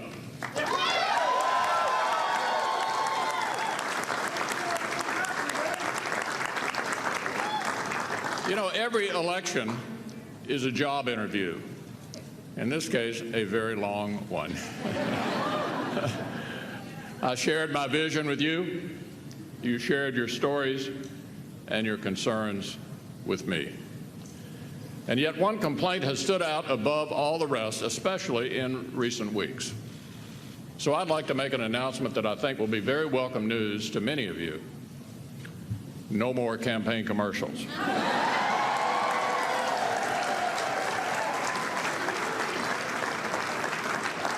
The TV executives may not like it, but enough is enough, right? A little while ago, I spoke with my opponent. Secretary Grimes ran a spirited campaign. She earned a lot of votes, and she earned my respect. It took a lot of guts to take on a race like this. Because of the business we're in, it also meant she'd take some heat. I admire her willingness to step into the arena and fight as hard as she did. We need more people who are willing to do that, not fewer. She deserves a lot of credit for it. This was certainly a hard-fought contest.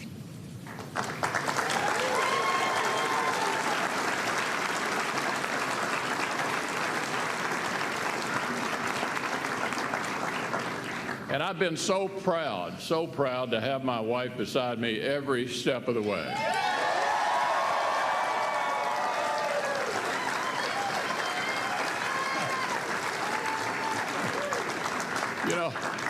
You know, Elaine told me early on she wasn't ready to have me sitting around the house working on my resume. And she's gone above and beyond to prevent that. She's been the most valuable player on our team, and I'm so blessed to have her in my life and by my side.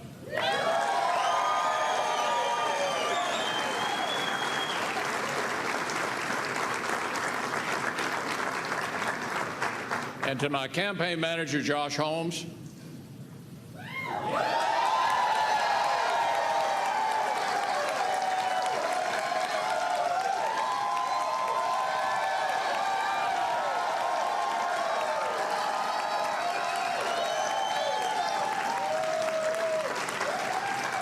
my friends, he pitched a perfect game. Thank you, Josh.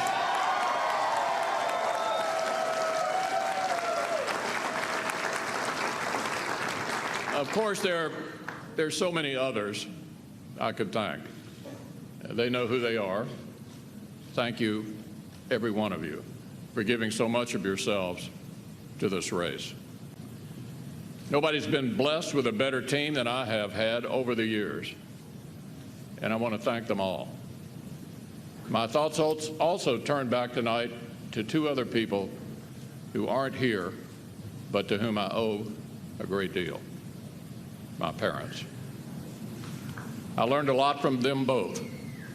From my dad, a combat veteran of World War II, I learned an abiding love of this country and all that it represents, not only to those of us who were fortunate enough to be born here, but to so many others around the world.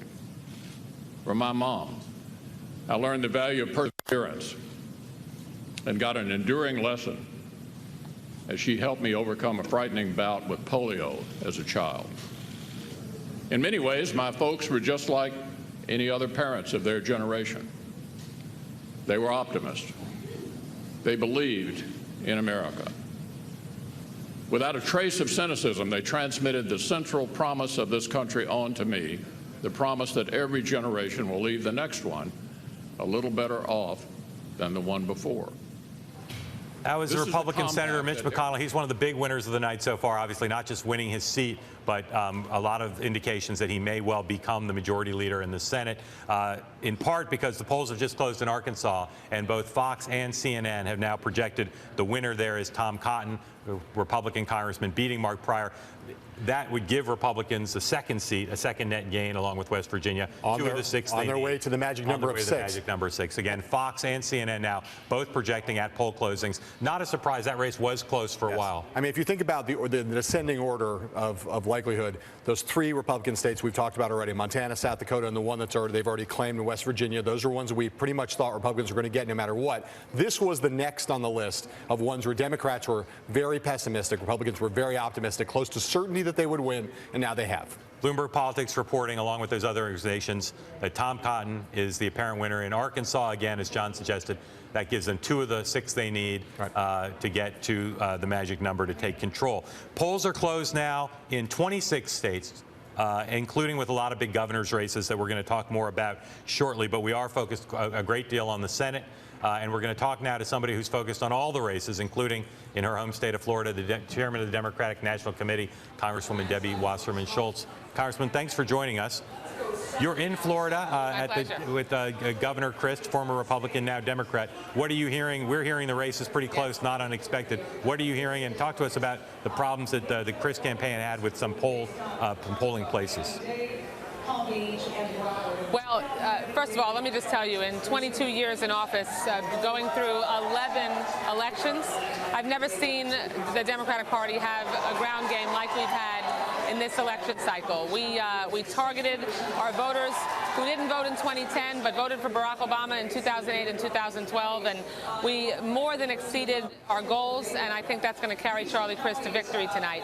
I represent Broward County, the county where the polls, and that's my home county where we had a problem with the polls, and Charlie Crist has always fought for making sure, like Democrats fight for, everybody having an opportunity to cast their ballot, and that's what that lawsuit was about. There was some mechanical problems with polls opening this morning. The judge ruled against us, not on the substance, but on the fact that the lawsuit was filed late. So we'll have to see what happens if it gets real close later on in the evening. Congresswoman, you know that there are two races in which we've projected Republican pickups, one of them West Virginia, one of them now in Arkansas. 2 races that your party really needs to hold on to if you're going to hold on to control of the Senate are in North Carolina and New Hampshire. We know you're out there reporting and you know a lot of things that we don't. What can you tell us about those 2 races that would be informative? Well, I just got a report from North Carolina that shows us that Kay Hagan is doing phenomenally well, actually really doing much better in the turnout and the vote in the counties that are essential for her to win. She's running 3 and 4 points ahead.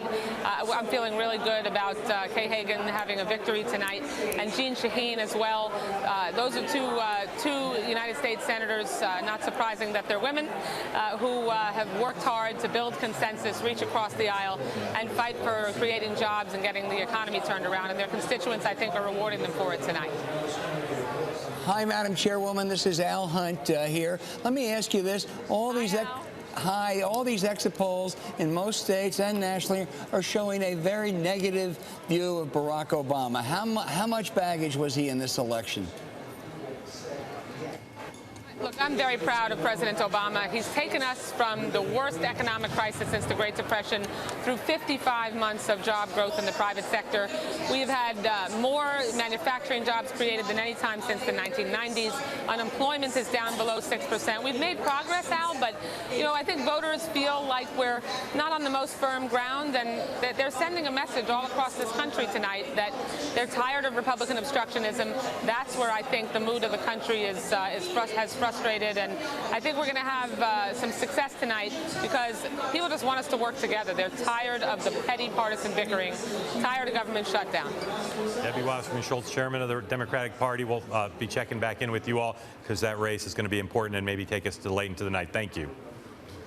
Want to go over to our decision desk now and do a quick whip around there on some of the states where the polls are closed, but there haven't been any projections. And first, talk to Eric Chemi at the decision desk about what's going on in New Hampshire, Jeanne Shaheen versus Scott Brown. Actually, what I have is Georgia for you right now. We've seen about 10% of the results come in so far, and all of them are usually from these Republican rural counties that would side for David Perdue. And he's doing better than even Mitt Romney did there in 2012. So he actually might be able to get, based on the numbers so far, more than the 50% he would need to avoid the runoff. Well, that would be big news if that were true. Okay, let's go to Greg Giroux, also at the decision desk. Greg, you're looking at the vote in Virginia and this surprise where Ed Gillespie seems to be doing quite well against Mark Warner. Yes, this race is substantially closer than public opinion polls had suggested. I'm looking at the returns for the Gillespie-Warner race and comparing them to the 2012 presidential race. Ed Gillespie needs to run about a couple of points better than Mitt Romney did in 2012 because that was a 4-point race in the presidential. In some areas, Gillespie is running ahead of Romney. In others, he's running a little bit behind, especially in Southwest Virginia. There's still a decent amount of vote out. A lot of the vote in Fairfax County, the most populous jurisdiction of Virginia, has yet to be counted. But this race is going to be a lot closer than I think a lot of people anticipated. Greg, Virginia, if my memory serves correct, is a state that counts surprisingly slowly, right? It kind of depends on the race. Tonight we've got about half of the raw vote counted so far, so less than 2 hours after the polls have closed. Other states are faster, some are a little bit slower. But if the race had been as wide as maybe some early polls had suggested, this would probably be we'd probably be able to say there was an apparent winner in this race, but we can't because it's so close. I'm also looking at New Hampshire, and Jeanne Shaheen in that race is running almost exactly, getting almost exactly the same vote percentages that President Obama did in New Hampshire when he carried that state by a few points. Doing well in Manchester and Concord, which are Democratic-leaning areas. Greg, we talked about earlier some reports from the exit poll in New Hampshire that said that Jeanne Shaheen was doing very poorly with independents. It sounds like that exit poll may have been now revised, and she's actually done better. Do you know anything about that? Not a whole lot, but I think that I think the initial one had it roughly about even, maybe even her trailing by about a point. But the actual returns that we've seen, this is the hard data of people who've actually voted. Right. Shaheen is actually matching the president's 2012 performance in areas like Manchester and Concord. Very encouraging for her. Let's go to Sasha Eisenberg next. To talk about North Carolina. Sasha, I know you've been looking at the early vote, and they suggest that Kay Hagan is doing quite well. Talk about where that's the case. Yeah, so we see in the early vote that we see in the total raw vote that's in that she has a lead of about 100,000 votes. Most of that is from early vote that has been counted. There are about 1.1 million votes in. You can sort of see the breakdown here. She's has that lead of 100,000 coming out of early vote. Big performance for her in Mecklenburg and Durham counties, Democratic strongholds, but she's also getting a larger share of the vote in Forsyth, the swing county that includes Winston-Salem, than we would have expected going into tonight. So I think the big question in all these states where early vote plays a role is how much of this is parties, campaigns successfully turning out votes that would have come to them on Election Day, but just moving them earlier in the process, and how much of them is creating new votes that wouldn't have been there for them otherwise. Right. And do you have a sense, Sasha, in those places of whether on the basis of what we can tell now, she's close to making the numbers she needs to make in order to win this race? Yeah, her share in Mecklenburg is a few points higher than we would have expected, slightly higher in Durham County, and Forsyth is sort of the more telling one. I think, North Carolina is different than a lot of the other states we'll talk about. Far fewer persuadable voters. It's far more of a mobilization game than any other state we're looking at. We sort of estimate that under 10% of the voters would be persuadable, that they could swing from Tillis to Hagan. That's Forsyth County is a place where she's showing that to the extent that there are persuadable voters, she's winning them over.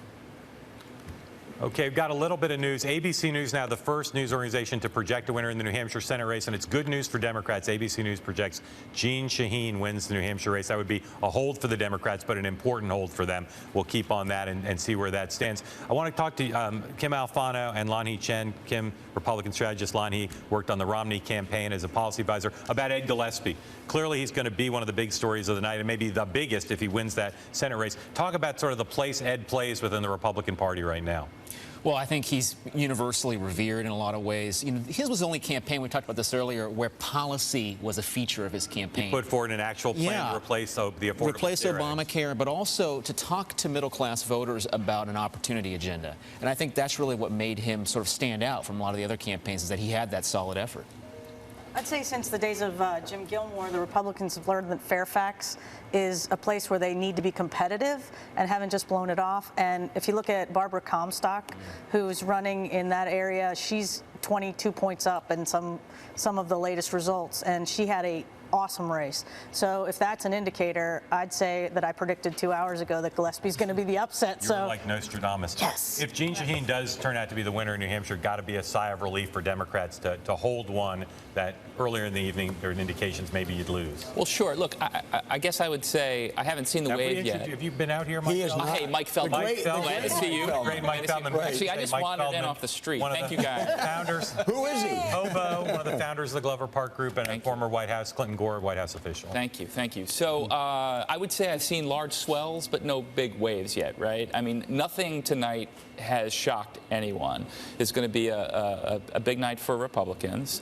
They are going to gain seats in the next Senate. But if Jeanne Shaheen holds on in New Hampshire, and it looks like she will, if Kay Hagan holds on in North Carolina, as it looks like she may, then I don't think we're seeing a wave election tonight. And I do think if you look at the gubernatorial races around the country and you look at some of the other contests, what you're seeing is dissatisfaction with the status quo, dissatisfaction with the establishment, but not a huge rebuke to one party or the other.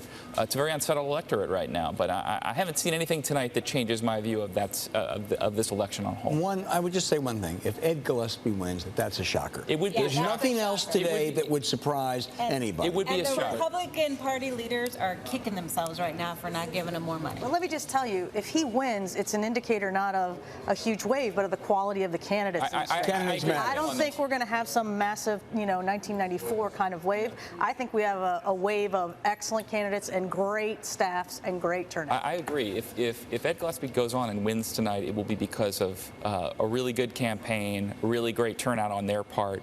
And not necessarily because of some national. So, Lanhee, it does sort of beg the question. Let's say Ed wins or gets close, and we call him Ed because everybody here knows him. He's been in Republican politics for a long time. Does that beg the question of, were people like Rob Portman right and you right, that maybe Republicans should have talked more about specific ideas to do better in some of these other races, as Ed did? Well, I think it's important. I think it's important to give voters a vision of what it is you're going to do if you get elected, as opposed to just sort of saying, we don't like Barack Obama. I mean, that's part of it. There's no question about it. Republican candidates did. Yeah, well, yeah, and I mean, what they say the reason they didn't do it? Well, I think some did. I think some probably didn't because they figured it was going to be a referendum on the president, and that's fine. Why not different do both? campaigns Why not different say strategies. I'm against the president, but here are my ideas? Like, what's the argument for against it? I think part of it is that there's a desire to focus the attention of voters on the attributes of the president and his policies that people felt were unpopular, and I totally understand that. I don't want to fault that strategy, but I think at the end of the day, if Republicans are going to be successful in this cycle and in 2016, they have to be able to demonstrate that they stand for something,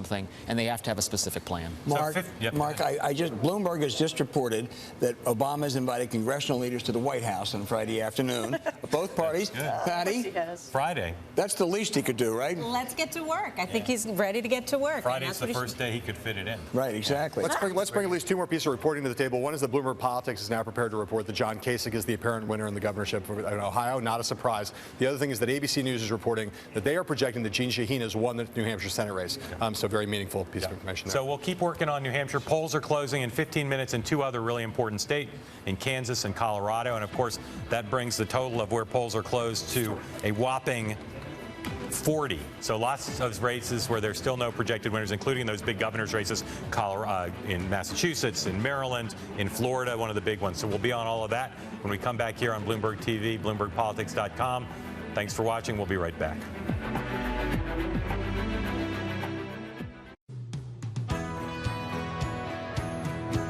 Perceptions change and evolve. In a recent Bloomberg Audience Insights report, more and more IT decision-makers evaluated Android as a secure platform for large-scale business operations. In the survey, 72% of IT decision-makers said they had deployed an Android device as part of a Bring Your Own Device initiative. Among them, more than 9 in 10 had deployed an Android device from Samsung. One reason they trust Samsung Android devices is the Knox security platform. 79% believe Knox is extremely or very useful for application security, with 78% mirroring that sentiment for malware protection. Samsung is in the unique position to offer security that is deeply rooted in hardware and constantly moves forward to help business realize the full potential of mobility. Dad, I know I haven't said this often enough, but thank you. Thank you, Mom, for protecting my future. Thank you for being my hero and my dad. Military families are uniquely thankful for many things. The legacy of USAA Auto Insurance could be one of them. If you're a current or former military member or their family, get an auto insurance quote and see why 92% of our members plan to stay for life.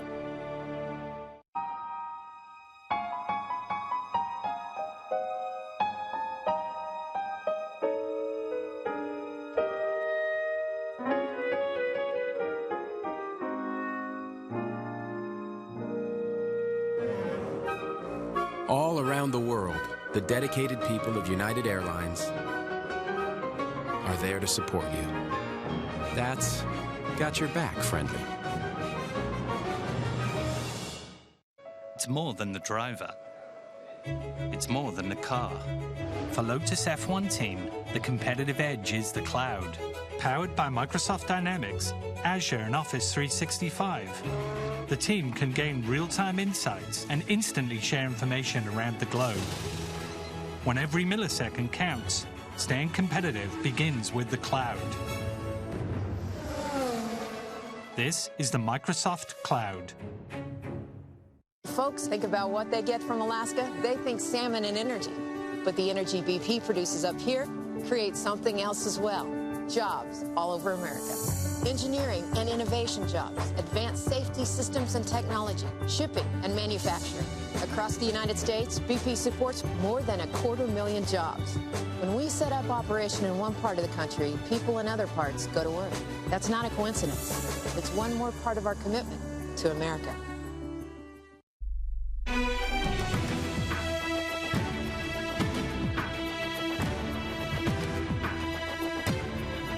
Welcome back to our all-night election coverage at Bloomberg Politics. I'm John Heilemann here with Mark Halperin. And we've got everything you need to understand the midterms except for holograms. At least not yet. So polls are closing in about 12 minutes. It's 8:48 here in the East. Polls are closing at 9 o'clock Eastern in Colorado, Kansas, Louisiana, Michigan, Minnesota, and a few other states. And polls are closed, of course, now already in 26 states. Lots we don't know because there are a lot of states where the polls have closed, but there are no projected winners. But there are some developments that are important. To remind you where we stand, the magic number, Republicans need to net 6 seats to take control of the Senate. That is the big story of the night. And so far, they've netted 2. They've not lost any. They won in Kentucky with Mitch McConnell. And, John, they've taken 2 away. West Virginia, expected, and Arkansas, which was pretty expected as well. They've beaten one incumbent and won one open seat. Right. One good spot for the Democrats, we should say, in New Hampshire. That's a race where Jeanne Shaheen had a big lead, a solid lead, and a consistent lead over Scott Brown in that race. One news organization, ABC News, has projected Jeanne Shaheen the winner in that race. No one else has. We've not reported that yet. No, not yet. But we do have our decision desk, which is looking at the raw vote and seeing that Jeanne Shaheen is right on pace with Barack Obama's performance in 2012. If she keeps that up, she would probably be in a pretty good position to win this race. Right. Another race where the polls close at 7 o'clock is in Virginia. Ed Gillespie, the former National Republican chairman, longtime Republican operative, I say that not in a negative way, is running against Mark Warner, the incumbent Democrat. This is one Republicans thought could be in play up until the last few days. Wasn't much discussed. Today, Republicans are quite interested in it. Let's bring in one of the sharpest minds in Republican politics, who happens to be a former congressman from the Old Dominion, Tom Davis, who's in our Washington bureau. Congressman, I know you've obviously watched this race particularly closely. You track them all. If Ed Gillespie ends up being close or winning this, and as Mike Feldman just pointed out, a lot of vote is out in Fairfax, which will presumably be good for Mark Warner. How has Ed Gillespie pieced together enough votes from which parts of the state, which demographic groups, to make this at least a close race at this hour? You know, he has run very, very well outstate, you know, in the rural areas. The 9th District, 7th District, 6th District down the 81 corridor. What cities are down in those districts that people would recognize? Well, it's not cities. It's really the rural areas. You lose the cities of Harrisonburg and Roanoke, but you take everything else down that corridor. You win the Richmond suburbs, but you lose big in the city of Richmond. Virginia is really 2 states. It's urban Virginia, particularly northern Virginia, and the cities, and then everything else. So it's 2 one-party states. We have not heard from Fairfax yet. I've looked at some returns there. Obviously, that's Mark Warner country. But Ed is doing better there than a lot of Republicans do statewide. He's got a 70,000 vote lead the last I saw. So, you know, it's disappointed Republicans so many times in the past when they've been leading early and Northern Virginia comes in and wipes it out. But, you know, Ed this time has united all factions of the party. And I think we're in for a long night. You were a red state, then a purple state. Now with a Democratic governor, 2 Democratic senators, you've been and President Obama's victories there, you become kind of a blue state. One thing Ed has been a huge proponent of before he was a candidate was your party reaching out to people besides, if you'll pardon the expression, old white men. And I don't mean that in a negative way, just factual demographic. How do you think Ed did in targeting younger voters, non-white voters? Well, younger voters and particularly ethnic voters in Northern Virginia and the suburbs and around the state, that has been a central part of his campaign. You've got to remember, he's done this under the radar screen. No cavalry came in. None of the interest groups and the super PACs came in to help him.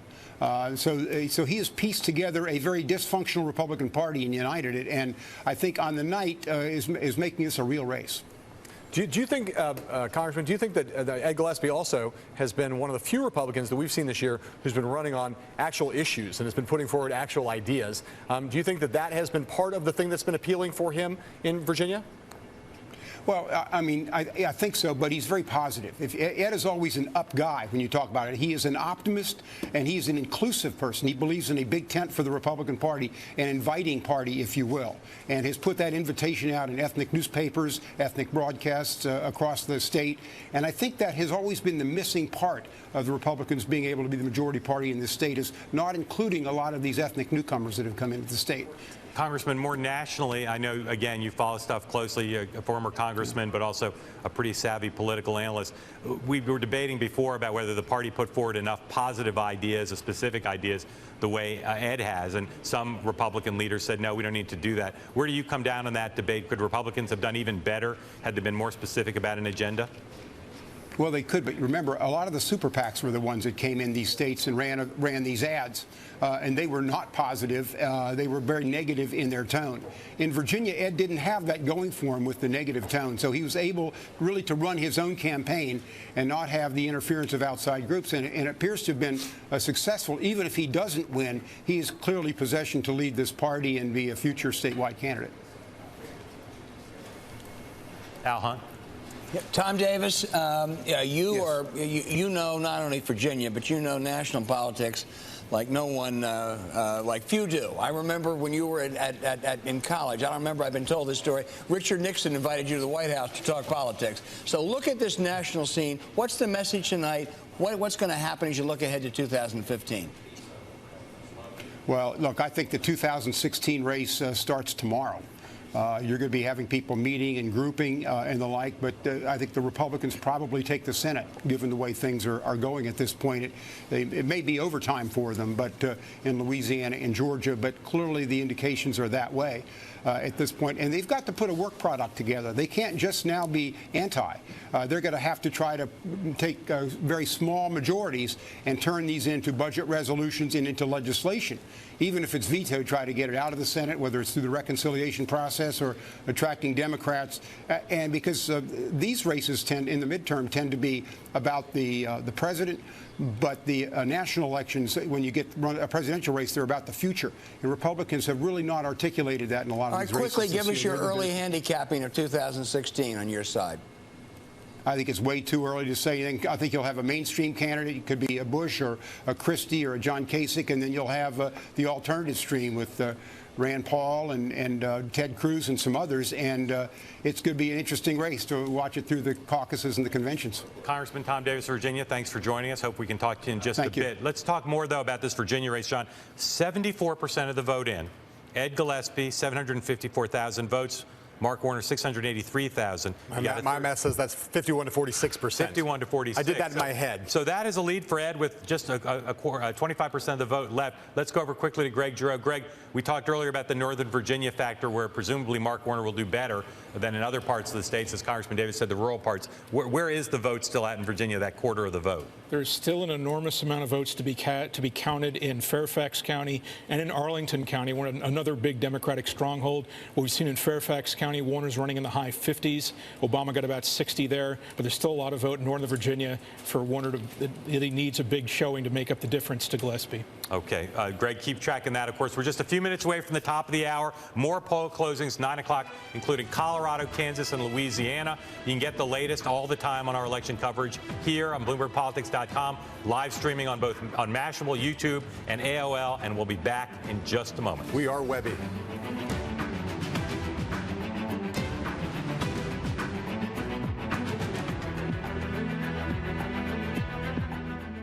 When a company committed to a sustainable future turns to Goldman Sachs for financing and advice, research is funded, algae gets to work, manufacturing ramps up, more facilities come online, renewable oils start providing new solutions, and a company called Solazyme makes progress.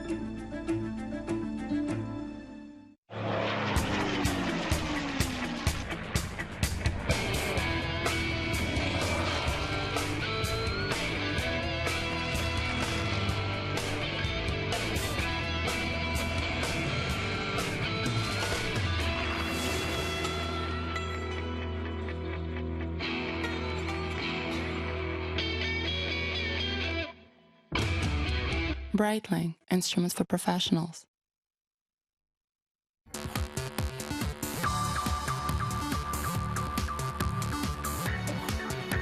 Today's Bloomberg Ticker is brought to you by PowerShares QQQ, leading the intelligent ETF revolution. I was ready to serve. I just got married. I was right out of school. My family's all military. You don't know what to expect. Then suddenly, you're there, in another world. I did my job. You do your best. I remember the faces, How everything mattered. so much more. My buddies, My country. everything. And everyone I loved. Back home. For all who've served and all who serve, we can never thank them enough. I can reach Ally Bank 24/7, but there are no branches. 24/7. It's just I'm a little reluctant to try new things. What's wrong with trying new things? You feel that in your muscles? Try a new way to bank, where no branches equals great rates. This new century has seen more than its share of economic events. We've seen back-to-back recessions, a global financial crisis, interest rates at historic lows, equity markets at new highs. But the basic investor needs are still the same: growth, income, protection. The needs haven't changed, but how we deliver them has to. Protection is positioned as an investment goal. Investing in certain securities may help to hedge against certain risks, but does not imply any guarantee from loss. Mutual funds are subject to market risk and volatility. Shares may gain or lose value. You are a business pro, solver of the slice, teacher of the unteachable. You lower handicaps and raise hopes. And you rent from National, because only National lets you choose any car in the aisle and go. You can even take a full size or above and still pay the mid-size price. Nice drive. Well played, business pro. Well played. Go National. Go like a pro.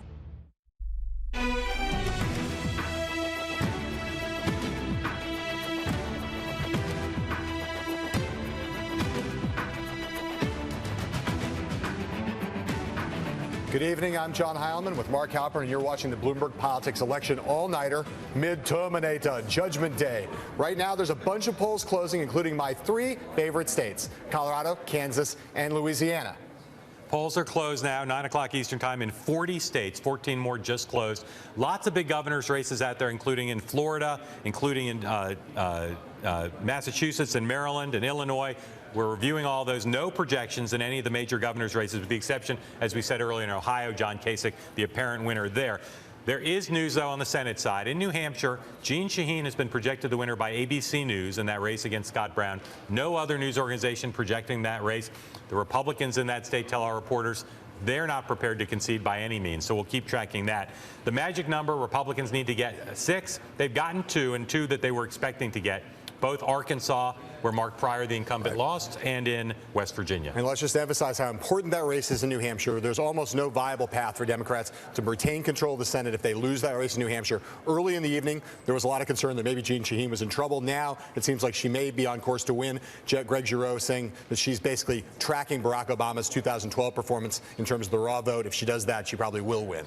All right, so one of the states that where the poll closing time is split is South Dakota. The later time is 10 o'clock, but Fox News is now projecting in that three-way race in South Dakota that the Republican Mike Rounds, the former governor, will be the winner there. That's a projection I suspect will not be matched by others, because I think it's possible Fox kind of jumped the gun. Yeah, maybe more wishful thinking than projection. Confusion about what the poll closing time is, but that would be one of the other expected pickups. One of the 3 that we always assumed from the very beginning, that one, West Virginia, South Dakota, Montana. This race, of course, became interesting a little bit late in the cycle when Democrats decided that they would throw $1 million in to try to help either Larry Pressler or Weiland, the Democratic candidate. All of that sort of for naught. It looked like Rounds was very strong in the closing polls in that state. He will probably win if those polls hold true. So as I said, you've got governors' races that have where the polls have already closed in Georgia, in Connecticut, in Florida, in Illinois, in Maine, Maryland, Massachusetts, Colorado now, and Michigan, and Wisconsin. All closed, no projection in any of those races. You could flip around the dial and you wouldn't find anybody knowing what's happening there. Suggests the races are close and people are looking closely at the returns as well as the exit polls. Where we have had some projections is in those Senate races, but there's still a lot of Senate races where there are no projections and the polls are closed, including, as we said, Georgia, in Kentucky, in Virginia rather, in North Carolina, in New Hampshire, and in Arkansas, and now added into that Kansas and Louisiana. Colorado, the polls have closed. No projection there. Let's go out to our man on the ground there, Josh Green of Bloomberg Politics, who is in Denver, and talk to Josh about what he's seeing there. Josh, this is one Democrats thought they had a good chance in. Then the momentum went to Cory Gardner ahead in the public polling. Where do both parties think things stand right now as the polls have just closed? Both parties are still hopeful, and as you guys know, this is one of the great races in the country this cycle. It's sort of a battle of strengths. You have Republicans with Cory Gardner, who may be the strongest Senate candidate this cycle. Democrats countering that with what might be the best ground game in the country. Early on this afternoon, the Democratic strategists I talked to were nervous. The electorate was tilting older than they expected. They thought it was going to be younger. They thought the partisan gap was going to begin to fall. They were very nervous. Over the last hour or so, as the vote total has risen, we've seen those numbers come down. We've already eclipsed the vote total in the 2010 midterm elections. The higher it goes, the better Democrats think it's going to be for them. Josh, you're in the tech center where Cory Gardner's campaign headquarters is located, and you've got an awesome brand new 1XLS behind you. That piece of hardware, it's catched my eye. I know you can't see it, but it's kind of awesome. Josh, let me ask you. I have no idea what you're talking about. It sounds cool. I know. There's a great piece of hardware behind you that's just confusing me. Let me ask you about Gardner. You know, there's been lots made of him, as you said, being a strong candidate. Lots made of Udall overemphasizing the view of some of the media, the so-called women's issues. When people talk about Gardner as a great candidate, what do they mean? Is he great on the stump, great at a speech, great message? What is it that people say is great? Well, what they mean is that he's sort of the antithesis of the Washington Republicans we think about, the kind of prickly, angry Ted Cruz, Mitch McConnell, maybe not tonight, but the old McConnell. Gardner is young, he's charismatic. Everybody here seems to have a different description of him. A strategist I was talking to earlier, a Democrat, likened him to an actor in an Orbitz gum commercial where they all have a big, happy smile. And that's really gone over well with voters here. Democrats have had a hard time painting him as the extremist that they wanted him to come across as. And if you look at his voting record in Congress, it's been very extreme. He's been the 10th most Republican member of the House, according to National Journal. So Democrats have had a hard time making that stick. However, I got up at the crack of dawn this morning, went canvassing with a labor leader, knocking on doors, talking to actual voters in the issues of abortion and personhood that Democrats were pushing so hard here really did seem to have broken through to some of these voters. So Democrats are still hopeful that in the end that will wind up being a winning strategy for them. Josh, one of the knocks on Mark Udall has been throughout this campaign is that he became a one-note candidate. All he talked about was abortion. I know you spent a bunch of time in Colorado. In addition to tonight, you were out there earlier, wrote a piece for BloombergPolitics.com. Tell us about what you've seen of Mark Udall. Is the caricature true? All he talked about was abortion? You know, when I was out here a month ago, every single ad on TV from Democrats and Democratic organizations, not just Udall's, wound around to this issue of choice and abortion, and that Cory Gardner, who had previously supported a personhood amendment, which would have outlawed abortion and probably most forms of birth control, was too extreme for Colorado. You saw that in every ad, even from the environmental guys. The people that complained about that the most to me a month ago were actually Democrats, people who were worried about the economy, the outdoor, the environmentalist people. They didn't understand why they were running just this one ad over and over. One thing I noticed sitting in a hotel room in the last 48 hours or so is that the ads you see for Udall don't mention abortion as much as they do. Now they tend to focus on the economy. They tend to focus on other things. They're more positive. He's broadened his closing message. I think the hope is that he can be seen as something more than just a guy who's whacking the Republican over the head for abortion. We'll know in a couple hours, maybe 12 or 14 hours, but in a couple hours eventually, whether or not that was a successful strategy. Okay, Josh Green, thanks. We'll stay with you and obviously look to see if there's projection anytime soon in that race in Colorado where the polls are closed. So now let's take a look at where we stand in the Senate. Raw vote in lots of states. As we've told you earlier, as we break down these states with our decision desk, looking at the number of where the vote's in doesn't necessarily tell you where things are headed. This is not like a basketball game where one guy's ahead, then the other candidate moves ahead. This is just by random almost where the vote comes in. Often vote comes in faster in some states in rural areas, slower in the cities, which might be a little bit counterintuitive. But let's look at raw vote in some of these states now and see where things stand. Let's start in Virginia. Ed Gillespie versus Mark Warner. This is one where last time we checked in, Ed Gillespie was ahead. He's still ahead with 78% of the vote in, but that's still likely, as we said before with our decision desk, the vote is out in places where Warner is going to cut the lead. The question is, can he cut it enough? Can he cut it enough? And Fairfax County is going to matter a lot, but every point of raw vote that comes in, Ed Gillespie's got a not insubstantial lead right now.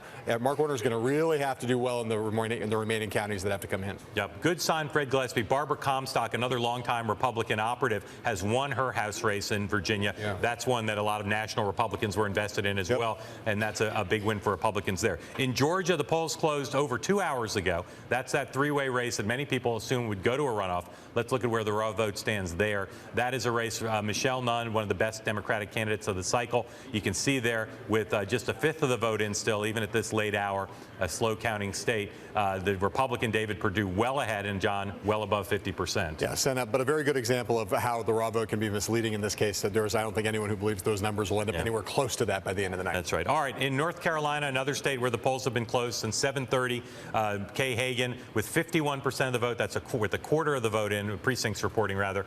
Kay Hagan at 51, her Republican challenger Tom Tillis 46, and Sean Howe, the Libertarian candidate, only at 3%. Typically, even when we see third candidates or fourth candidates polling high, they tend to collapse when we get to Election Day. They do, and I believe you meant 24% of the precincts reporting on that. What did I say? You said 51.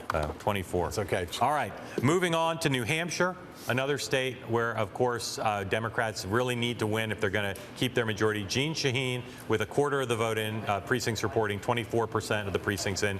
Jeanne Shaheen above 53%, pretty healthy lead there, but again, lots of vote out. And I'll note, though, that we now have a second projection, I believe, in this race. NBC, I believe, is now projected also that Jeanne has won this race. So Bloomberg Politics is not ready to go along with the two networks. ABC, I believe, and NBC have now projected that she's the winner, but we're holding off because we're not so sure. Historically, those are two news organizations who make more cautious projections than some of the other networks, and so I think Democrats probably breathe a sigh of relief. That would be a hold for Democrats, one of the seats where they had an incumbent who faced a pretty spirited challenge. But a necessary hold. Yep. They're highly necessary.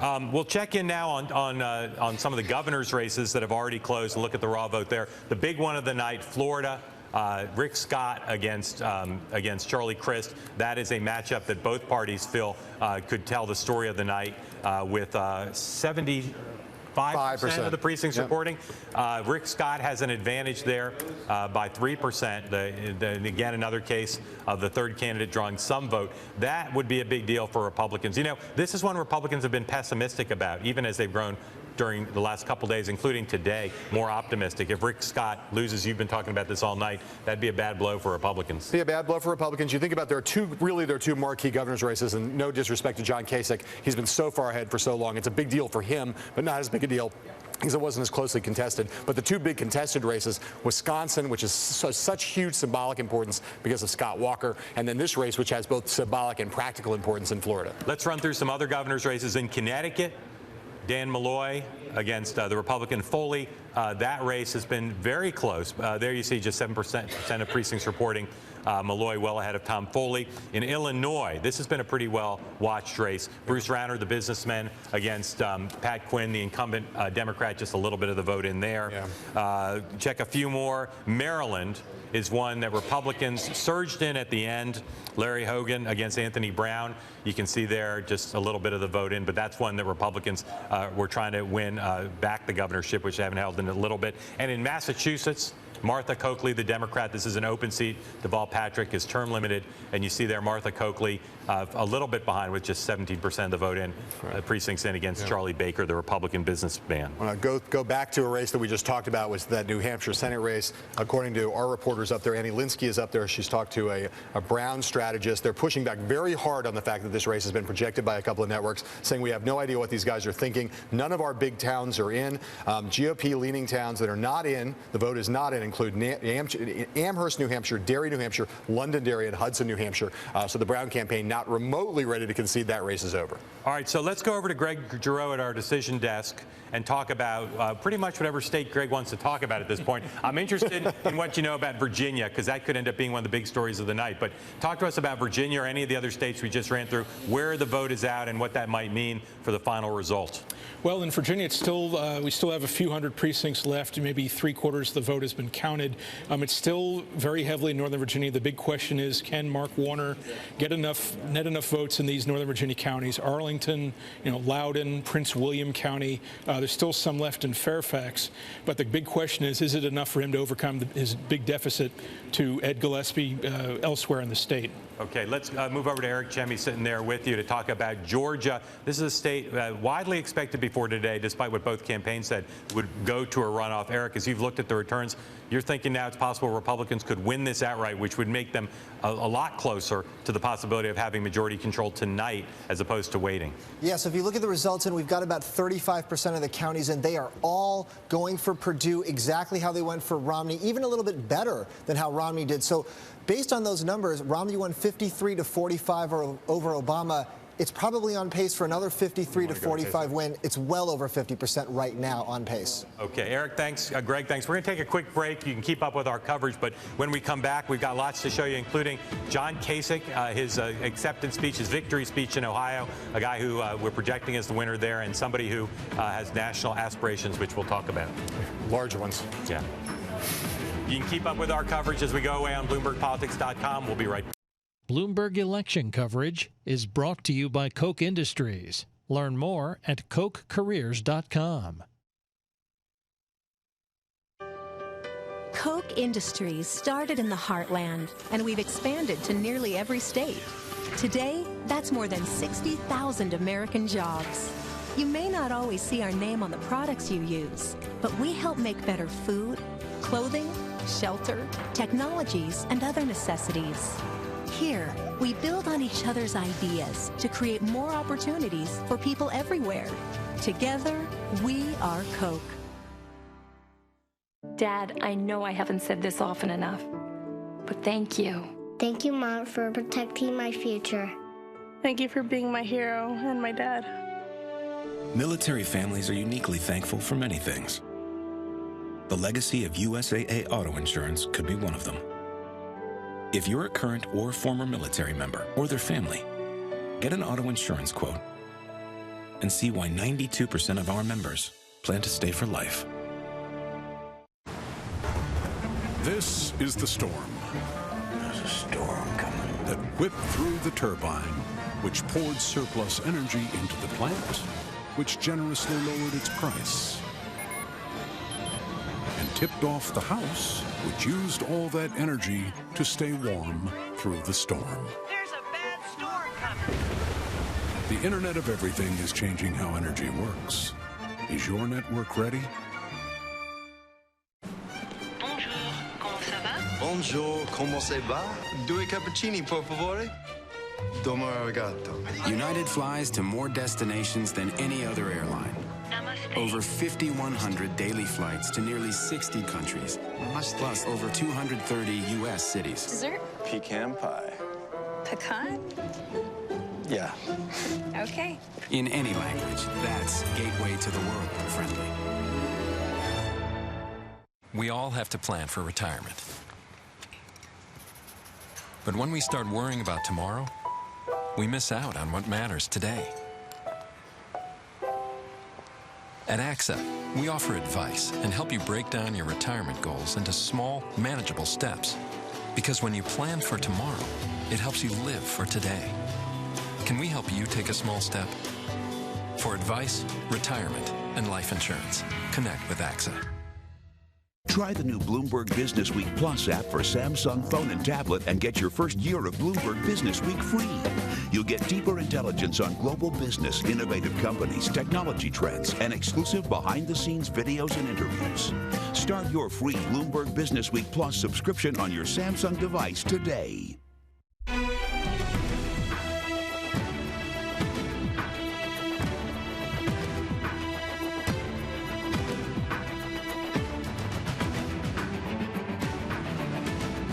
Welcome back to Bloomberg's Politics, this all-nighter.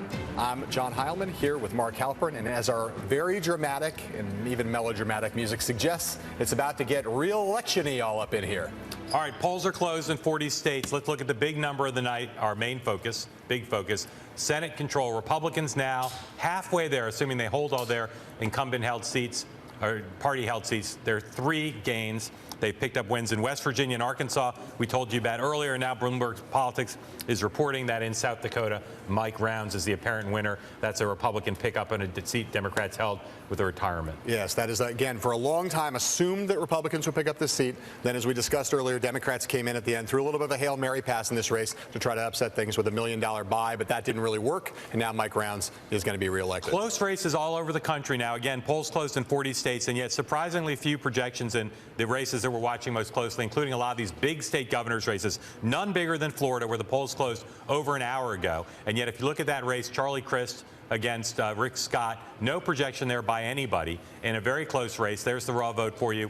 80% of precincts reporting, and we've got Charlie Crist ahead, or behind rather, to Rick Scott in a very close race. Want to go over to Al Hunt with Mike Feldman to talk about Florida, ghosts of Florida past. Well, Mark, Mike Feldman in November of 2000 was right next to Al Gore in an historic night in American politics. Mike, what you're hearing from Florida is we may have a little bit of deja vu. Well, look, in any race that's that close, and particularly in Florida, which is such an iconically tough state in American politics, we have a race that's within 2 percentage points right now. It could easily close. Earlier tonight, the Crist campaign petitioned to keep the polls open longer in Broward County, citing irregularities there. That request was denied. So if they go into recount in Florida, it's entirely possible they will. I think Florida and Virginia right now may be the 2 closest races that we're watching.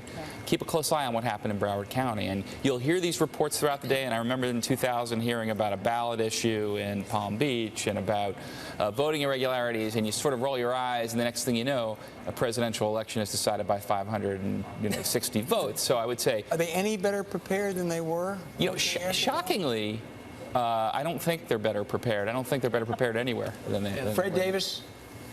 Fred Davis, do I think they're better prepared than that? No, you can jump in on anything you want, Fred, as always. I tell you what. I'll ask you a question then. Georgia and Michigan are the 2 I'm looking at. I know you are, and we'll go right to those. But North Carolina, right. If Kay Hagan won, as appears to be the case, right. Is that a case of as unpopular as Washington was, so was Raleigh, and maybe the Republicans overreached a bit? I don't know about the overreach. I think maybe She ran against the House Speaker. I haven't quite figured out Kay Hagan's popularity, honestly. So I'm quite amazed by that. I think it's the makeup of the state, changing makeup of the state. It's a vast blue state these days. Do you want to add anything about Georgia or Michigan? Yeah, I'd like to say in Michigan, I've heard reports, the exit polls down 3, yet the Detroit Free Press just called it for Snyder. Who was your candidate? Who's my candidate. Right. In Georgia, we're outperforming Romney in most of the state. Big number advantage for Purdue, but Atlanta hasn't come in yet. So there's the huge difference. And Al, I just want to jump in for 1 second on Florida. Last week, Rick Scott had to put another $18 million of his own money in this race after chump having change said, for him, Anita. Chump change, but after having said he wasn't going to spend his own money on a seat that he spent substantially for 4 years ago. I think that this has become such a classically swing state in the last 12 years that it's it really is going to be, I think, one where they end up counting every vote and then probably a few votes that weren't cast. Weigh in on that or anything else you want to weigh in on? I'm watching a couple, one in Virginia. It looks like Fairfax County is coming in, and Gillespie's been much more competitive in places like McLean, in the Drainesville precinct, and in Braddock precinct, which is somewhat liberal, but he's got the independents. That's things that Republicans need to plug up in order to get the race. So that's a great sign for him. That is great. And a lot is in, 75%. AP has now predicted Jeanne Shaheen. So that's a big projection. AP pretty cautious. Republican protestations to the contrary. That'd be a hold for Democrats and a big one. I want to ask you all about something that's almost certainly going to come up tonight, which is let the political operatives stand aside and let the lawyers in. We know both parties have lawyered up for this. At what point, if you're in the war room, you're in the boiler room, you're the campaign manager, do you say, you know what, we got to get the lawyers involved rather than just vote counting because of irregularities or recount laws, whatever? Let's start with you because you know a little something about this. Being married to one of the premier election lawyers on the planet. Or as you like to call it, the cartel, Mark. Yeah. So, and here's the deal. It's not tonight that you get the lawyers involved. You get the lawyers involved 2 months ago. If you think you're looking at a close race, you actually want to start having people on the ground. You want to make sure you have some people locally on the ground. You want to make sure that you're actually prepared so that you're not, calling around at 2 in the morning tonight to say, is there anybody up there who can get a hold of those machines and make sure nobody tampers with them? I think both parties have had aggressive operations in place, particularly as it became apparent you were going to have some exceptionally close races in states that either historically have had some problems or just are going to be very close. I think New Hampshire is a place where everyone's been expecting a close race. North Carolina. We're declaring the apparent winner there is Jeanne Shaheen. Well, then they can pull the lawyers out right now then, I guess. So. Who's the most famous election lawyer in the history of Democratic disputed races? I'd say Ebola czar Ron Klain. I would, other than Mitchell Berger? Yeah, I'd say Ebola czar Ron Klain. Ebola czar Ron Klain. Yeah, David Boies would have to be up there. Yeah. Look, I would say they should have had Jim Baker. He was already taken. Yes. Yeah. No, I mean, Anita's right. The other thing is that's true, and you have to look at the legal recount in those states. So you start with, some states will automatically go into recount. But to the question you asked earlier, the process may not have gotten any better. But the process of contesting the vote has gotten a lot more sophisticated since we went through this in 2000. Let me just take the question, because we've just reported that Bloomberg Politics is reporting that Jeanne Shaheen has won in New Hampshire. I just want to ask this question. Whither Scott Brown, having had a rather interesting political career, what next for him? I don't know. There are 48 states. They're actually that joke is out there on the internet already. That's a good answer. Al's right with the Twitter there. That one's already been made. There are 48 states left. Okay. Other than sarcasm, what next for Scott Brown? Oh, listen, I shouldn't even ask you. You shouldn't ask us. I'm going to ask you. What next for Scott Brown? I'm not allowed to be funny? No, I can't say he's going to be an underwear model? You can be funny, but you're not going to just take cheap shots. No. I'm not going to do that. He's got a couple options. He, first of all, he could be an underwear model, but if not that, I'm thinking he could be, he'll either go into like university sort of world or probably doing what you do. I think he has a future still in politics if he wants it. This guy was a rock star, and he could be again. He happened to run into a couple bits of bad luck. Yeah, assess his strengths and weaknesses, just very quickly. Strengths or looks like a even better looking than you. Now, John, I think he looks the part, he talks the part, he acts the part, he has that perfect persona. I don't know him, you know, as far as the policy depth. You hear stories, I don't know. Okay, fair enough. Mark's over there at the D-desk. All right, so we take a look there at the Florida governor's race, one of the big ones of the night. Rick Scott still ahead there, 82% of precincts in. Rick Scott ahead, 49 to 46. Greg, 18% of precincts left. Where are they? They are overwhelmingly in 3 southeastern Florida counties that lean very heavily Democratic. Miami-Dade, Broward, and Palm Beach. Krista's down about 120,000 votes. The big question is, do these precincts in those 3 counties give him enough to surmount the lead from Rick Scott? So obviously, hypothetically they do, theoretically they do, but given how big those counties are, the percentage Democrats normally get, is it a likelihood? It's too soon to say. In Broward County, a big Democratic stronghold, Crist was getting about 69% of the vote. It's typically President Obama actually outran President Obama a little bit. President Obama won 67% of the vote there, and of course he narrowly carried Florida in the 2012 election. Okay, so those, you said that's where most of the vote is at. How many other counties is there still vote out in?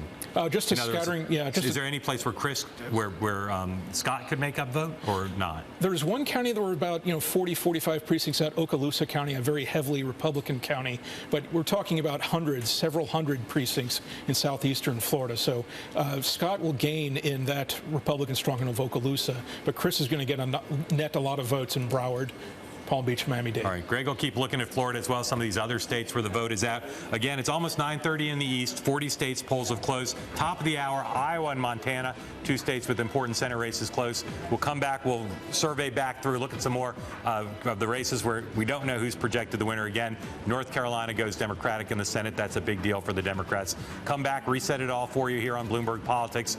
Election all-nighter. We'll be right back.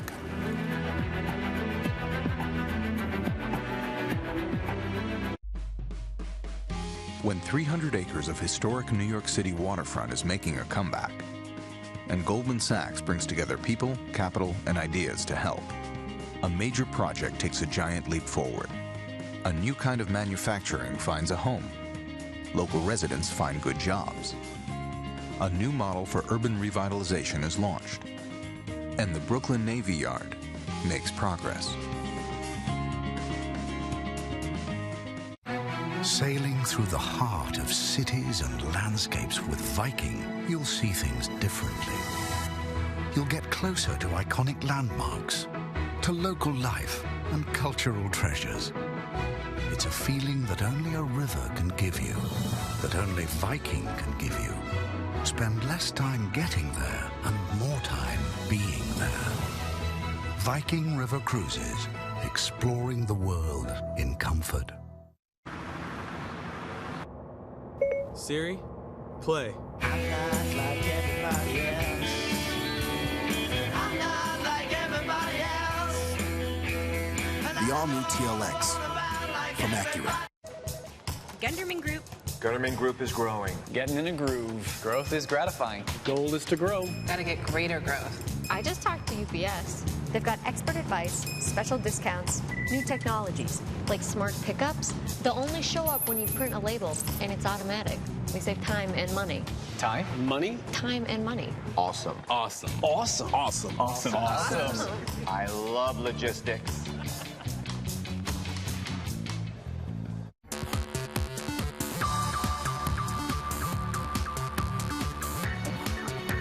Today's Bloomberg ticker is brought to you by PowerShares QQQ, leading the intelligent ETF revolution.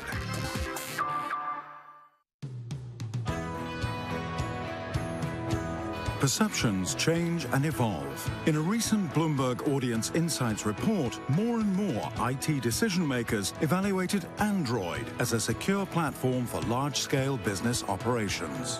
In the survey, 72% of IT decision makers said they had deployed an Android device as part of a Bring Your Own Device initiative. Among them, more than 9 in 10 had deployed an Android device from Samsung. One reason they trust Samsung Android devices is the Knox security platform. 79% believe Knox is extremely or very useful for application security, with 78% mirroring that sentiment for malware protection. Samsung is in the unique position to offer security that is deeply rooted in hardware and constantly moves forward to help business realize the full potential of mobility.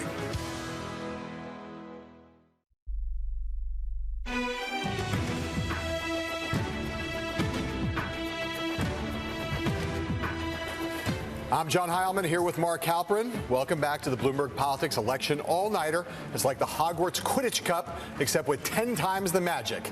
We're waiting for the polls to close in Iowa and Montana at the top of the hour, but there's already so much going on that we're running out of note cards. I'm clinging to my 9:30 update note card, which we'll do now. Again, polls are closed in 40 states. At 10 o'clock, 4 more, including Iowa and Montana. But let's look at where we stand now. And the biggest story of the night, the magic number of 6. Republicans need to hold the Senate. And Democrats took a big step forward for their probably only remaining path to keep the majority by winning in New Hampshire. Bloomberg Politics is reporting the apparent winner there, projected by many other news organizations, is Jeanne Shaheen. Republicans, though, there you see Shaheen beating Scott Brown, who moved up to Massachusetts to try to beat her. Shaheen holding on to her seat. That's one Democrats said closed in the last few days, but they did hold on there, apparently. The magic number, though, of 6 now cut in half, assuming Republicans hold Kansas, assuming they hold Georgia, which is looking increasingly likely, which we'll talk about in a minute. That means Republicans need to net 3 more, find 3 more Democratic-held seats. They've won 3 Democratic-held seats this evening, all pretty much expected. South Dakota, Arkansas, and West Virginia. In South Dakota, Mike Rounds, the former Republican governor, was able to win a 3-way race, really a 4-way race. You see 3 of the candidates there. In Arkansas, Tom Cotton, a House member, military veteran, was able to beat Mark Pryor there with just a little bit of the raw vote in soundly, but Cotton has been declared. We're reporting the apparent winner there in Arkansas. And then in West Virginia, another race Republicans have long been thought to have the advantage and the victory. Shelley Moore Capito, a House member, winning there in West Virginia. First Republican to win in West Virginia Senate seat in decades. There are a lot of other races in the Senate side where there is no apparent winner yet, no projected winner. That includes Virginia. Ed Gillespie, the former Republican National Committee chairman, making his first run for elective office against Mark Warner, the Democratic incumbent. And Gillespie is doing quite well. And as we've told you for a while, Gillespie's lead is based, though, on votes not being in parts of Northern Virginia where Democrats do very well. There you see the race has tightened considerably since we last checked in on it there. They're within 25,000 votes with 90% of the precincts reporting. We're watching that closely. Gillespie obviously doing better than expected. We'll see if he holds on there in what has been a lead in the early votes that have come in. In Georgia, another important race. This is one we're going to talk about, as I said, in just a moment. That's a race. David Perdue, the Republican, in the votes that's come in so far, 35% of precincts reporting, doing quite well against Michelle Nunn, Democrat. This is a state where Democrats had high hopes to take one away. If they don't win here, despite their win in New Hampshire, very difficult to see how they can hold the majority. And David Perdue now apparently has a chance to win this without a runoff. Fred Davis talked about that later, how he's overperforming Mitt Romney in parts of the state. In North Carolina, another Democratic incumbent-held seat, a 3-way race. Kay Hagan there with about 42% of precincts reporting leading over Tom Tillis, the Republican Speaker of the House. That is an important race for Democrats. Again, one that had closed, but Democrats felt quite confident about it going into today. Let's switch over to some governor's races, some very big races. First and foremost, the Florida governor's race. That is a race that Democrats would like to win for a variety of reasons, including some bragging rights for one of the biggest states in the country there. Charlie Crist still behind the incumbent Republican Rick Scott with 85% of precincts reporting. We will stay on that one. No projections there. In Connecticut, a very targeted race, one of the few places President Obama went to campaign. The incumbent Daniel Malloy ahead there with just 14% of the vote in against Tom Foley. That's a rematch from 4 years ago. An important race there. Illinois governor's race. Also, the polls closed there, but no projection. Businessman Bruce Rauner running against Pat Quinn, who took over after Rod Blagojevich did what a fairly high percentage of governors in Illinois do. He went to prison. Bruce Rauner there leading, though, just 10% of the vote in. In Maryland, another race that is competitive. Larry Hogan, the Republican, so far, again, with just a little bit of the vote in. trailing Anthony Brown, the Democratic lieutenant governor. That is a race that's become quite competitive in the view of both parties in just the last couple weeks. And then finally, in Massachusetts, which has a tradition, despite its Democratic reputation, of electing Republican governors, Martha Coakley, the Democrat, this is an open seat. Deval Patrick is leaving office. Charlie Baker, the Republican businessman there, with a third of the precincts reporting, has a small lead. All of those races that we just ran through, except for the few Senate races, no projected winners. So we continue to look at both where the vote is out and to try to get us to the point where we can tell you who has won. Republicans netting 3, as I said, so far. Go over to John at the decision desk to talk about one of the most important races of the night, the Georgia Senate race.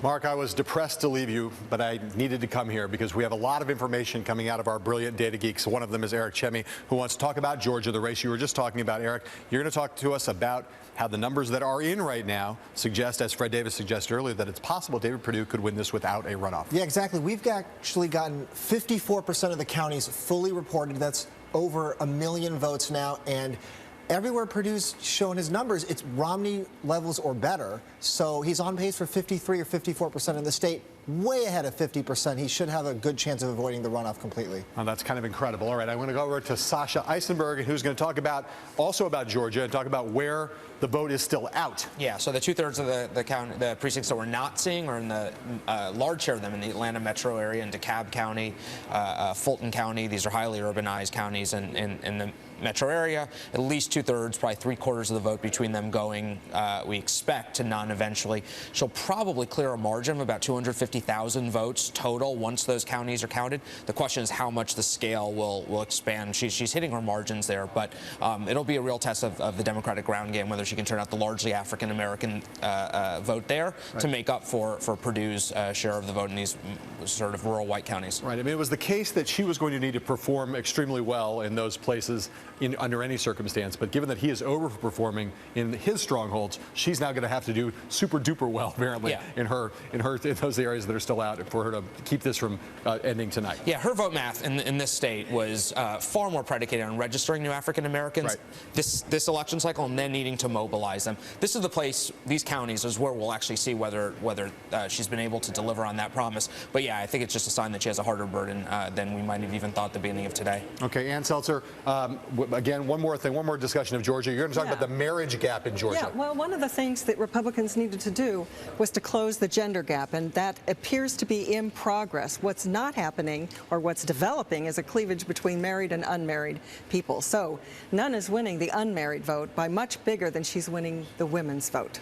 Right. That's something to watch. Okay, that is all super interesting, and Mark is over there at the analyst table going to talk about this a little more, I bet. Now, we're going to play some Senate roulette now. This is thought to be a bad Democratic night, right? Let's review where we are. Let's say that Democrats, we say, are winning New Hampshire, and they're winning in North Carolina, potentially, right? Let's say they win Kansas. Pat Roberts loses, Greg Orman wins, and let's say Greg Orman decides to caucus with the Democrats. By my count, Republicans then, to get the majority, would have to win Colorado, Louisiana, Iowa, and Alaska, assuming Mark Warner wins in Virginia, even giving them Georgia. Anybody question that math? Want me to do it again? No, but it's a tougher path for Democrats still. I think you're absolutely question, right. But it seems plausible, right? So, Mark, one other way to look at this is there were 6 states that Barack Obama lost by double digits. That 3 of them were open seats, 3 of them have incumbents, right? Then you move to the purple states, North Carolina, New Hampshire, Colorado, Iowa, and I guess we're going to throw Virginia in that now. So, can Democrats hold any of those 6 states? And so far, we haven't seen that happen. And then, can they hold all of their purple states? And so that's really, I think, another way to look at this. That works. Could be the worst Senate map ever for Democrats in history, but certainly since Kennedy. And I think they're holding their own. Yeah. All right, but and in your hypothetical, you're not really thinking about what happens if Joe Manchin switches parties. Joe Manchin just said he wouldn't. Yes. So there's that. But it just hope springs it through. Bipartisan wishful thinking. You're a smart guy, right? by reputation. Okay. By my math, again, just to say, even if Republicans win Georgia, they would have to win Colorado, Louisiana, Iowa, and Alaska to get the majority. They would have to win those states where they're favored, of course. Well, but there's no margin of error. My point is, if Democrats do win, they've won New Hampshire. If they win Kansas, which we don't know, but not impossible. If they win North Carolina, where Hagan currently is ahead and could well win.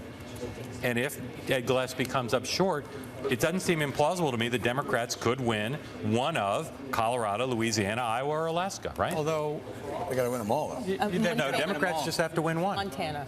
No, I've already you already factored that. So what are the? I think your math is a little. You've given them Kansas, New Hampshire, and North Carolina. Yeah. If the Republicans win the rest, they win 52.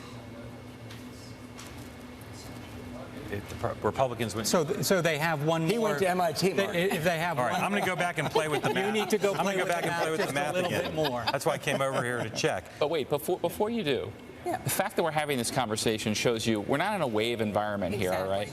We're not in a, this is a very bad map for Democrats, and they're winning governor seats and they're holding their own in the Senate. Either way, the outcome, I mean, I know we will build up to some suspense here about who controls the United States Senate, and I actually believe that we don't want to participate in that. Yes, suspense absolutely. But if you look at the map, at the end of the day, the Senate is going to be tighter, no matter who's in control. We're going to have divided government. Okay, let me stop because we got to go break. You were right about Montana. Didn't have that on my list. That means it gives the Republicans a little bit more of a margin of error. Before we go to break, really quick, let me ask you a question. Right now, which Senate race is holding your attention the most of the unprojected ones? Iowa. Iowa. Yeah, I just want to put it to bed. In there. Lots of Virginia. Oh, Virginia, because I predicted it, but of course. All right, I've already moved on. We're going to come back. We're going to review where we are. It is. You were close on the math, though. I was missing just one. I was told there'd be no math. Polls are closing in Iowa and Montana at 10, which is why I didn't have Montana on my list. Coming up, we'll have more right here on Bloomberg TV. Bloomberg Television is brought to you by BP. Proud to be America's largest energy investor. When folks think about what they get from Alaska, they think salmon and energy. But the energy BP produces up here creates something else as well. Jobs all over America. Engineering and innovation jobs, advanced safety systems and technology, shipping and manufacturing.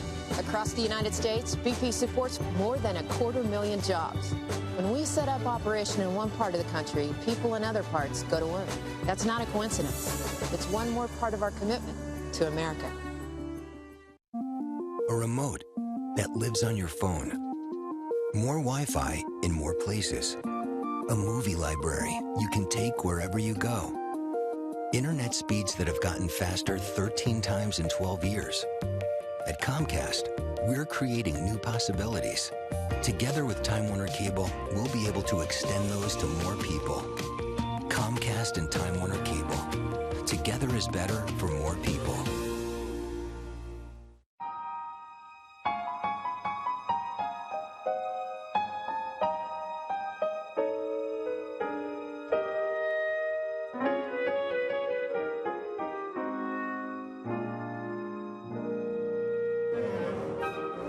All around the world, the dedicated people of United Airlines are there to support you.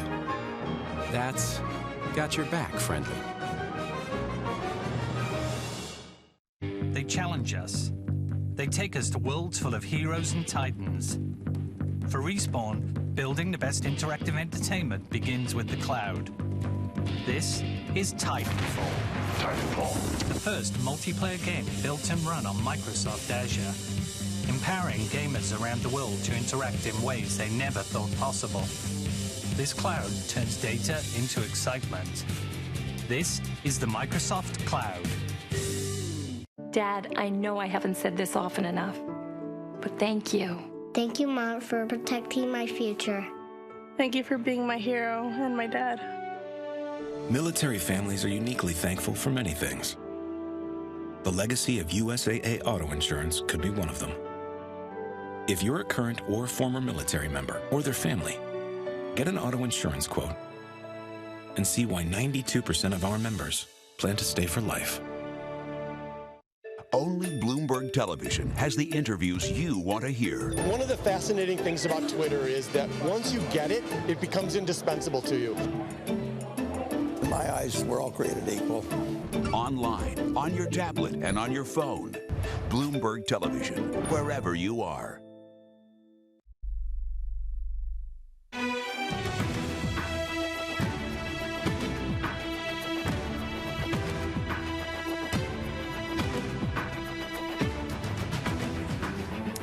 Welcome back to the Bloomberg Politics election all-nighter, live from Gotham City, bringing you the up-to-the-minute, all-inclusive coverage of the midterm elections. It's just like a presidential election, except without a book deal.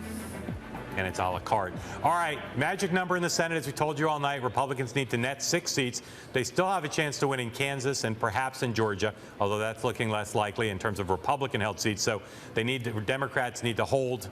They have to stop Republicans from netting 6. Right now, Republicans have netted 3. We've told you they've won seats in Arkansas, in South Dakota, and in West Virginia. Lots of states where the polls have closed, including some for hours where there are no projected winners. There is a projected winner, though, or projected result, though, by several news organizations in the Louisiana Senate race. That is a 3-way race, a so-called jungle primary. And in that race, several news organizations are reporting not a projected winner, but the fact that it's going to go to a runoff in December, in which Bill Cassidy one of the 2 Republicans will face off against Mary Landrieu. Again, this not an unexpected result at all. Thus far tonight, we have not had a single genuinely unexpected result in a race so far that anybody has been willing to project. This race, everyone has assumed would go to a runoff. That runoff would be in December. We know in Georgia, the runoff would be in January. This one would be earlier.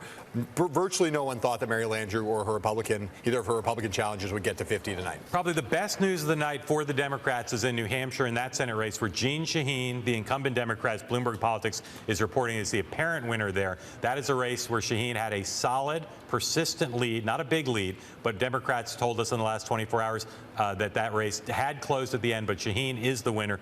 Want to go over to Al Hunt to talk to the table there about Shaheen with John Sununu, who's got some history with her, shall we say, as well as this question of the runoff in Louisiana and whether the Democrats have a chance to hold that seat if it does go to a runoff, as now is being projected. Mark, there is no one in America that knows more about running against Jeanne Shaheen than John Sununu. You both defeated her and you've lost to her. She won this time against Scott Brown. How did she do it? Well, the way you win, and if the returns hold, obviously she will win. But she's only ahead by 6,000 votes right now, and there's some big Republican towns out. And so if I were Scott Brown, and your supporters, you owe it to them to watch the returns come in. It's about the independents. We talked about that earlier. We knew they were close. Some of the early exit polling had Scott Brown with an edge. It looks like she was able to claw some of those back, probably won the independents by a few percentage. Which is the plurality. And if she did, that would be enough to win the election by 1 or 2%, give or take. So obviously a very close race, neck and neck. New Hampshire's a bellwether. It always is. It's been a tough competitive election nationwide, and New Hampshire follows suit. Anita Dunn, let's talk Louisiana. At least 2 networks are projecting a runoff. It looks like that'll happen. How are the dynamics different? Mary Landrieu has twice before won runoffs, but the terrain may be tougher this time. Well, I think the terrain in Louisiana gets tougher every time she runs, but Mary Landrieu has managed to be a survivor all these years. She had to win in a runoff in '96 and then in 2002. Both extremely tough races. '96 went to a full recount and to the Senate Rules. She won by less than 6,000. Went 6 months, if I recall correctly. So I think that, Louisiana is going to be a very, very tough race. And I think that the dynamic of the runoff will be very influenced by whether or not Senate control has been decided. If that is the seat that's going to decide Senate control, it is going to be, an extraordinary few weeks down there. Invest in broadcast stations. I was going to say, let's all go buy some Kim, stock. how do you see Louisiana runoff? Well, I've been saying for a couple of days, it's 2 Republicans versus a Democrat, ostensibly. Right. So I would say that, when the national spotlight's on it, it's going to be aggressive from both sides. But the Republicans, I think, have more of a natural assortment of low-hanging fruit to pull her over. But he's not a great candidate. No, but I don't think he gets to be the candidate anymore. I think he's going to have a lot of advice. You know, he's not like some of those guys before. And they won't let that be a bad candidate deal. No. You know, Mike Feldman, one thing, a number of southern states, the demographics are moving a little bit towards the Democrats. North Carolina, Kentucky. Georgia, Virginia. No, in Kentucky, it's going the other way. I thought you said towards the But I'm Republican. saying Kentucky and Arkansas and West Virginia and Louisiana, the demographics are really moving more red. Yeah, and yet in a state like Kentucky, a Democrat can win statewide. For governor, right? Yeah, for governor. Look, it was a very different state in 1992 when Bill Clinton won it, and again in '96 when he won it. It's going to be hugely challenging for a Democrat to win nationally there. But yeah, and at the same time, in a variety of states, Virginia being one of them, and we'll see how that pans out tonight, the percentage of the non-white eligible vote is moving to a place that makes it very difficult for a Republican to win in a presidential election. So we're looking at a midterm electorate now. In 2 years, we'll be back here talking about that demographic. And one of the interesting things that I saw from the exit polls, and we're not quite sure how accurate some of them are, but there really was a sizable African-American turnout in North Carolina and Georgia and other places, and where the candidate, at least in Georgia, appears to have fallen short was she couldn't get much more of the white vote than Barack Obama got. You know, the DSCC and the Senate Majority PAC, some of the other organizations, put a huge amount of money, not just into advertising this time, but into registering voters in these states and turning voters out of $60 million.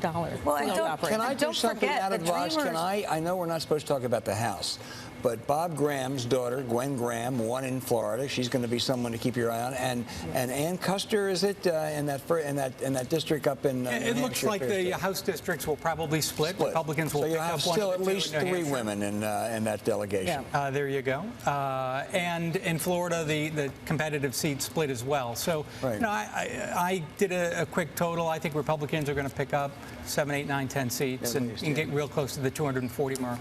Mark Halperin, turn it over to you. So one of the things you do on election night, if you want to get the latest information, is to look lots of different places. Most news organizations are telling you now, if you're looking at their vote total, what the Associated Press is telling them. They do a very good job of counting. But sometimes secretaries of states count faster. Virginia State, the Senate race they were looking at closely. What are you finding in looking at the official returns from the state government? Well, actually, not only the state boards of election count quickly, but also some big counties boards of election count quickly. And I'm looking at the Fairfax County Board of Elections website, which has 234 out of 238 precincts reported there. Mark Warner is up about 48,000 votes. Some earlier counts had him up in Fairfax by about 25,000 to 30,000. The bottom line is Mark Warner has basically caught Ed Gillespie with scattered precincts left to count. Over 2 million votes have been counted in Virginia. So what's left to count in Virginia? You still have a few precincts left in Fairfax. You have about 10 or 11 left in Arlington County, which abuts D.C. and is very heavily Democratic. And then some scattered precincts throughout the state that probably, some may offset some of the others. So is Warner basically in a tie now, or has he surged ahead? In my latest unofficial count, he's up by about a couple thousand votes. Out of more than 2 million. So let me turn to Eric and ask you this, put you on the spot. You may not know off the top of your head. What is the recount law in the Old Dominion? Oh, I do not know. You want to look that up? I can look that up because if it's going to be that close, we may. This is a state where the lawyers could get heavily involved. All those election lawyers in D.C. just drive across the river. But North Carolina is a really close one right now. Yeah. I mean, based on the numbers there, that might be something we might look for a recount. Tell us what's going on there. Right now, the numbers are basically really even. They're within 1% of the votes that are in. They're within 1% of how we might predict they would do based on the 2012 presidential election. So that one we will need to keep watching for the rest of the night. All right. So right now we're looking at a lot of states that are exceedingly close. North Carolina Senate, the Virginia Senate, the Florida Senate race, the Florida governor's race, rather, is very close. And then we've got lots of governor's races where the vote's coming in ridiculously slow here in the internet age, including in Illinois, in Maryland, in Maine, in Massachusetts.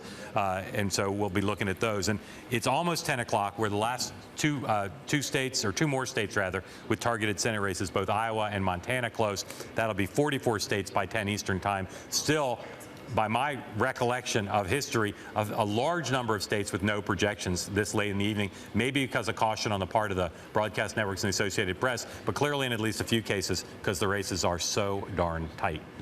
Al, let me ask you a question. Am I right in my sensibility? It seems like a lot of unprojected races for this late in the evening. Yeah, I agree. I think people are cautious to start with, but this is a very divided electorate, Mark, and that's why I think we have so many close races. And it's all over the country. It's not just regionally. In the South, the Midwest, and even in the Northeast, we have very, very close races. Yeah, put you on the spot about Iowa, where you're working for Governor Branstad. What if the polls aren't closed yet, so don't reveal any government secrets, but what are you hearing about the governor's race and about the Senate race there? Well, the governor's race, I'm pushing for 30. They say it's going to probably be more like 23. But 23 I know, win. yeah, but I know Terry Branstad, and he's always outperformed himself. Wants to win every county. If he wins Lee County, it's a big night. He'll have won 8-9 in his career. He'll run of 98 of 99 counties. Longest serving governor in the history of America. Let me just bring one piece of news to the table, which is that Bloomberg Politics is now prepared to report that there will be a runoff in Louisiana. That's been reported, has been projected by some other networks, but we're now prepared to report that too. So we are going to have the jungle primary. We're not going to have an answer for that tonight. We're not going to know what the answer is in Louisiana until December 6th. Kim, what are you hearing about the Senate race in Iowa? That the turnout in some key counties is way up for Republicans. That in one county in particular, where the governor won by about 68%, the turnout's like 2012 levels. So they're very, very optimistic. I think that's a rising boat there. Never too early to talk about Iowa. You all ended up with a candidate who wasn't all that great, Bruce Braley. Had one big gaffe when he criticized Chuck Grassley to some trial lawyers in Texas. Not necessarily every handbook, but if you're running for Senate in Iowa, don't go to Texas, speak to trial lawyers, and insult the state senior senator. Yes, I better write that down. Insulted by calling him a farmer, yeah, which is in Iowa not generally an insult. So Bruce Braley, how's he faring in Democratic Party circles these days? Everybody unhappy with him? Happy? How'd that happen? You got such a bad candidate. Iowa's a disappointment. Don't forget, we haven't had a contested Senate race in Iowa in the Democrat. 86. Before Hee-Haw went in reruns. But don't underestimate. Are you insulting Iowa farmers? Don't underestimate. Factual reference. No. Don't underestimate. Mark loves Hee-Haw. What are you talking about? How good Joni is. I mean, it's about authenticity in Iowa. You got to be with the people, and it's not just that Braley was bad, but in contrast to Joni Ernst, who's fantastic. If you're in campaigns matter. If you're in Mike Feldman's but candidates matter. You'd say, isn't it incredible that we're close in Iowa when we're running against the best candidate of the cycle with one of the worst, right? Somebody who I've already said that a few times. Thank you, though. No, look, I would be a disappointment. Colorado, if we lose Colorado, would be a disappointment. But again, North Carolina and the early returns in New Hampshire. 4 or 5 months ago, Colorado wasn't even in play. It was a safe Democratic seat, and that really reflects the way the electorate has changed. Yeah. I have not. Are you looking forward to that? At some sort of secret Senate society? No, there's no secret Senate society. There is. You just can't tell us. Well, it's just the Senate. John, keep your hogs away from us. Speaking about Colorado, Fox is projecting that Cory Gardner has won in Colorado. Only Fox at this point, but that is the news of the moment. All right, we're just a few minutes away from the top of the hour. We're going to have some polls closing in Iowa, Montana, Utah, and the last county in Illinois closes. I don't know what county that is, but hopefully we'll find out. Lots of places you can get our news: Bloomberg TV, BloombergPolitics.com, live streaming on Mashable, YouTube, and AOL. We'll see you in just about a minute right back here.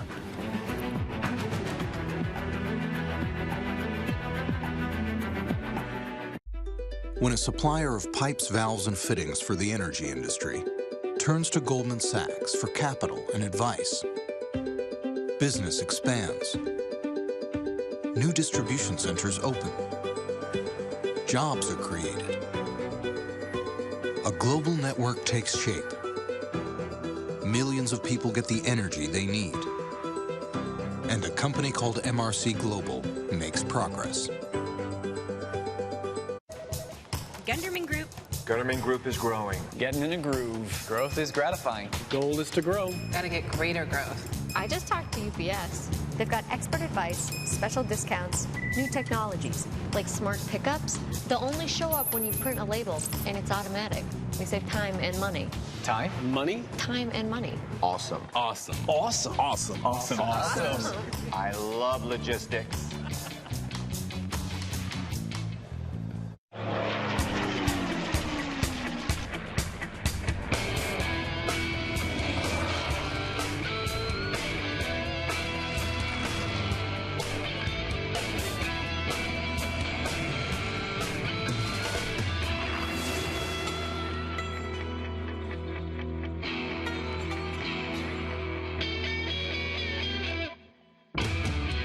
Breitling, instruments for professionals.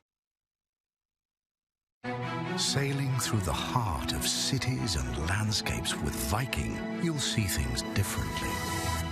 You'll get closer to iconic landmarks, to local life and cultural treasures. It's a feeling that only a river can give you, that only Viking can give you. Spend less time getting there and more time being there. Viking River Cruises, exploring the world in comfort.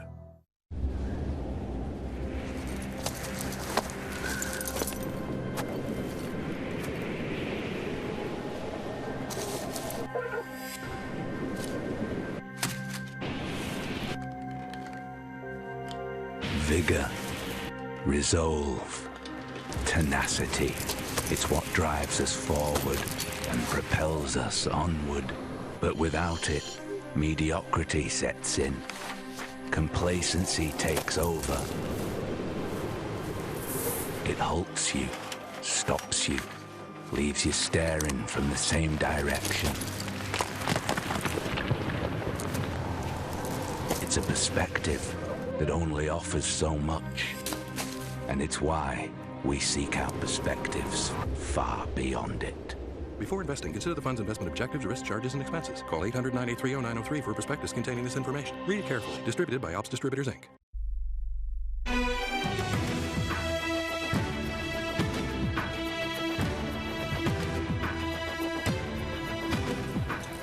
Welcome back. It's our election all-nighter at Bloomberg Politics headquarters in New York. I'm John Heilemann. That's Mark Halperin. And we really need to go to the bathroom, but there's no time because it's 10 p.m. on the East Coast, and the polls are closing in Iowa and in Montana, my two favorite states. There are also lots of places you can get the latest: Bloomberg TV, BloombergPolitics.com, and our live streams at Mashable, YouTube, and AOL. Old Native American trick: when you have to go to the bathroom, drink more. All right, okay. Let's update where we are. 10 o'clock in the East. Polls now closed in 44 states. Iowa and Montana just closed. Important Senate races there. We predict, I would say with some confidence, that in Montana race we may well get a projection shortly, which would move Republicans from up to a net gain of 4 seats of the 6 they need to take Senate control. But let's not just projecting a projection, but the results of that projection. Exactly. Okay, great. So let's take a look at where we stand now. In Colorado, some significant move there. One news organization, Fox News, is projecting that Cory Gardner, the Republican, will beat another Democratic incumbent, Mark Udall, in that race. Fox is the only news organization so far with 56% of precincts reporting projecting a victory there for Gardner. We'll follow that closely. You can take a look at the raw vote in that race with 58% of precincts reporting. Gardner has a 7-point lead, but we'll wait on that and see where that ends up. In Louisiana, as we told you before the last break, that race will go to a runoff. All news organizations, including Bloomberg Politics, now reporting that Mary Landrieu and Bill Cassidy, the Republican congressman, will face off in an early December primary on the day of the SEC Men's College Football Championship. More on that later, depending on how the evening goes. In Virginia, Ed Gillespie still holding on, but as we said right before the break with Greg Giroux, that race now is close and a recount is possible. And as Tom Davis said, you know, many times Virginia Republicans have had their heart broken by Fairfax County. It happened in the governor's race with Ken Cuccinelli and Terry McAuliffe. It might be happening again tonight for Ed Gillespie. Funny thing about Ed Gillespie is he's a guy who has a plan for Fairfax County, right? He understands how the party needs to be a big tent. He does. I bet you that he will pour over those returns no matter what the outcome and try to figure out how Republicans can do better in that part of the state. The problem is that part of the state is increasing like blue. It's not. That's the blue part of Virginia, and Ed become the People's Republic of Virginia. He's reaching across the aisle, but he's still a Republican. We should say right now that Montana Senate seat that you talked about before, you were predicting there would be projections. There are now projections. Fox News and CNN both saying that the Republican has won in that state. So if you bring up the magic number, Bloomberg Politics also reporting the apparent winner in Montana. You bring up the magic number now. You'll see Republicans now have netted 4 of the 6 seats they need to win. They've won seats in South Dakota, Arkansas, West Virginia, now Montana. Those were the 4 easy ones, though. Those were the 4 going into the night. If you'd said, what are the first 4 seats likely to fall from Democratic candidates to Republicans? So while they're 2/3 of the way there, assuming they don't lose in Georgia or Kansas, that's pretty significant. Well, it's significant. They've got the ones that they expected to get. I mean, this is just highlights the extent to which Georgia is so important, because the truth is, if David Perdue does win without out a runoff, takes that seat and denies the Democrats the chance to make to flip that Republican seat, that will really make it much easier for Republicans to get over the top and get to their 6 net. The only other contested Senate race besides Mitch McConnell, who we projected as a winner earlier in the evening, as the apparent winner, the only other contested Senate race where there is a decision, an apparent winner in New Hampshire, Jeanne Shaheen reelected. That's one Democrats have felt pretty good about, but they're glad to have that in their pocket. Jeanne Shaheen beating Scott Brown in a race that was pretty nasty, pretty contested, and Shaheen defies what is at least somewhat of a national trend in a state that in the past has been very much subject to national trends. But at this moment, looking at that with that 44% or whatever it's set up there for the raw vote total, that is more or less what the polling has had this race at for 6 months. Right. Jeanne Shaheen ahead by somewhere between 1 and 3 points, and it looks like she has won by somewhere between 1 and 3 points. All right, so again, the Senate now, we're looking at other races, including in North Carolina, in Virginia, in Kansas, in Colorado, now in Iowa, where the polls have closed, contested races. We'll see where those end up, and we're working hard to tell you the latest there, both whether there's a projected winner, but also if there isn't, where the vote is out. Let's talk about some governor's races. The big one of the night, Florida governor's race. Rick Scott against Charlie Crist. There you have, boy, does that say 97%? 97%. 97% of the vote in. Everyone said this was a close race. Republicans a little pessimistic, 4% for the third candidate in the race, the Libertarian Wiley, but that one exceedingly close. Turns out they said it was going to be close, and indeed it is and close. They were right. Yes. All right, Connecticut governor's race, another one that people said would be close, a rematch from 4 years ago, just a quarter of the vote in. That one also dead tied with just a little bit of the vote in. We'll explore that one. That's one of the few places where President Obama went to campaign. In the Illinois governor's race, that's another one that people thought would be close. Earlier when we checked in with less of the vote in, Pat Quinn, the Democratic incumbent, was losing. He's now ahead with 50% of the vote in against businessman Bruce Rauner.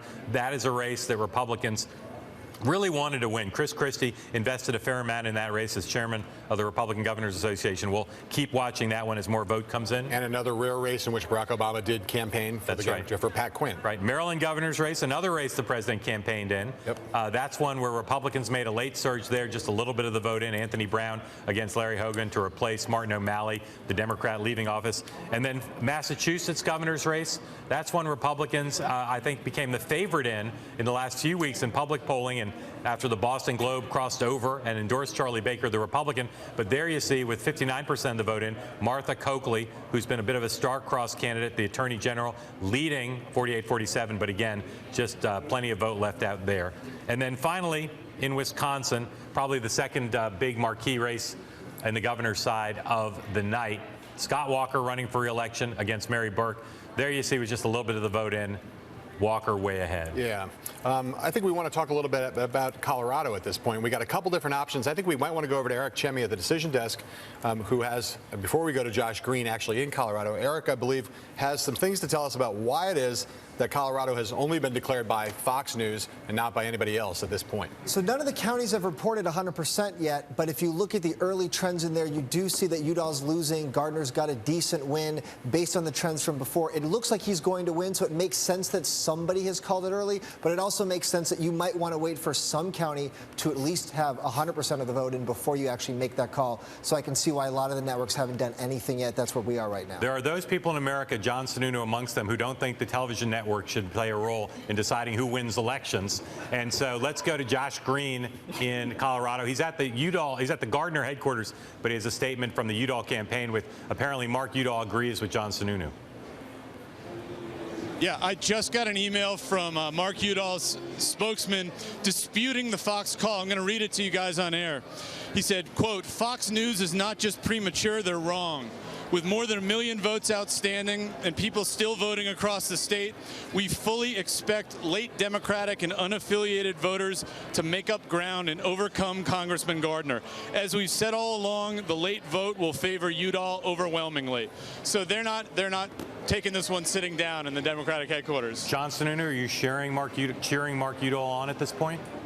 Look, I think the network's got to be careful about making calls. if I'm a candidate, it's about your supporters, right? It's about giving them a fair opportunity to see the votes come in, to understand how you're doing in the races. I have no problem with the networks not calling this, but as you know, the exit polling we've seen, the early voting trends all seem to favor the Republicans. So we shouldn't be surprised if Fox looked at that data and made the call that they thought was right for them. Patti, when you've worked in campaigns and your candidate says to you, why is the network saying I lost? Did I lose? What do you say? I said we got to wait. We got to wait till the votes comes in. You know, Colorado is really close. And the thing I'm going to say about Colorado is Guy Cecil worked for Bennett back in 20. Who's running the Democratic campaign operation. Right. And, you know, Bennett was one of those shining, glimmering stars back in 2010 that, you know, was a winner for us. And I think if Guy has anything to do with it, you know, Colorado maybe could come in. What I'm hearing right now is if it gets to 2 million votes, we can take it. And remember, in 2010, Bennett went into the night losing. Right. And he was able to make up those votes. And right. so in terms of networks calling these races, they certainly should not be calling them as long as votes are still out and there's a possibility for people to still go to the polls. You know what it is, Mark? If they call them against you, you hate them. If they call them for you, you love them. Yeah, that too. Yeah. So we're still waiting now to deal with some of these races. As we've said, Republicans are 2/3 of the way there in order to get to that magic number of 6 in order to have Senate control. But there are a lot of races where there's still no projection. The only place with a contested Senate race where the polls haven't closed is in Alaska, where the polls will close at 1 a.m., and we'll learn more about that. But we do have the prospect now of looking at Kansas. Can we look at the raw vote there? That is now a two-way race. The Democrats got the Democratic candidate out of the race, and it's now a two-way. John, talk a bit about that. Well, this was a great surprise. This race, Pat Roberts, the incumbent, widely was considered a safe Senate seat. Suddenly, the Democrats, as you say, Mark, were able to get their Democratic candidate to drop out of the race because he was clearly going to get beaten by Pat Roberts and elevate Greg Orman, businessman, independent, widely suspected among Democrats as being a fellow traveler with Democrats, but he's been very cagey about who he would actually caucus with if he won in this race. But as soon as those dynamics shifted, the Democratic Party suddenly thought, hey, we have a chance here. And it turned out that Pat Roberts had become very disconnected from his home state. There was a question about how much actual time he spent in Kansas. He was very vulnerable, and this has become suddenly and very unexpectedly one of the most hotly contested Senate races of the cycle. We're going to take a quick break. When we come back, I hope we can take a look at some new exit poll data from Iowa. No projection in that race, but some interesting information about voters coming out of the polling places, talking to pollsters. So we'll take a look at that and recircle back on all these competitive races, including Virginia, Florida, Wisconsin, and North Carolina when we come back. Bloomberg Politics coverage of our election all-nighter with me and him and everybody else right after this.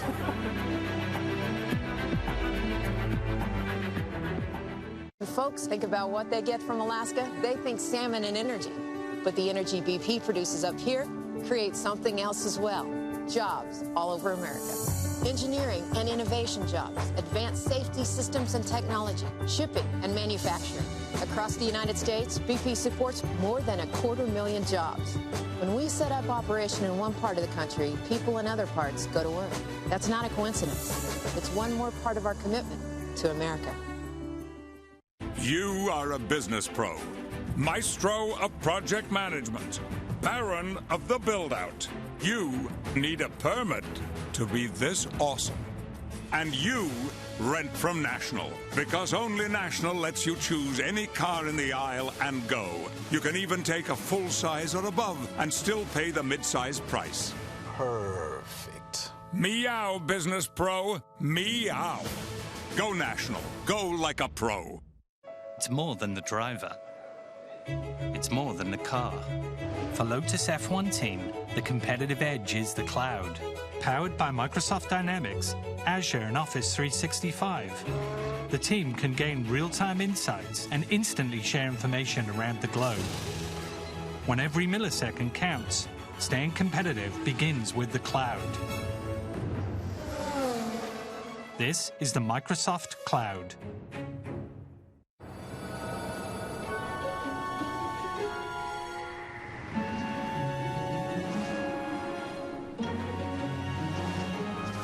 United is rolling out global, satellite-fed Wi-Fi to connect you even 35,000 feet over the ocean. Wi-Fi friendly.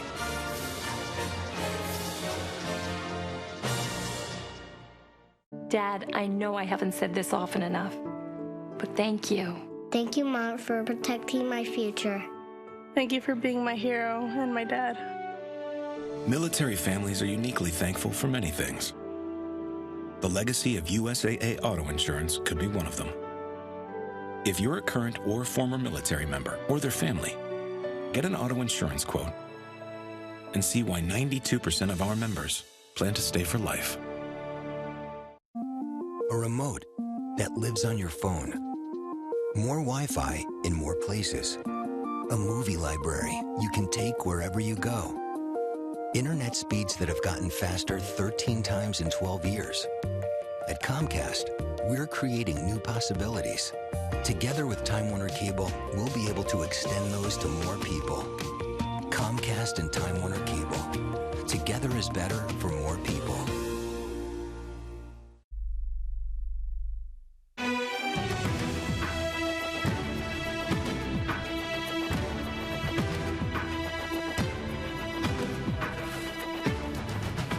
Welcome back to the Bloomberg Politics All-Nighter. We're going to change the scenery for a minute. Ben Jealous, the former president of the NAACP, is here with us. Ben, it's great to see you tonight. It's good to see you.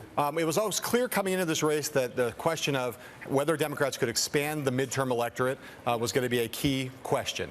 And in particular, in a lot of these states, what would matter was whether they were able to mobilize, persuade, mobilize, and then turn out African-American voters. Heading into this election night, what was your sense of how well Democrats were poised to do that tonight? And then we'll talk about how well they may have actually done it tonight. Well, as far as the expansion, it's really, frankly, been done despite the party. If you look at a state like Georgia, the New Georgia Project, a nonprofit outside the party, has put about 130,000 new black voters on the rolls. 85,000 they did by themselves. 45,000 they funded groups like the NAACP to get done. Right. That's significant because that state has 830,000 unregistered people of color, about 600,000 of those black. And so, the real question really, we'll see tonight is like, what would happen if the Democratic Party decided to, for instance, spend just a teeny bit less on TV? Right. And do even more as far as signing up these folks. I mean, you look at a state like South Carolina, the balance of power is like 100,000 votes. It's got 350,000 unregistered black folks. The party could have put them into motion if they wanted to. So it seems the party spent a fair amount of money on this, but just not quite enough in your view. Actually, the party hasn't spent much money on voter reg. It's been mostly on TV. Right. And so, groups like the New Georgia Project would find themselves fighting, for dollars from donors who are getting massive pressure to put in TV. Well, the TV war is really over white swing voters. And what folks aren't paying attention to is in a state like Georgia, you've had 600,000 new blacks move into the state. Right. In addition to Latino voters, you might as well be focused on the future and not trying to fight the wars of the past. Right, so how much more difficult is it to, and then why, is it to register and then mobilize African-American voters in an off-year election than it is in a presidential year? It really comes down to the vision inside the state. If you've got a compelling candidate on the ballot, and frankly, none is a very compelling candidate, for instance, in Georgia, then it's relatively easy. I mean, we saw back in 2010, for instance, Kamala Harris on the ballot in California. She became the first black, the first Asian, and the first female attorney general of the state. Right. Very transformative candidate. And black voter turnout in some precincts in California in that off year was higher than it was in 2008 with Obama. And so what people forget is that transformative candidates don't just have to be running for president. Right. They could be running for a dog catcher if they really connect with folks. So you mentioned Georgia. We don't know yet what the outcome is going to be in that Sure. Georgia race, and obviously this is a central focus in that, especially around Atlanta. Yeah. Right now, there's according to our decision desk, there's a chance David Perdue may not only win this race without a runoff tonight, and what if Michelle Nunn were able to stave that off and push this thing into a runoff, it will because she has wildly overperformed with African American voters in and around Atlanta. Okay, if she comes up short, and if she loses this race tonight, will it be, given all the money that's been spent there already on this project, will it be that much harder to get groups to invest even more resources in this project in future elections? No, in fact, I think what folks will say is, look, we came close. We could have done a lot more. If we did more, it would have made the difference. I mean, one of the things you have to recall is that the impact has already been significant enough that Brian Kemp, who had been a somewhat moderate Republican Secretary of State, has become highly partisan, openly fretting publicly 3 months ago that these significant numbers of new black voters coming onto the rolls could spell hard times for his party going forward. And now is at the center of a controversy where there may be as many as 40,000 voters of color who've been signed up who he has kept from getting onto the rolls. And so Georgia will remain a battleground. And until we actually sign up those 830,000 unregistered people of color in that state, people will keep saying, hey, if we could just sign up more, it could make a very big difference. Let me ask you about Kentucky, a race. There's not that many races where we have projected winners tonight. Sure. Kentucky is one of them. Mitch McConnell won in that race. Yeah. One of the great flashpoints in that race was when Alison Lundgren Grimes repeatedly refused to say whether or not she voted for President Obama or not. Yeah. For someone who was relying to some extent on African American votes in Kentucky to try to help her. Key margin. Yeah. I mean, you must look at that and say to yourself, it's obviously difficult for her. He is unpopular, the president is in Kentucky, and yet she was a delegate. She was a delegate. Do you think for African American voters in Kentucky, seeing Alison Lundgren Grimes kind of deny President Obama, her affiliation with President Obama like that, would that kind of demotivated those voters to a significant degree? Possibly, but I think there's actually a bigger issue here. Governor Cuomo, the old Governor Cuomo, Mario Cuomo, was once asked, look, how was it that you kept on being made governor of New York even though you were opposed to the death penalty, a state that was totally for it? Right. And what he said actually bears on this Grimes race. He says people don't decide not to vote for you because they disagree with you on one tough issue. They decide not to vote for you because they see you out there blowing in the wind, and they stop trusting you. Right. And so Grimes actually had an opportunity here to show some backbone and saying, yeah, I voted for him and I'd vote for him again. Instead, she signaled that she had a lack of backbone. And that won't just hurt you with black voters. That will hurt you with white swing voters, too. But it's kind of interesting. I heard Tavis Smiley on television over the weekend make the point that he thought not only was it counterproductive in terms of the African-American vote in Kentucky, but actually kind of disrespectful to African-American voters for her to deny the obvious that she was, in fact, an Obama supporter. That could be true, but also, quite frankly, I cut my teeth early on as a journalist down in Mississippi. Right. And folks in the South want to see their politicians, frankly, have a bit of flair when they're being controversial. Being willing to kind of stand up and say, yeah, that's what I believe, get over it. Right. And so when they see you kind of cower like that, you turn off a whole bunch of people. So we now know that there's going to be, unless there's some strange irregularity that pops up, we know there's going to be a runoff in Louisiana. Yes. Another place where African-American voters are really important, certainly very important to Mary Landrieu. She looks like right now she's got about 44% of the vote. Yeah. One of the kind of conventional wisdoms has been that she, in a runoff a month from now, would have a hard time getting her base to come back out in a runoff about just one month later. Yeah. I'm curious, from the strategic and tactical standpoint, assuming that race still matters to control the Senate, how do you go about it if you're Mary Landrieu? How do you go about re-energizing on such short notice these components of her base to get out in even larger numbers than they did on this election day? Yeah. So if you want to turn out anybody other than kind of older middle-class voters, you've got to spend a whole bunch of money. And that's what it's really going to come down to. If you touch people 10, 12, 13 times, mail, phone, knocking on doors, you can turn them out. And that's what you'll see. And, quite frankly, I think what's interesting about the South right now is that you see the far right wing investing in voter suppression in states that they control, right? We just saw new voter suppression laws come into effect for 2014 in North Carolina, Alabama, Texas, and Virginia. And why are they investing? Because those same far right-wing politicians are looking at their states and saying, the trends are not in our favor. Right. And so things like off-year elections are more in their favor because it's more about turnout. And then when you get into weird off-year runoffs, in a state like Georgia where they actually have separate runoffs, you can have one for the governor like 1 month and one for the... all of that, quite frankly, is about holding on to the status quo, because you will get status quo voters who will turn out easily, and the more transformative voters, you will have to spend a whole lot if you want to turn them out. Okay, let me ask you one question that goes before we go. Let me ask you one more question about how do we about casting beyond this day. We're really focused on what's happening today, but there's a longer-term question that's, I think, in the minds of a lot of Democrats right now. President Obama built an incredible electoral coalition in 2008 and 2012, building on the coalition of the ascendant, younger voters, less white voters, minorities of all kinds, but a lot of African-American voters. And one of the questions that has been, has what he built, is that a durable coalition? Oh, absolutely. Is that now part of the Democratic Party, or is it transferable to another candidate like Hillary Clinton, or is she going to have to go back and re-earn the loyalty of many of the components of that coalition all over again? Well, I mean, look, she will have to reinvest. I mean, what is significant about Obama is he's the first president in a very long time to win the popular vote twice. I mean, you have to go way back to find that. And that we will see again and again, because you're seeing the demographics change in this country. You see, in a state like Georgia, you got black voters moving in, back in. You have Latino immigrants coming in. You have young white voters changing. That's a very durable coalition. But trust is a key word.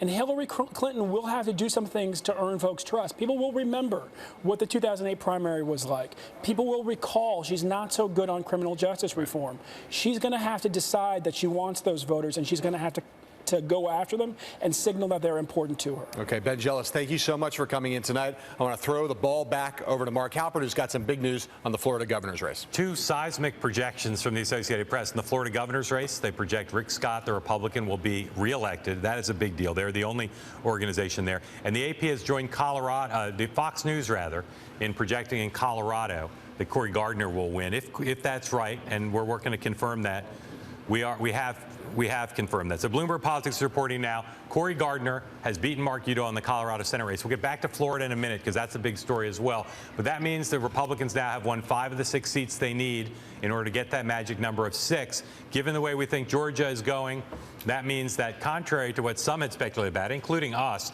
Republicans now are in sight of having the Senate majority this evening, regardless of overtime, regardless of recounts, regardless of runoffs. That would be a very big deal. So, John, why don't you talk about both those, the Gardner implications as well as the Florida governor's race? Well, the Gardner implications are obvious in the sense of what you've just talked about, Mark, in terms of whether making it a lot easier for Republicans to get to the majority. I mean, if things still, the Democrats would now kind of have to run the table on their races, which is to say they have to win in hold on to North Carolina, push the Georgia governor's race, Georgia Senate race into overtime, and then take Kansas. Even then, there might be some math. I'm having a hard time doing this math in my head right now, where Republicans could get Senate control. But that Colorado race is a big race, and it means a lot for the long term, right? Colorado is a state where there has not been a Republican who's won statewide office in Colorado in a decade. It's a state that Barack Obama in 2008 and 2012 made a Democratic state. People thought the state was getting bluer and bluer and bluer. To see Republicans claim this Senate race right now would throw back on the table in 2016 whether Republicans could be competitive there then. Okay, we're going to go to a break in just a minute. I'd love to hear from Bill Burton and from Lanhee, just real quick, in 20 seconds or less each, what you think, sort of your reaction to the notion, assuming Rick Scott is the winner there. What's your reaction to that? Well, I think it's a very big deal, because this was one of the most watched governor's races. And, after the Fangate incident, it seemed like Scott was having a difficult time. For him to be able to pull it off is a really big deal, I think. I'm surprised that the race broke the way it did after that. It seemed like it was a real moment of strength / weakness for Scott, but I think that it was a real close campaign. A lot of money was spent, and ultimately voters wanted to stick with what they had as opposed to go back to what they used to have. Okay, thank you both. Look, we're going to take a bit of a reset here. We're going to be right back. When we come back, we're going to update you on where Republicans stand now on the doorstep of having control of the Senate, the big story of the night, as well as perhaps claiming Florida, the very biggest prize of the night in the governor's side. We'll be right back.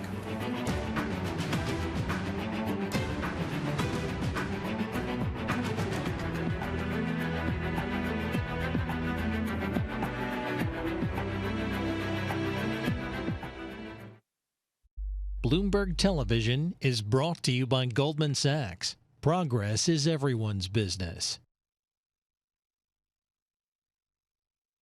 When a company committed to a sustainable future turns to Goldman Sachs for financing and advice, research is funded, algae gets to work, Manufacturing ramps up. More facilities come online. Renewable oils start providing new solutions. And a company called Solazyme makes progress. Gunderman Group.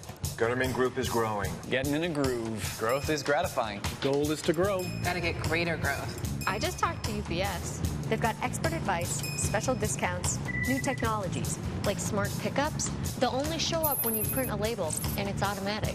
We save time and money.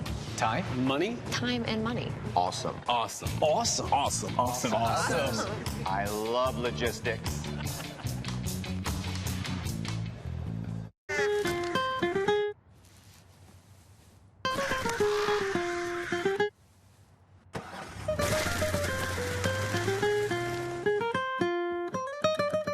The all-new TLX from Acura. Ally Bank really has no hidden fees on savings accounts. That's right. It's just that I'm worried about, hidden things. Okay, why's that? No hidden fees from the bank where no branches equals great rates.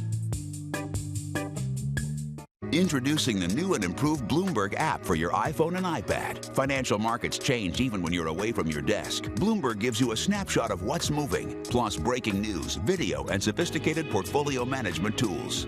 Download the free Bloomberg application and stay ahead wherever you are. Also available on Android, BlackBerry, and Windows Phone.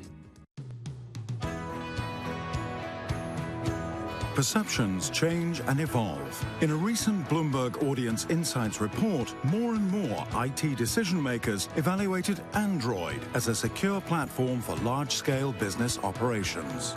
In the survey, 72% of IT decision makers said they had deployed an Android device as part of a Bring Your Own Device initiative. Among them, more than 9 in 10 had deployed an Android device from Samsung. One reason they trust Samsung Android devices is the Knox security platform. 79% believe Knox is extremely or very useful for application security, with 78% mirroring that sentiment for malware protection. Samsung is in the unique position to offer security that is deeply rooted in hardware and constantly moves forward to help business realize the full potential of mobility.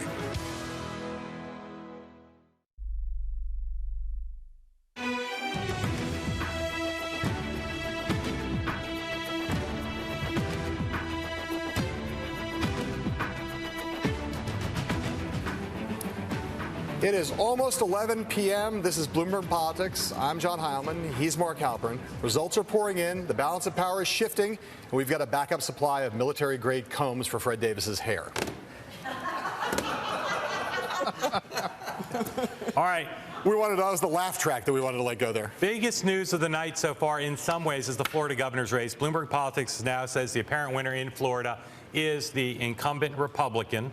That is a big deal. Let's take a look. Rick Scott reelected in Florida over Charlie Crist. This is one that a lot of people had a stake in, including Chris Christie. Very good news. That's a storyline we'll be talking about as more of these governor's race results come in. But Rick Scott reelected in Florida, huge development. A huge development, maybe the most important governor's race, certainly the most important governor's race of the night, both in terms of policy, politics, 2016, every possible thing. And we're now seeing that Fox, at least, has projected that Governor Scott Walker is going to hold on and win his reelection in Wisconsin. They're the only ones who are projecting it, but that's the other big governor's race. And so, okay, we'll come back to Wisconsin. We'll also come back to some other governor's races. But let's look at the Senate situation, because that is the dominant story of the night. Now that Cory Gardner has been projected the winner in Colorado, Bloomberg Politics says he is the apparent winner there. Republicans have netted 5 Senate seats. They've won in Colorado, Cory Gardner beating Mark Udall, in Montana, where Republicans picked up a seat they were long expected to pick up there. In South Dakota, they've won a seat.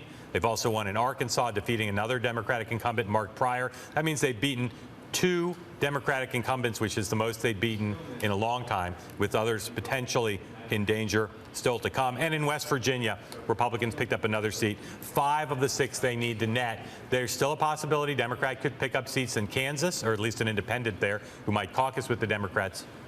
Possible they could win in Georgia. That race has not been projected yet. Don't know if that will go to a runoff. There are other races out there in Virginia Ed Gillespie is giving a spirited challenge. Republicans are very happy about this, even if Ed Gillespie comes up short against Mark Warner. There you see, with most of the vote in, 49% to 49%. We could see a runoff, or a recount rather, in that race. We'll continue to track that. No projection by anyone, of course, in that race. In North Carolina, Kay Hagan continues to be no projection there in a very close race against the House Speaker Tom Tillis. There you see, with about 80% of the precincts reporting, Tom Tillis is slightly ahead. And then in Georgia, as we've been watching all night, the question there not is who's going to finish first, but in that race now, CBS News is projecting that David Perdue will win without a runoff. That will be a kind of a shock to Democrats who thought they might win without a runoff. John, if Perdue wins there, that's a huge blow to Democratic chances of keeping control. Yes, it's becoming increasingly difficult to see a scenario. There still is one, but it's increasingly difficult. Run it through for us. Well, let's. There are still a lot of provisional things here, but let us, for the purposes of argument, say that we know we're at 5 in terms of the magic number, in terms of what Senate Republicans have gained thus far. Let us say, for the purpose of argument, that Georgia does not go to a runoff and that Perdue wins that race. So that is a pickup that's off the table for Democrats. That's a hold for Republicans. That's a hold for Republicans. They'd still be at +5. Potential. So you have there's one remaining potential pickup for Democrats, and that's in Kansas. And there are 2 races that we don't know the outcome of right now that are among the contested races. That's in Iowa and Alaska.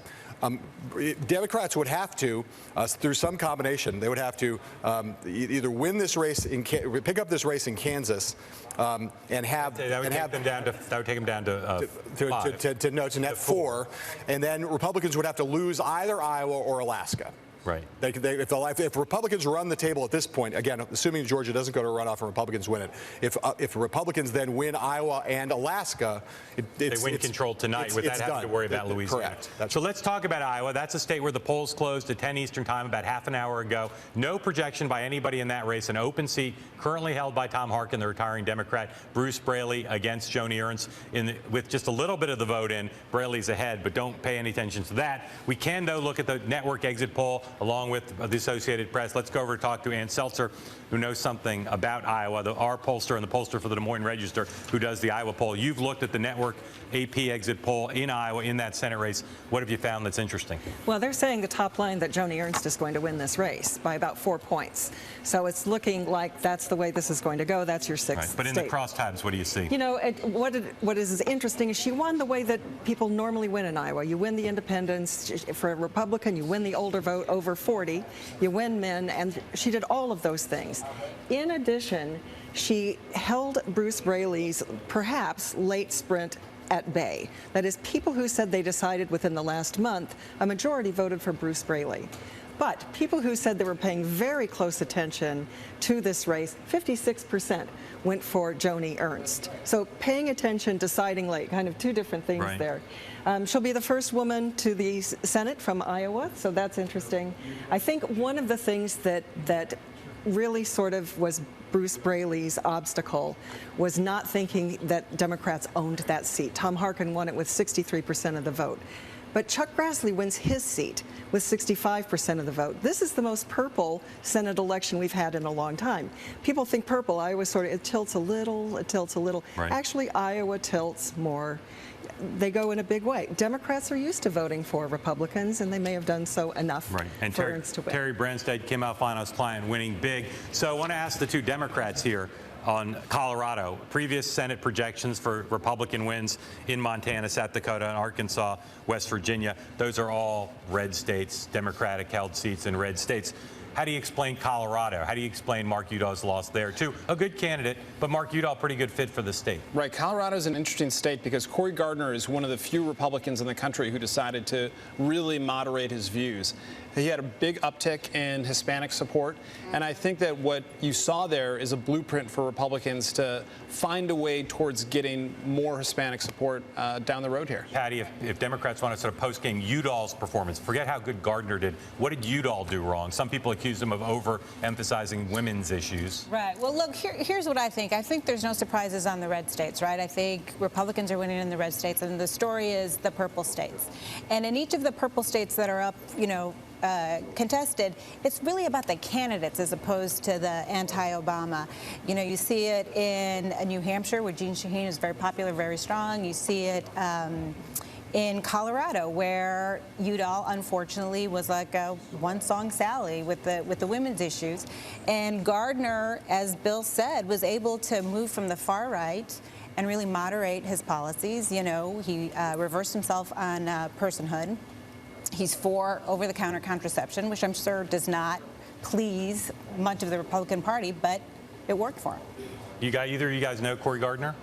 I think he's incredibly dynamic, and I think he represents a new breed of Republican candidate, and I think he was uniquely strong. I also think Mark Udall was kind of laconic. You say a new breed. What makes him a new breed? Well, I think he's young, he's dynamic, he's energetic, he's willing to speak not just to traditional economic issues, but he's also got a message beyond that that's attractive to independent voters as well as to Republicans. So I think he's got a lot to commend to him. I think he's a really interesting candidate. Rock star. CBS projecting at this moment that Pat Roberts is going to win in the race in Kansas. So if that holds up, the picture is darkening very rapidly for Democrats. They also called Purdue in Georgia, CBS. The fat lady is just about singing. Yeah. Al, I'm interested in one thing, which is that it seems fascinating to me that assuming that Mark Warner continues and holds up and he ends up winning Virginia, Virginia now really is looking like a blue state. And not so much purple state. You can point to a lot of things. Virginia's getting bluer and bluer. Purple blue. Purple blue. North Carolina, Kay Hagan, we don't have a result of that race yet, but Kay Hagan may very well win that race. So Virginia and North Carolina potentially trending blue. And yet Iowa and Colorado, Colorado now, Republicans have won. Iowa, we're hearing a lot of noise that suggests the Republicans will win that race too.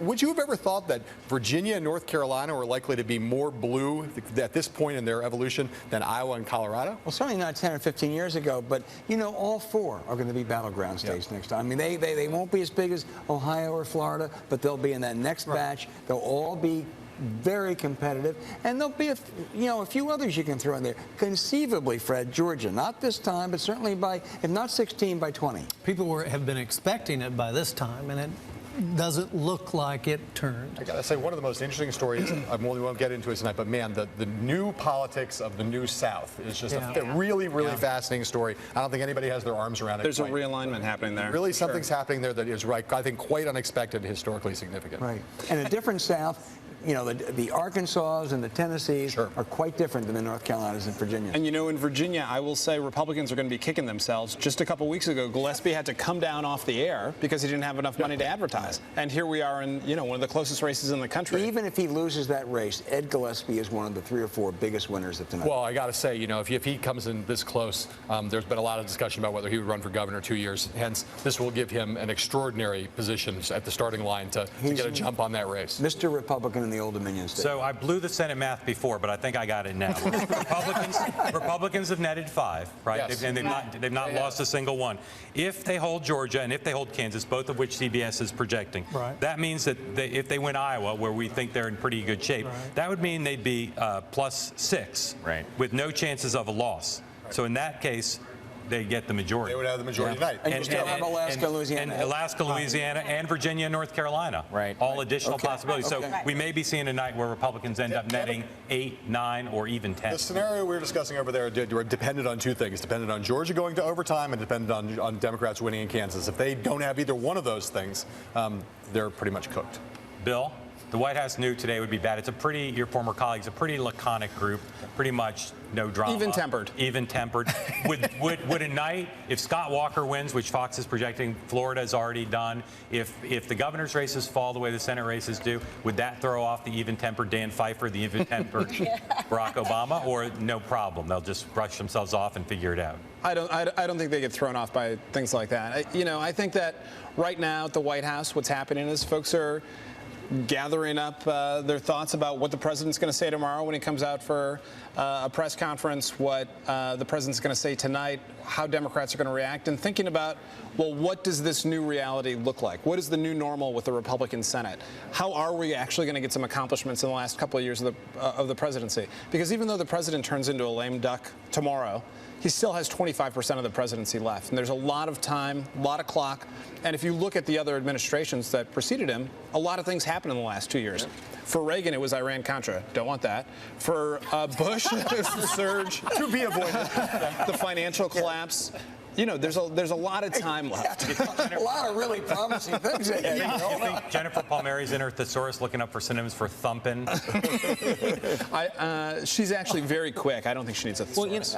Well, I think at this point, too, the issue is what's the president's legacy going to be? And I think the next 2 years are going to be a lot about... What can he change? Yeah, it's going to be a lot about what does the legacy look like? Is it going to be more than Obamacare and Dodd-Frank? I think it has to be if he wants to have any kind of role in a discussion of history as one of America's, better presidents. Well, I wouldn't forget the auto bailout.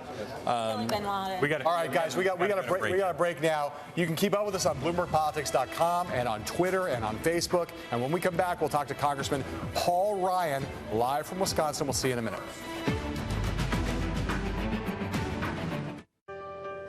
Koch Industries started in the heartland, and we've expanded to nearly every state. Today, that's more than 60,000 American jobs. You may not always see our name on the products you use, but we help make better food, clothing, shelter, technologies, and other necessities. Here, we build on each other's ideas to create more opportunities for people everywhere. Together, we are Koch. Sailing through the heart of cities and landscapes with Viking, you'll see things differently. You'll get closer to iconic landmarks, to local life and cultural treasures. It's a feeling that only a river can give you, that only Viking can give you. Spend less time getting there and more time being there. Viking River Cruises, exploring the world in comfort.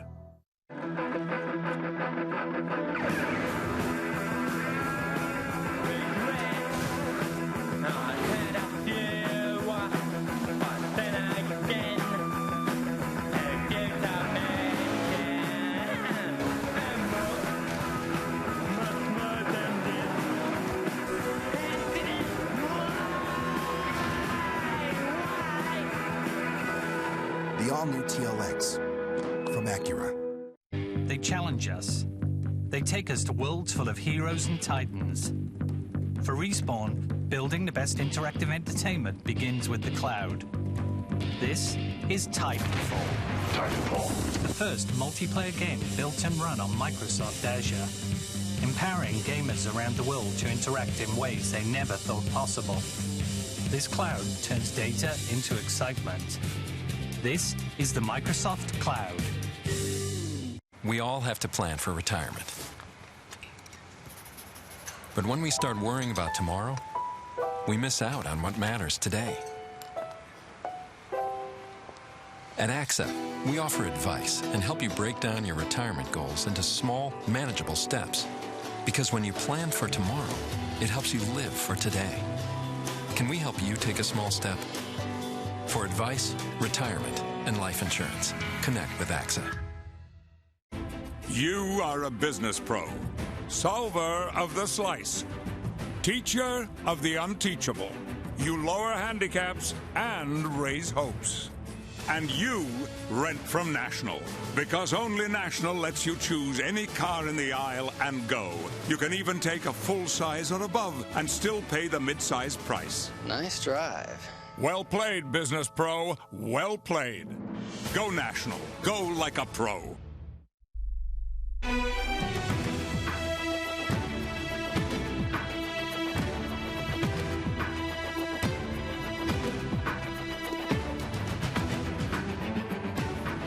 Welcome back to our exhaustive and exhausting election all-nighter. Substantially more exhaustive than exhausting so far. I'm John Heilemann, and that funny man is Mark Halperin. We have to wait a whole 2 years until the next big election, but tonight ain't over until Mark Begich sings. So let's just update. We're going to talk to Congressman Steve Israel from New York in just a moment, but just to update for you, Republicans now have netted 5 seats in the Senate. If you take the projections that have been made, not all of them confirmed by us yet, but take network projections, if Republicans hold Georgia in that race and win that without a recall, without a runoff, and hold Kansas and Pat Roberts is reelected, it is not only mathematical certainty that Republicans are going to take control of the Senate tonight, but it's possible that they're going to win a lot of Senate seats held by Democrats, including being incumbents in numbers they haven't beaten since back in the Reagan era. With that cheery news for the Democratic Party, let's bring in Steve Israel, Democratic congressman from New York, chairman of the DCCC, trying to get Democrats elected and save seats. Congressman, our understanding by our count is that you're -4 right now. You've lost a net of 4 seats. You've had some wins. Gwen Graham won in Florida, some wins, notable wins. But what is your verdict on the night so far, not just for House races, but for your party overall? Tough. It's a very tough environment, tough climate. It's the terrain we thought we might have, and it's uphill. You're right. Gwen Graham is a notable pickup for us. I think there may be some other pickups around the country, but by and large, it's just a tough night for Democrats. I'm not going to sugarcoat it. Yeah, you've been saying for a while that it's going to be a tough night, but you also thought there'd be surprises on both sides. I have not seen any surprises working in your favor at this point, but the night is semi-young. Let me ask you, though, about what your party should do now. What should the Democratic Party do in reaction to what is shaping up to be a very tough night across the board? Well, look, politics is cyclical. We should not base an entire trend on one election. But should your party change at all? Should the president? Sorry, Congressman. Should the party change? Should the president change course based on this election? We have a presidential election in 2 years. This is a midterm election. The president's party always loses an average of 29 seats in every second midterm. That's the historic average. I don't think we're going to lose 29 seats. What the American people want, starting tomorrow when the fever breaks and the elections are over, is for both parties to cooperate. Congressman, I know you just on the ballot. We would have done it. Congressman, I know you just well enough to interrupt you one more time and try again. Should the president and your party change course based on the results of this election? We have to continue to stand up for the middle class. We've got to continue to talk about our economic priorities versus Republican priorities. And if we keep doing that, we win. Congressman, can you think of a few specific areas where, assuming that President Obama wants to get things done over the next 2 years, assuming the Democratic Party wants to get some things done, what are some specific things that you feel optimistic that you can find common ground with Republicans to work on over that period of time? I hope we can get immigration reform done. Here's what I'm concerned about, quite honestly, is that I do not believe that if the Republicans take the majority in the Senate and add to their majority in the House, who in their right mind believes that Ted Cruz and Rubio and Tea Party Republicans of the House are going to say, now would be a good time to compromise. Now we should meet them in the middle. I think they're going to double down, and so I'm not sure that they're going to be willing to compromise. However, we hope that they will work with us on immigration reform. 68 senators already supported it. We should vote for it in the House. I hope that we can work with them on issues like letting middle-class families refinance college debt, which is the next great fiscal crisis in this country. I hope they'll work with us on paying a woman the same as a man for equal work. Those are 3 things that I hope we can find common ground with them on. But so far, the early indications are that they're not going to look for common ground. They're going to push even further to the extremes over the next 2 years. I hope I'm wrong. Congressman, none of those things are things that it sounds like you're optimistic you will be able to work with them on. They're all things that you hope will happen that are Democratic priorities, but not things where you think there is actual common ground because you just essentially said Republicans aren't going to do those things. So I'm curious about whether there's anything you think is feasible, realistic, where there actually currently exists common ground where you could actually meet tomorrow and get something done. Well, I'll go back to where I started. I think immigration reform is a potential area where we can agree. House Republicans have not even been willing to let us vote on that. Speaker Boehner told President Obama months ago, let me just get past these Republican primaries and then maybe we can get a vote.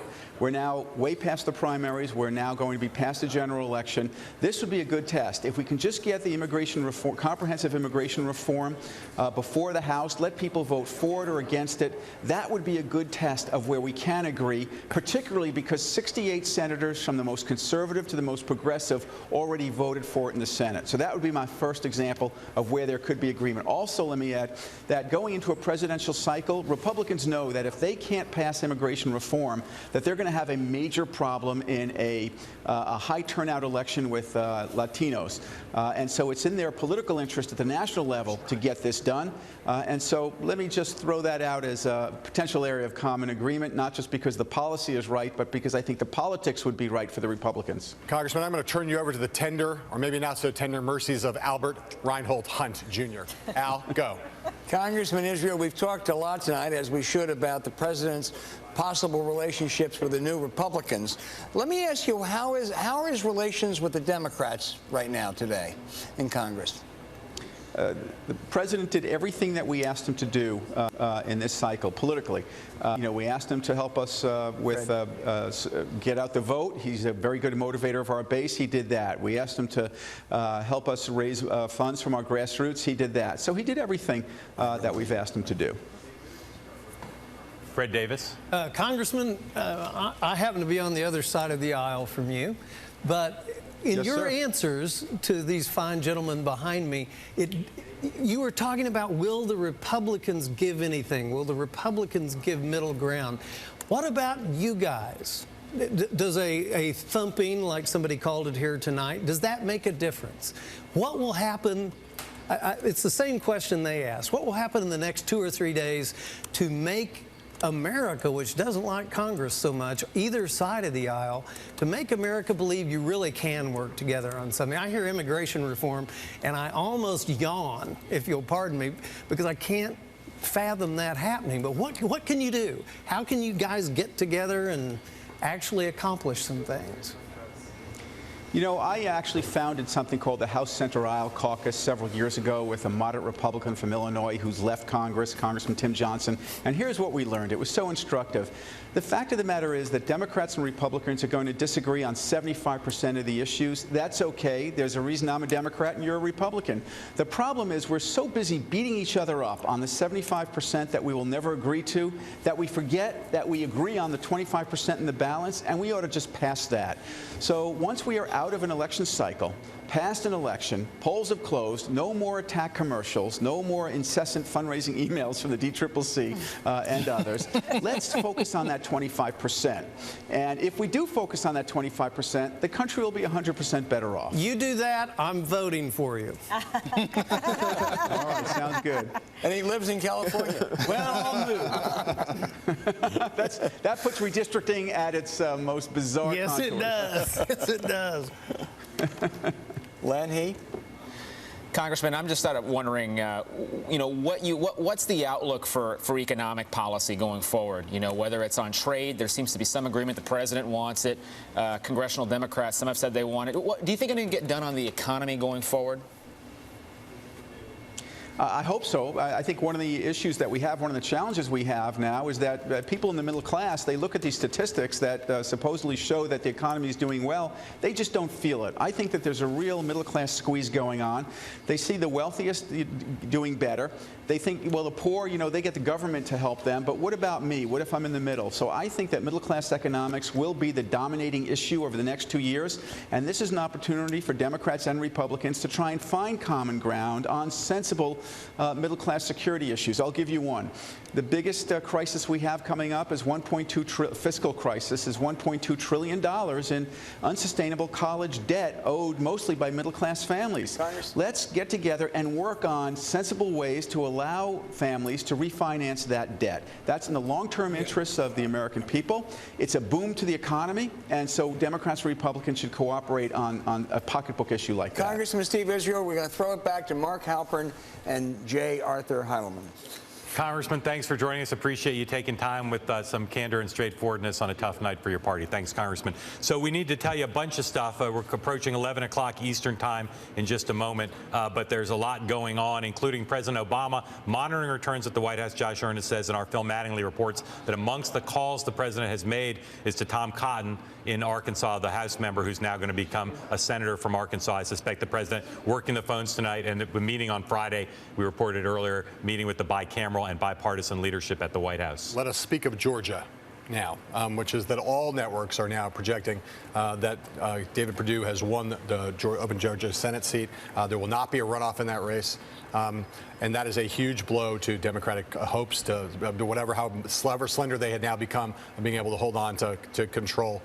Bloomberg Politics is also reporting that David Perdue is the apparent winner in that race. As I say, Democrats had a very difficult, very little possibility of holding on in any case, but certainly not without at least pushing this race to a runoff, and that's now not going to happen. That's a hold for Republicans, but an important one. We're going to update you on everything where we stand with the Senate, the remaining races. Republicans can add to their total in the majority. We'll also tell you about some of the biggest governor's races of the night, which are still very much hanging in the balance. When Bloomberg Politics returns with our election night all-nighter after this.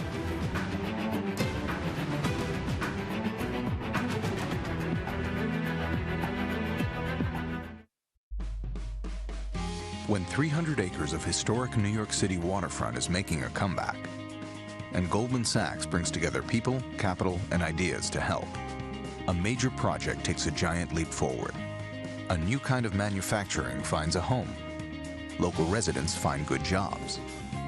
A new model for urban revitalization is launched. And the Brooklyn Navy Yard makes progress.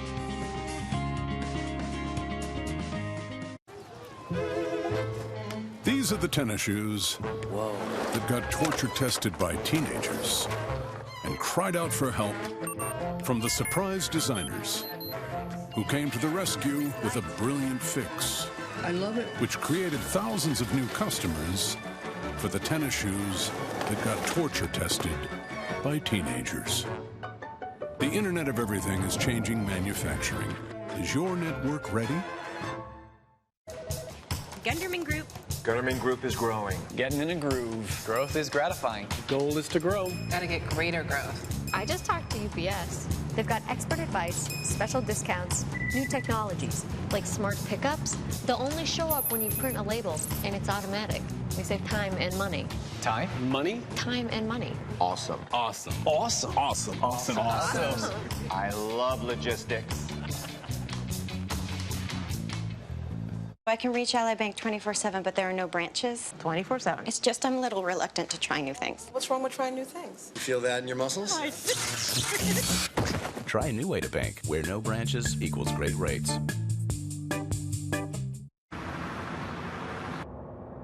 Siri, play. I'm not like everybody else.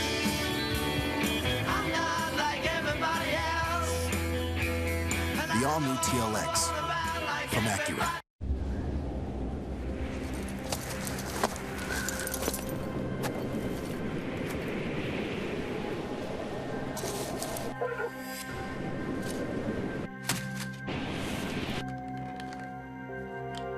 Vigor, resolve, tenacity. It's what drives us forward and propels us onward. But without it, mediocrity sets in. Complacency takes over. It halts you, stops you, leaves you staring from the same direction. It's a perspective that only offers so much. And it's why we seek out perspectives far beyond it. Before investing, consider the fund's investment objectives, risks, charges, and expenses. Call 800-983-0903 for a prospectus containing this information. Read it carefully. Distributed by Ops Distributors, Inc.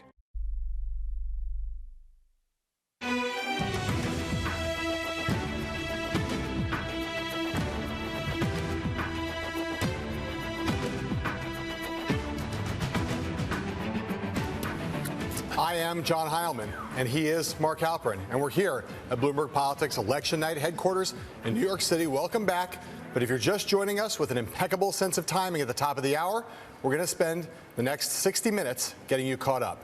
We've been live for 4 hours, and in that time, we've seen some big winners emerge, some big losers concede, and some nail-biters that are still too close to determine. At this moment, the polls just closed in my favorite state of Hawaii, where there's a big governor's race, and also in 4 other states that have also closed, bringing the total states that have closed to 49. Only the wild, wondrous, and slightly weird state of Alaska remains open. The polls in Alaska will close at 1 a.m. Eastern time, and we'll bring you that then. We're being watched now around the country, not just on Bloomberg Television, BloombergPolitics.com, and various other platforms, but also welcome viewers from PBS stations around the country for this election night update at 11 Eastern time, when polls have now closed in 49 states, all in the District of Columbia, everywhere but Alaska. The polls have closed, and there's a lot to tell you. First of all, a new result, one of the biggest contests in the country. Wisconsin Governor Scott Walker, Bloomberg Politics is reporting he is the apparent winner. That means Republicans win the two big governor's races of the night in Wisconsin with Scott Walker and also in Florida with Rick Scott. That is major news, not just for Scott Walker and Rick Scott, but for Chris Christie, the governor of New Jersey. Chris Christie, those two races would have given, if the Democrats had been able to win those races, would have been a huge consolation prize and a big blow to Chris Christie, the head of the RGA. Instead, he manages to hold both those seats. Big, big, big news for him. Lots of other big governor's races, which we'll be talking about throughout the evening, where there is still no projected winners. But in the Senate, the situation is coming into focus, and it's all good news, or almost all good news, for Republicans. Their magic number to get the majority was 6. They currently are at 5. They picked up, Republicans have picked up Democratic-held seats in West Virginia, Arkansas, South Dakota, Montana, and Colorado, beating 2 incumbents in Arkansas and Colorado, and there are a lot of Democratic-held seats left. The other big news for Republicans is it appears that they're going to hold all of their currently incumbent-held seats. The 3 that Democrats tried to put in play: Mitch McConnell, the Republican leader from Kentucky, who's now on the precipice of becoming the majority leader starting in January, won his seat. In Georgia, it is now being reported by Bloomberg Politics that David Perdue is winning that race without a runoff over Michelle Nunn. And finally, John, in Kansas, it is being reported by some news organizations that the projected winner there is Pat Roberts, the incumbent. Democrats put in an effort to try to put Republican seats in play in a year they knew wouldn't be good for them, but it looks like they're going to come up short. Yes, and as these wins have piled up for Republicans, a lot of hope was being placed on those races. Many people thought that Georgia was almost guaranteed to go to a runoff. David Perdue winning that race and keeping it from going to a runoff is a little bit of a surprise. Not a vast surprise, but a little bit of a surprise. Michelle Nunn, a very strong candidate, but didn't have enough to send that thing into overtime. You can see right here, Michelle Nunn has given her concession speech in Georgia. We'll take a look at that off air. Our colleagues will, and we'll see if you bring some of that to you in just a little bit. But let's keep running through the results for the evening. As we said, in Kansas, Pat Roberts appears to be headed towards a re-election, and that is a big news. That leaves, in terms of races we're looking at, in terms of Senate races, Republicans to get their final pickup that they need for a net of 6. Virginia, much closer than anybody thought. Yes, much closer. A race between Mark Warner and Ed Gillespie. No one expected that race to be so close. It's super close now. Right now, Mark Warner has a slight lead with virtually all of the vote in. That race may trigger a recount. The other race that we have not mentioned is Louisiana Senate race, a contested race, which is going to go to a runoff. Nobody got close to 50%. Mary Landrieu or either of her 2 Republican rivals. So that will be a race that gets fought in overtime in December. The polls in North Carolina closed at 7:30. That was many hours ago, and yet there's no projection in that race. Another Democratic-held seat where Democrats are trying to hold off a challenge from Tom Tillis, the House Speaker. Kay Hagan, no projection there. 93% of precincts reporting Tom Tillis slightly ahead now in the raw vote. But that's another opportunity, again, where Republicans could pick up the last seat they need for the majority. Iowa, though, is probably, at this point, the most likely one to fall next. Very little of the vote counted there. Joni Ernst, the Republican. All indications are from the exit poll and from the reporting that we've done and the governor's race, where Terry Branstad, the Republican, was reelected easily, is that may be, before the night is over, the seat that falls to Democrats, from Democratic hands to the Republicans. And to be abundantly clear at this point, given what we've just reported, it's the case that all Republicans need to do in order to get to the magic number of 6 at this point is they need to win either in North Carolina or in Iowa or in Alaska. Those are the 3 races that are still outstanding, which means they only got to get 1 out of 3 to get to 6, and they could end up winning all 3 of those. We don't know yet. Obviously, about Alaska, the polls aren't even closed there yet. Right. Bloomberg Politics now reporting the apparent winner in that Kansas race, Pat Roberts. That means definitively Republicans will, if all the results hold up, Republicans will, in fact, hold all of their incumbent-held seats. They've been playing offense for the most part, but that means they'll successfully defend Kansas, Kentucky, and Georgia. Those are the three races the Democrats really put a challenge in. South Dakota as well. Republicans aren't going to lose any of those, it appears. And that means they need to just pick up one more, as John said, from Louisiana, Virginia, North Carolina, Iowa, and Alaska. If they pick up any one of those seats, they win the majority. And I suspect that that'll happen even before 1 a.m. when Alaska turns for the poll closing there. As we said, there are lots of other governor's races, but let's stop there for a moment and go over to our panel. Well, I was just going to say, let's just be clear that one of the things that's, I mean, on the high side, if Republicans were to win all of those races, the ones that are currently out 6, 7, 8, 9, 10. I mean, put aside Louisiana just because it's an overtime race, but they could easily end up, you know, not just +6, they could end up +9. Right. All right. Well, we were going to talk to our analysts, but let's hold off because we're about to be joined by someone who's a national figure in the Republican Party, about to take over in the new Congress a pretty important committee chairmanship, Paul Ryan. He's going to go from budget to Ways and Means, although he doesn't like to talk about it publicly because he's a man who appreciates seniority, and there's still someone in that seat. But joining us now from Burlington, Wisconsin, is Paul Ryan, Congressman, former vice presidential nominee for his party. Congressman Ryan, I'm hoping you're there because they told me you were, but I don't see you yet. I am, John. Can you hear me? Yeah, it's Mark here. Congressman, thanks for joining us. We appreciate it. You're nice to take time. Okay. So this is a big night. Your friend Scott Walker got reelected. Your friend Chris Christie's having a pretty good night getting governors elected, and your colleagues in the Senate are having a very good night. I'll ask you sort of the inverse of the question I asked, or the same question rather, I asked Steve Israel, which is, what do you think the president's reaction should be to the election results tonight in terms of what he does, what agenda he pursues?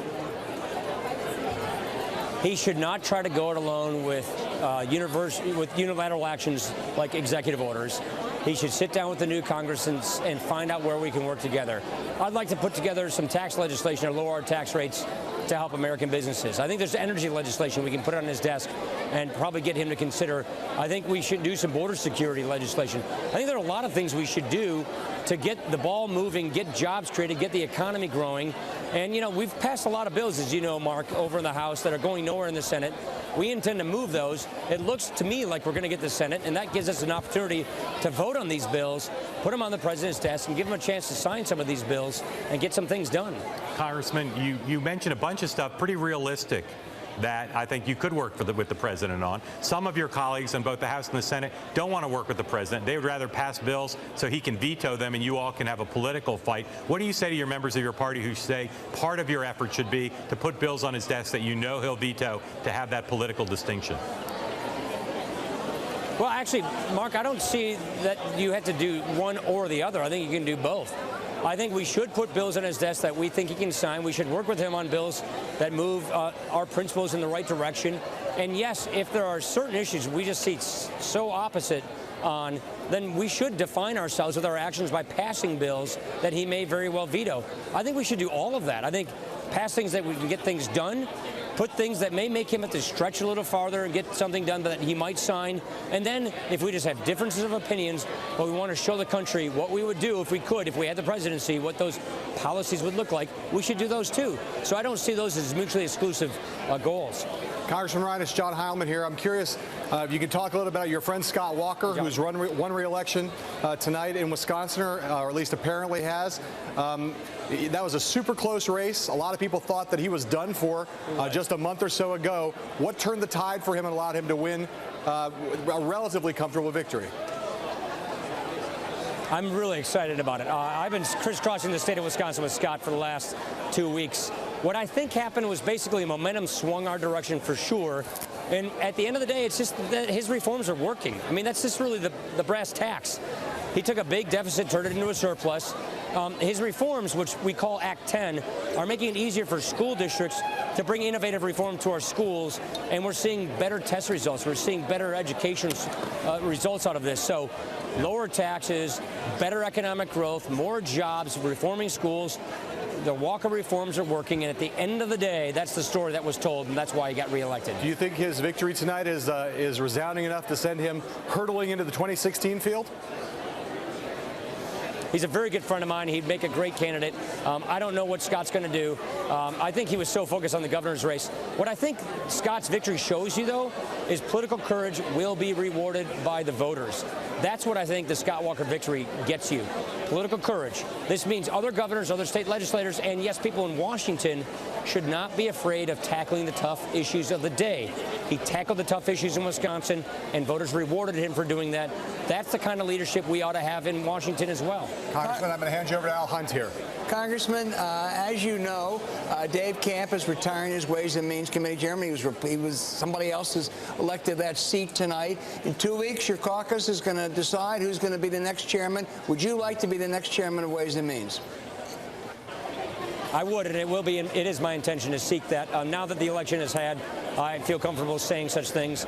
Dave still has 2 months to go. We've got things to do in the lame duck with respect to what we call tax extenders. I'll be supporting him as our chairman in completing that legislation, but I will be seeking that seat. And if you become Ways and Means Committee Chairman, does that mean you could not run for president? Oh, Al, I'll think about that stuff in 2015. Right now, I'm just focused on here and the now and tonight. Hey, Paul, I'll worry John about all those Sununu things here. later. Paul, John Sununu here. Are you old enough to run for president? John Sununu here. You heard it. Hey, John, hey, Sununu. I'm doing great. Hey, listen, Good to see you. I got 5 words. Good. Yes, technically I am. 5 words. Tax reform. Are you ready? Are you ready? Good. You actually stuck with the 5. I am ready to do tax reform. What's the plan? Yes, absolutely. Is the Senate Say ready? that again? Is the Senate ready, and what's the plan? Yeah, well, as you know, John, there's a way of doing it with 51 votes, but I think to do real tax reform the right way, it probably would have to take 60 votes. And we'll see. Let's look at what happens tonight. I think we're going to win the Senate. Unfortunately, I don't think we won your old seat tonight in New Hampshire. I'm still waiting to see what happened to Ed Gillespie. If you got any news on that, I'd love to know. But I think with Cory Gardner winning, with Joni Ernst on the cusp of winning, and I think we'll probably do well in December in Louisiana, I feel like we're going to win the Senate. So I think we've got a very good chance of it. People know we need to lower tax rates. We know that the American tax system is among the worst in the industrialized world. And if we want to create jobs, bring money back into our country for investment, we got to do tax reform. All right, hands full. Good luck.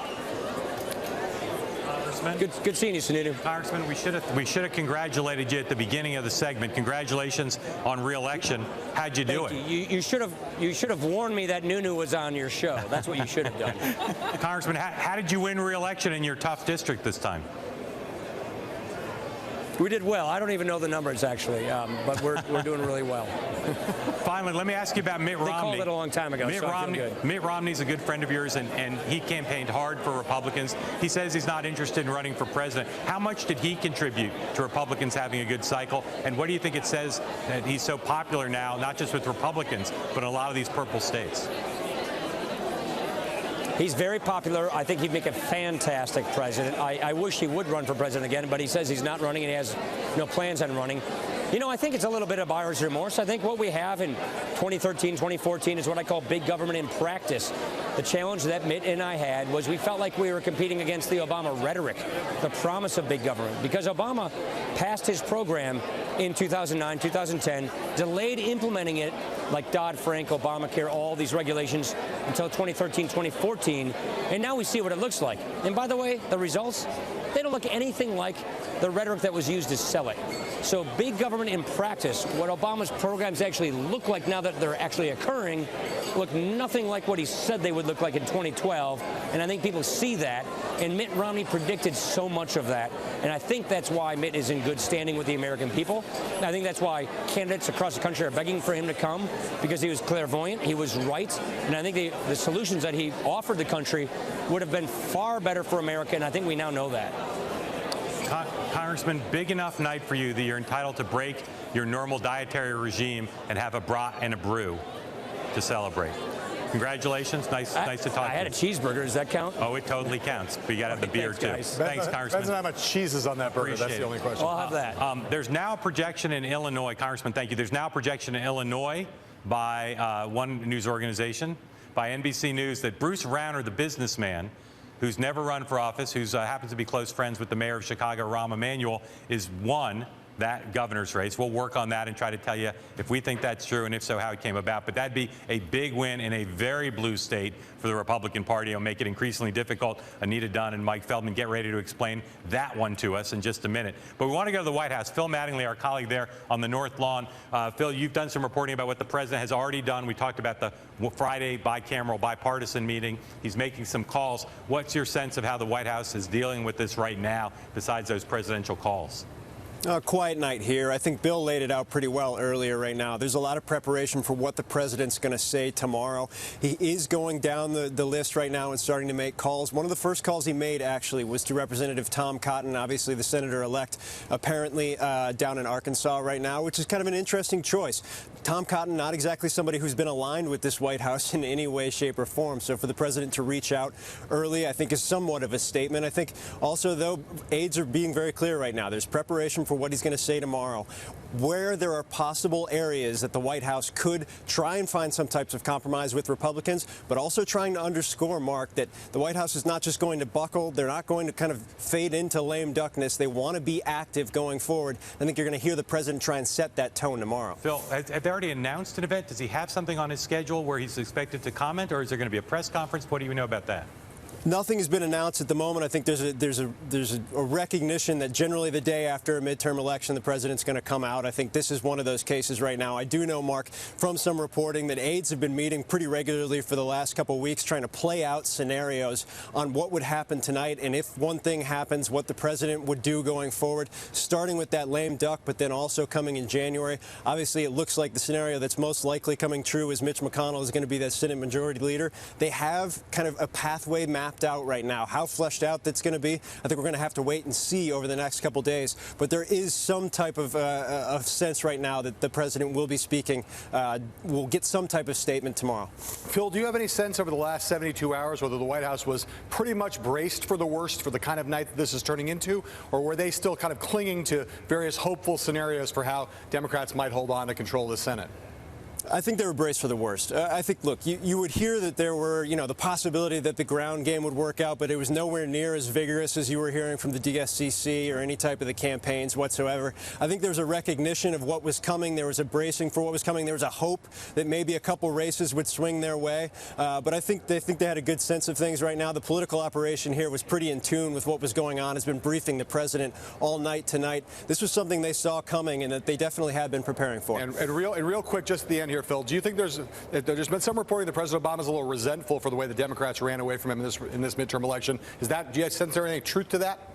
I think so. Yeah, look, Josh, Anita made a good point earlier about what Josh was trying to do at the press conference today, at the press briefing today. He wasn't trying to throw candidates under the bus. But look, the president, they were using his organization on the ground. They were using him for tens of millions of dollars. They were using him to make quiet robocalls. I think there's a sense, if not necessarily in the Oval Office, certainly with his tight team of advisors that have been with him since 2007, that they're kind of getting thrown under the bus right now. And look, nobody appreciates that, particularly because I don't think a lot of people over here were thrilled with some of the races that were run pretty much over the last 6 to 8 months. Phil Mattingly at the White House, thanks very much. Very big day in the history of the Obama White House.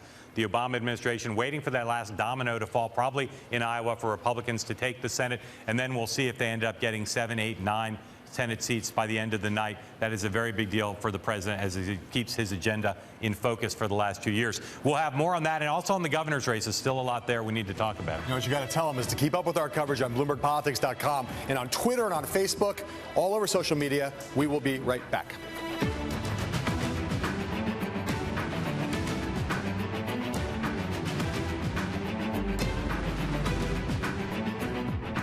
Bloomberg Television is brought to you by BP, proud to be America's largest energy investor. When folks think about what they get from Alaska, they think salmon and energy. But the energy BP produces up here creates something else as well. Jobs all over America. Engineering and innovation jobs, advanced safety systems and technology, shipping and manufacturing. Across the United States, BP supports more than 250,000 jobs. When we set up operation in one part of the country, people in other parts go to work. That's not a coincidence. It's one more part of our commitment to America. It's more than the driver. It's more than a car. For Lotus F1 Team, the competitive edge is the cloud. Powered by Microsoft Dynamics, Azure, and Office 365.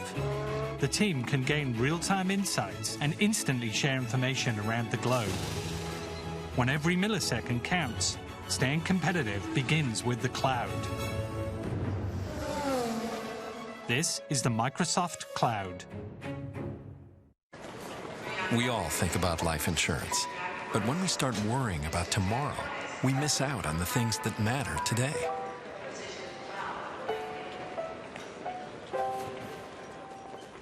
At AXA, we offer advice and help you break down your insurance goals into small, manageable steps. Because when you plan for tomorrow, it helps you live for today. Can we help you take a small step? For advice, retirement, and life insurance, connect with AXA. Gunderman Group. Gunderman Group is growing. Getting in a groove. Growth is gratifying. Goal is to grow. Gotta get greater growth. I just talked to UPS. They've got expert advice, special discounts, new technologies, like smart pickups. They'll only show up when you print a label, and it's automatic. We save time and money. Time? Money? Time and money. Awesome. Awesome. Awesome. Awesome. Awesome. Awesome. I love logistics.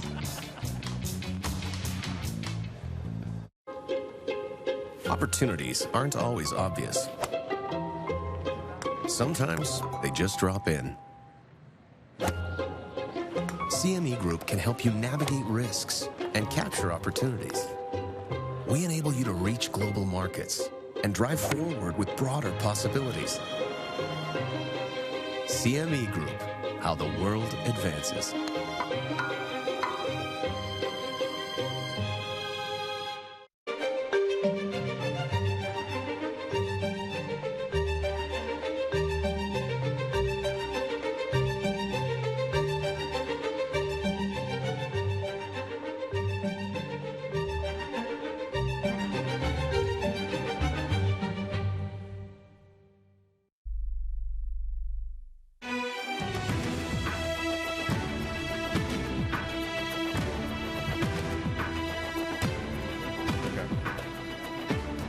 Welcome back. This is our crazy all-night midterm-a-thon here at Bloomberg Politics, where the election has now lasted longer than 4 hours, and it is no longer a question of blood flow.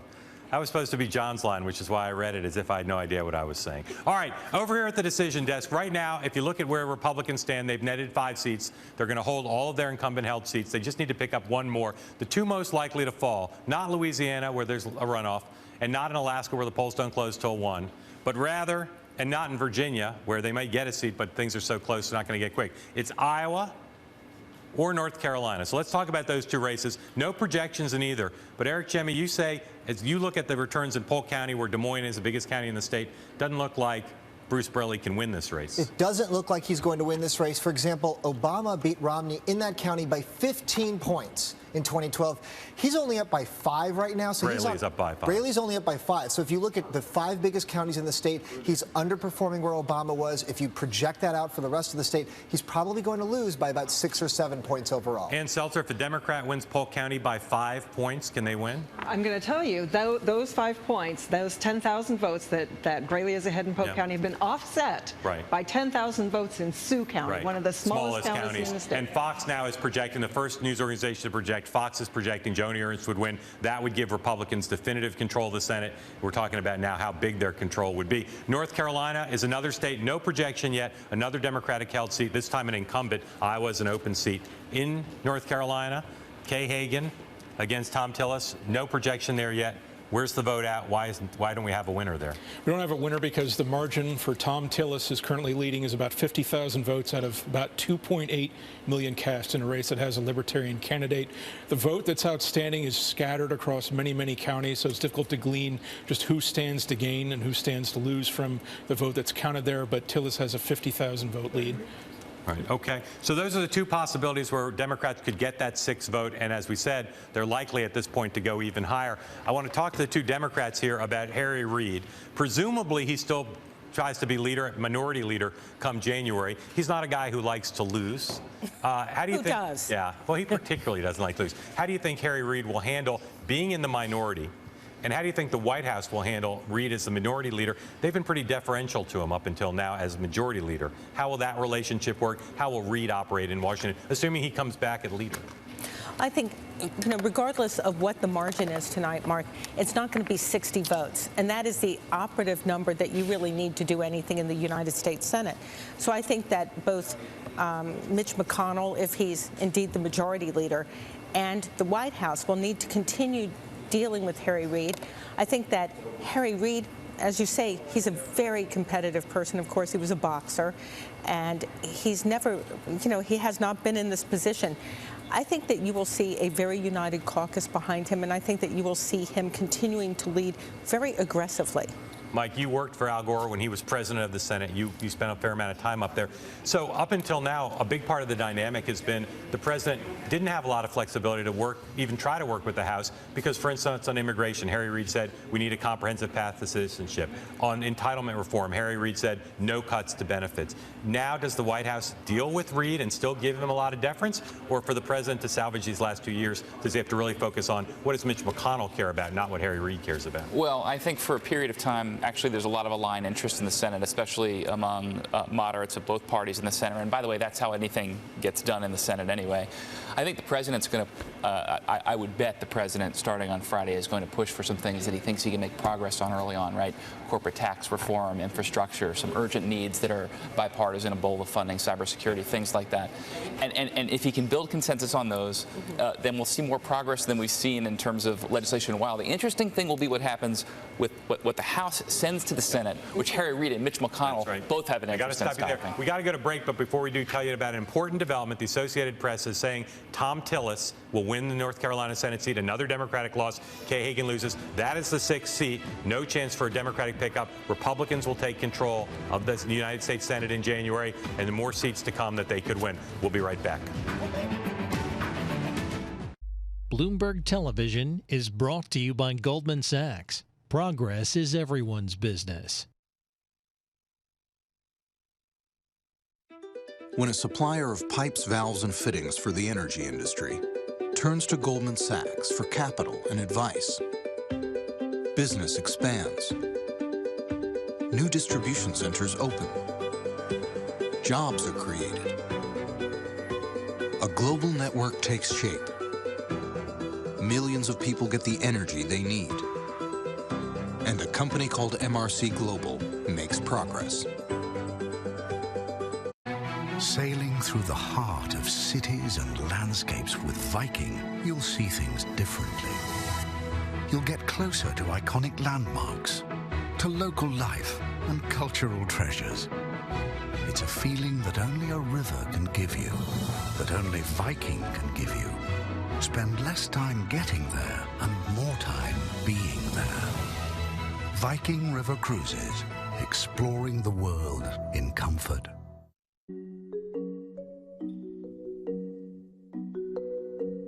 For tapping into a wealth of experience, for access to one of the top wealth management firms in the country, for a team of financial professionals who provide customized solutions.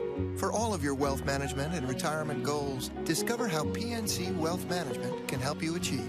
Visit pnc.com/wealth solutions to find out more. Try the new Bloomberg Business Week Plus app for Samsung phone and tablet and get your first year of Bloomberg Business Week free. You'll get deeper intelligence on global business, innovative companies, technology trends, and exclusive behind-the-scenes videos and interviews. Start your free Bloomberg Business Week Plus subscription on your Samsung device today. Perceptions change and evolve. In a recent Bloomberg Audience Insights report, more and more IT decision makers evaluated Android as a secure platform for large-scale business operations. In the survey, 72% of IT decision makers said they had deployed an Android device as part of a Bring Your Own Device initiative. Among them, more than 9 in 10 had deployed an Android device from Samsung. one reason they trust Samsung Android devices is the Knox security platform. 79% believe Knox is extremely or very useful for application security, with 78% mirroring that sentiment for malware protection. Samsung is in the unique position to offer security that is deeply rooted in hardware and constantly moves forward to help business realize the full potential of mobility.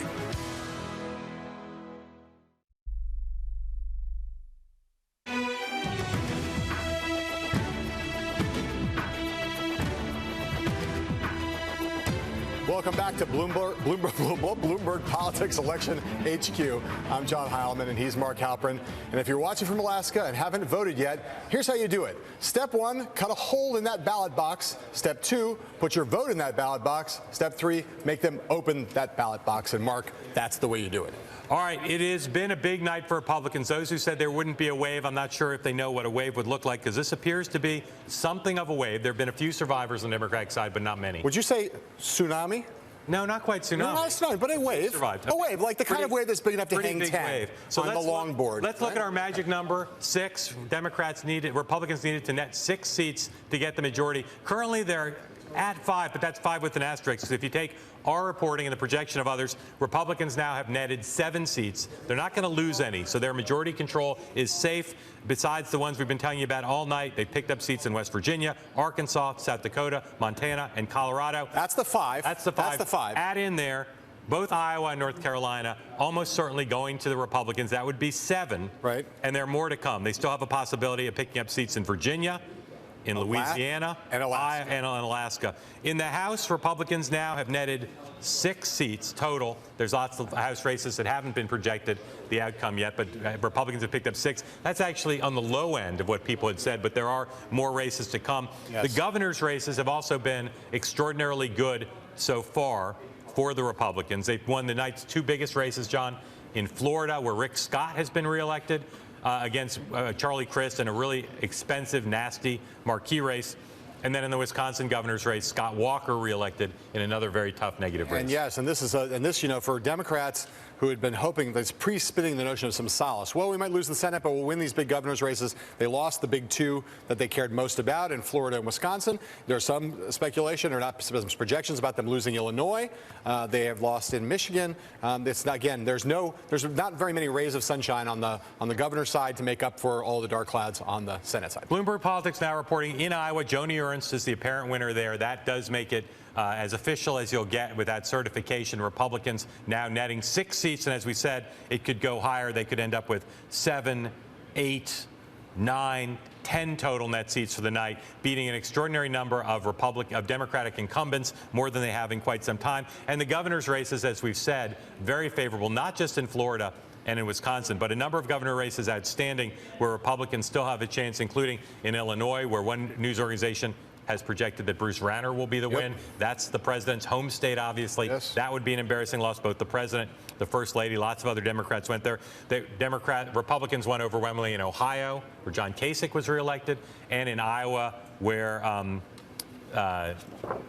what's his name was reelected. Thank you, Terry Branstad, longest-serving governor in American history, and Kim Alfano's Is there one person on this set who works for that man? I believe so. I live for that man. Oh, my God. So, you live for him so much that you called Terry Branstad a rock star. It's the first time anybody has ever said that about Terry Branstad. He played football with you. He did. Al, a bunch of states still to come, and some of these governor's races will gild the lily for Republican win, and whether they win 7, 8, 9, or 10. But I'd love you to kick around over there. Put this in some historical context. How big a win is this for Republicans, given that it was a 6-year and given that the House pickups are kind of minimal? Well, this is a wave, though, Mark. I mean, I think you're absolutely right. We didn't expect it. Let me just have one quick aside. I want to give the James Michael Curley Award tonight to Michael Grimm of Staten Island, who was reelected despite the fact he was under indictment. Under indictment and threatened to throw a reporter off a balcony. So that just shows you what people think about reporters. Exactly. That may have been why he was reelected. But I mean, I do think, given where we started the evening, that this is about as good as Republicans possibly could have expected. But you got to think, though, it's not, I mean, it's a wave, yeah, but it's not like something that they all came in for the same reason. I mean, name one Republican who won who wasn't an outlier, who was an outlier, who wasn't like supposed to win and was swept in by a wave. All of these guys ran great campaigns. They're great candidates. So it's not a wave-like win, but everybody did really well. So let's call it a wave. Well, I think that when everybody does really well in the same party, it generally means that a wave has kind of swept them in because frankly, you had a lot of very good Democratic candidates and very good campaigns. If you look at how close some of these Senate races were in states that Barack Obama had lost by over 15 points, those are good candidates and good campaigns. So I think, I wasn't expecting a wave election, but when I'm looking at states like Illinois and Maryland, where Republicans lead in governor's races. Well, that's very different. Senate races and governor's races are dramatically different. Well, I have to say something. They are and they aren't, because what happens when you get a wave election is you start getting that kind of effect. So, John Sununu, and I mean, you were an optimist all along, but even you didn't think it would be quite as good as this, did you? If there's one thing that I'm pleasantly surprised at, it's how consistently Republicans were able to hold these tough governor's races. Right. I mean, it really is hard in a state like Wisconsin or a state like Florida, where you're running against a former governor. Those are really tough races. You've got to be disciplined. You've got to run a good campaign. You do have to have a good message. And as we talked about before, the governor's races in particular were not races against Barack Obama. Exactly. These are governors that had to go out and talk about their record and their policies. Not everyone was going to agree with everything they did, but they succeeded. Wisconsin, Michigan, Illinois, Georgia, Florida, and Republicans are still leading in Kansas, in Massachusetts, in Connecticut. And so the opportunity not just to hold their own, or I think they were at 29 governors, right? And everyone thought, well, they'd at least lose one or two, because that's an historic high. They could actually go to 31 or 32. And so as well as Mitch McConnell and John Boehner, it's a good night for Chris Christie. It is. For him, as the head of the Republican governors, it's an even bigger night than for the Republican leadership. Mike Feldman, there has to be really some rethinking on the part of Democrats now, despite what Steve Israel and others said. I mean, this really has to be a blow. Well, of course, having said that, it's a midterm election. Right. And so I think that's true, and I think there will be, and I think you'll see plenty of soul searching going on. But I would also warn the Republican leadership, and especially those who are contemplating a run for national office, to apply the lessons of a midterm election that was fought mainly on their terms in a very toxic environment. Well, on their turf would be a mistake. I think both sides. But look, if you look across these numbers, and I agree, this has broken much harder for Republicans than we thought. But in a very bad cycle, there's dysfunction. There's dysfunction about how good Democrats were at finger pointing, and of course I responded. I know Scott Walker's about to come out, and I know you want to hear him. So let me go back to Mark and John. Let's quickly go to Wisconsin and hear from Scott Walker. Big win tonight for him, third time elected in Wisconsin. Well, then what we're doing here this evening.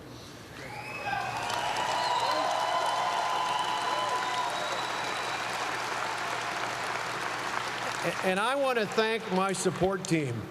We've got someone who has been a rock for me, my partner, my wife, the best First Lady in America, Tonette.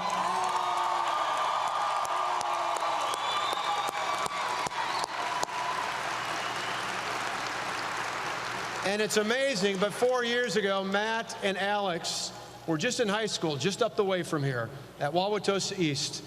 Now they're two young men who are great leaders in their own right. They're junior and sophomore in college. We're so proud of them. Matt and Alex, thanks for all that you've gone through.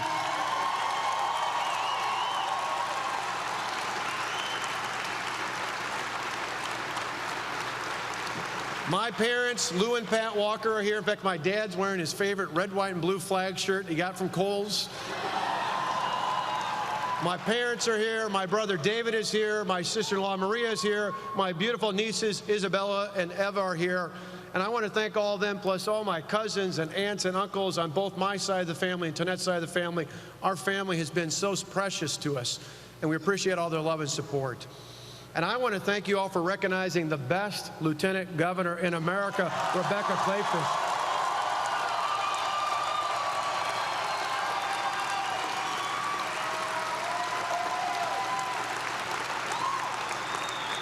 She and her husband, Joel, who's been a great asset to the state and the legislature, and is a part of that wonderful Clayfish team. And they're two beautiful girls who told me before, Ella said to me, yes, we get to get a dress for the inaugural ball.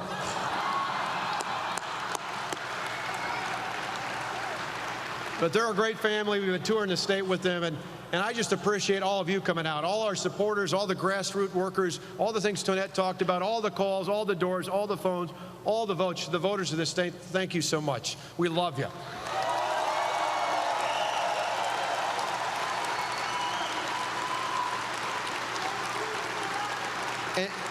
And just a few moments ago, I got on the phone and took a call from Mary Burke, and I want to say thank you to her tonight.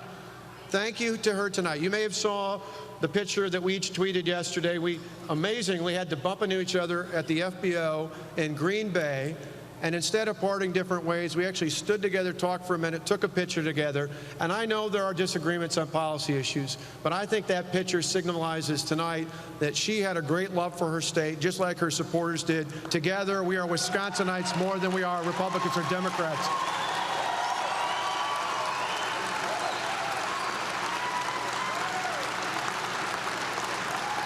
Now, I want to thank you all for coming out tonight, and I want to thank the folks at home for joining in with us. And to all of you who voted for me, thank you. And for those who didn't, I hope to earn your support at least and your respect over the next 4 years, because we got a lot of work to do. It's interesting, when you think about the last couple months, if not the last couple years, it's interesting the challenges we faced. You see, there was a group out of Washington-based special interests who thought they could spend a lot of money and a lot of time in the state and somehow convince the people of the state to be against something. I got to tell you, I'm an optimist. Scott Walker speaking after a big win in Wisconsin. Important night for him, important night for a lot of Republicans. We talked earlier with Phil about the president tomorrow. Where do you think, pending a few of these races obviously being decided, where do you think things head now in the next 24 hours? Well, I think there's going to be a lot of celebrating in Republican ranks, because even the most optimistic Republicans did not necessarily, even those who thought they would do very well tonight, did not think they were going to end up with potentially plus 10 tonight if things all fall in the right directions in terms of that runoff in Louisiana and so on. There's going to be a lot of discussion about what next, and the questions of, Mitch McConnell has struck a relatively conciliatory note in the days leading up to this election. The president's calling Republican leaders down to the White House. So the question is now what happens in the lame duck, and what happens after that. Let's go to Des Moines, Iowa. Here for one of the campaign cycle's biggest stars, Joni Ernst, Senator-elect from Iowa.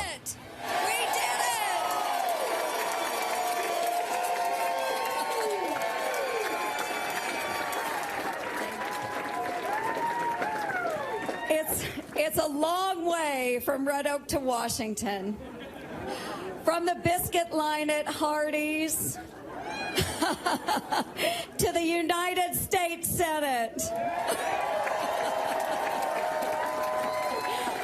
But thanks to all of you, we are heading to Washington.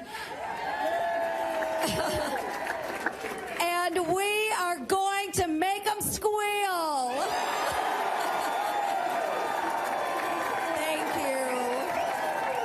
Thank you.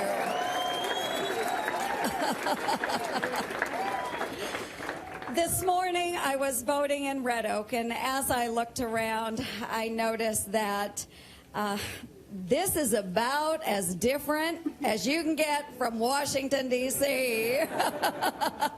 In Washington, politicians are more interested in talking than doing. They ignore problems, hoping they'll go away. But you know what? ISIS isn't just going to go away. The almost $18 trillion of national debt is not just going to go away. Our economic struggles aren't just going to go away. And our problems aren't just going to go away on their own. But we can overcome them. Because this is the greatest nation in the history of mankind. And there is nothing we can't achieve. We are going to do this. But to get there, it starts with new leadership.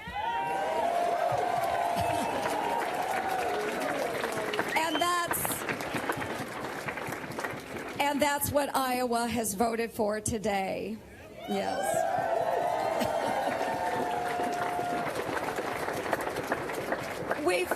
We've talked a lot in this campaign about Iowa values.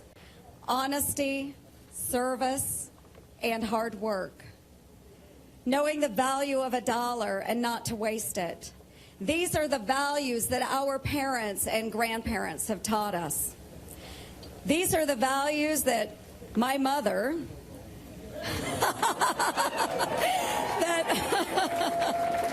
that my mother taught me on rainy mornings.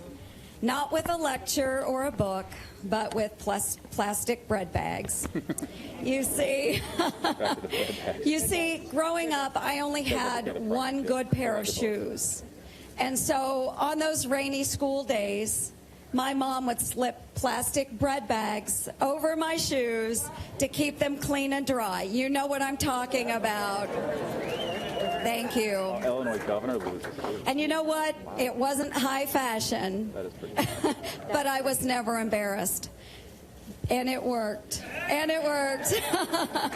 So it wasn't high fashion, and I wasn't embarrassed because every day when it rained and I got on the school bus, there were rows and rows and rows of other kids just like me. That was Joni Ernst in Des Moines, Iowa, Senator-elect. We've focused quite understandably quite a bit on the Senate tonight, but want to come over and talk about the governor's races.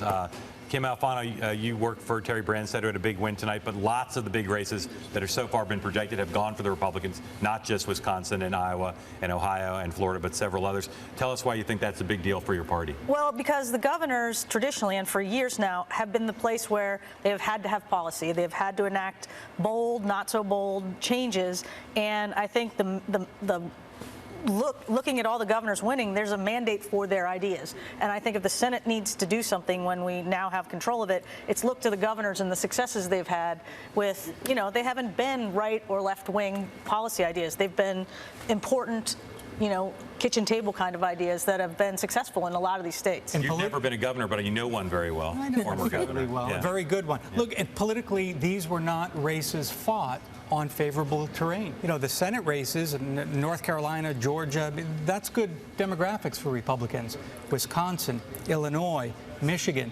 Those are tough states for Republicans, and so it was a demonstration that they have both the policies and the ground game. Let's not forget, this was an election about ground game, and they succeeded in these blue states. I challenge you two Democrats over here to find a bright spot among the gubernatorial races on your party. I mean, a genuine bright spot. Well, we haven't seen Alaska yet, and that's going to be a very competitive race. Obviously, in New England, we still, New Hampshire. I think Connecticut is still very close. Rhode Island, Gina Raimondo won, and that's a very exciting race for Democrats. Well, it is a very exciting race. But not an unexpected victory.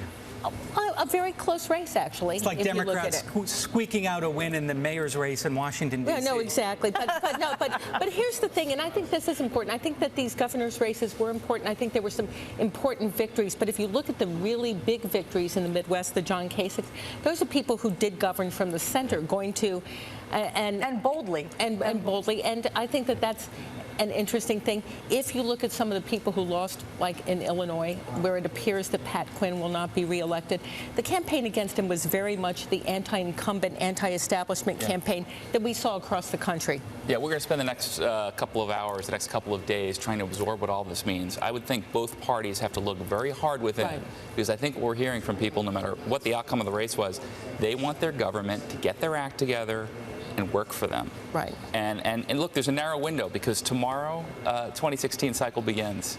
So we've got about 6 months before that craziness really begins. And I think people are going to be looking for action in Washington and elsewhere. You predicted before the House net gain would be above 10. It's currently at 10. You know John Boehner well. You served in the House before you were in the Senate. What does John Boehner do now with a bigger conference, but one that needs to deal with the Senate where there's going to be not 60 votes for anything? Well, he needs to help his members appreciate and understand that the Senate isn't quite the enemy. They're close to the enemy, but they're not quite the enemy. And he's going to work with Mitch McConnell to put together a plan, a process for how you move this legislation forward. Does the House start first? Does the Senate start first? Do you move from one chamber to the other, or do you do a conference? And that's really going to be the key to whether or not they succeed. Is it all done on a partisan basis in the House? Not necessarily, but you can do it on a partisan basis in the House, consensus in the Senate, and then work a conference that will pass both chambers. We got to go to break in 1 minute, which gives exactly 1 minute for Albert Reinhold to sum up the night. This is your last word for the night, so go. This was a big Republican night. I don't care what the cycle is. I don't care, what almost every single race that we went in there saying, boy, this is a toss-up, with the exception of Jeanne Shaheen in New Hampshire, went R. It really did. I don't know about Kansas governor yet, but it really is, I think, a resounding victory, and one that the Democrats will be licking their wounds for quite a while. In some past cycles, the midterm before a presidential election has told you something about what was going to come. Is this bad news for Hillary Clinton or whoever the Democratic nominee is heading into 16? Well, I would yield to Anita on that. I'm more skeptical of that, John. I really am more skeptical. But I think for the Democratic Party, they have to think about what their posture is going to be the next couple of weeks. All right, Al, all you guys, you were fantastic and wonderful, and we thank you so much for being here tonight. It has been a long night, and it's time for us to step away for the moment. We'll be right back. Ally Bank really has no hidden fees on savings accounts. That's right. It's just that I'm worried about, hidden things. Okay, why's that? No hidden fees from the bank where no branches equals great rates. Koch Industries started in the heartland, and we've expanded to nearly every state. Today, that's more than 60,000 American jobs. You may not always see our name on the products you use, but we help make better food, clothing, shelter, technologies, and other necessities. Here, we build on each other's ideas to create more opportunities for people everywhere. Together, we are Koch. You trade with passion. You trade with experience. But do you trade Nadex binary options? With the chance to trade on a wide range of the most heavily traded financial markets, opportunities to profit even in low volatility markets, and hourly, daily, and weekly short-term contracts. If you're not trading Nadex binary options, are you really trading with all you've got? Trade smarter and cut through the chaos. Put your trading knowledge to the test at nadex.com. In my country, the investment landscape changes continually. At Franklin Templeton, we've been here for decades to see it firsthand. Our investment insights start on the ground, with local analysts spotting opportunities and risks as they emerge. When opportunity grows in your backyard, you can see first what others see eventually. Invest through the eyes of hundreds of local experts worldwide. Franklin Templeton Investments. Gain from our perspective.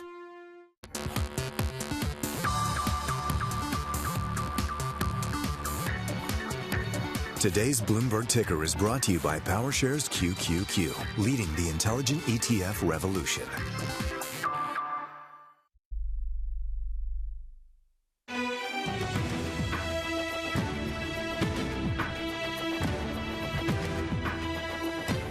We're back. It's late. We're tired. I'm either John Heilemann or Mark Halperin. It's hard to keep track at this point. The midterms are almost over. If you're watching on your phone, this is where we would use either a sad octopus or a drunk hyena emoji. So Republicans are going to take control of the Senate in January. The question is how many seats they'll gain tonight. There's still some outstanding races. We'll continue to track those on BloombergPolitics.com. Lots of big victories for Republicans in governor's races. They've netted 10 seats so far in the House.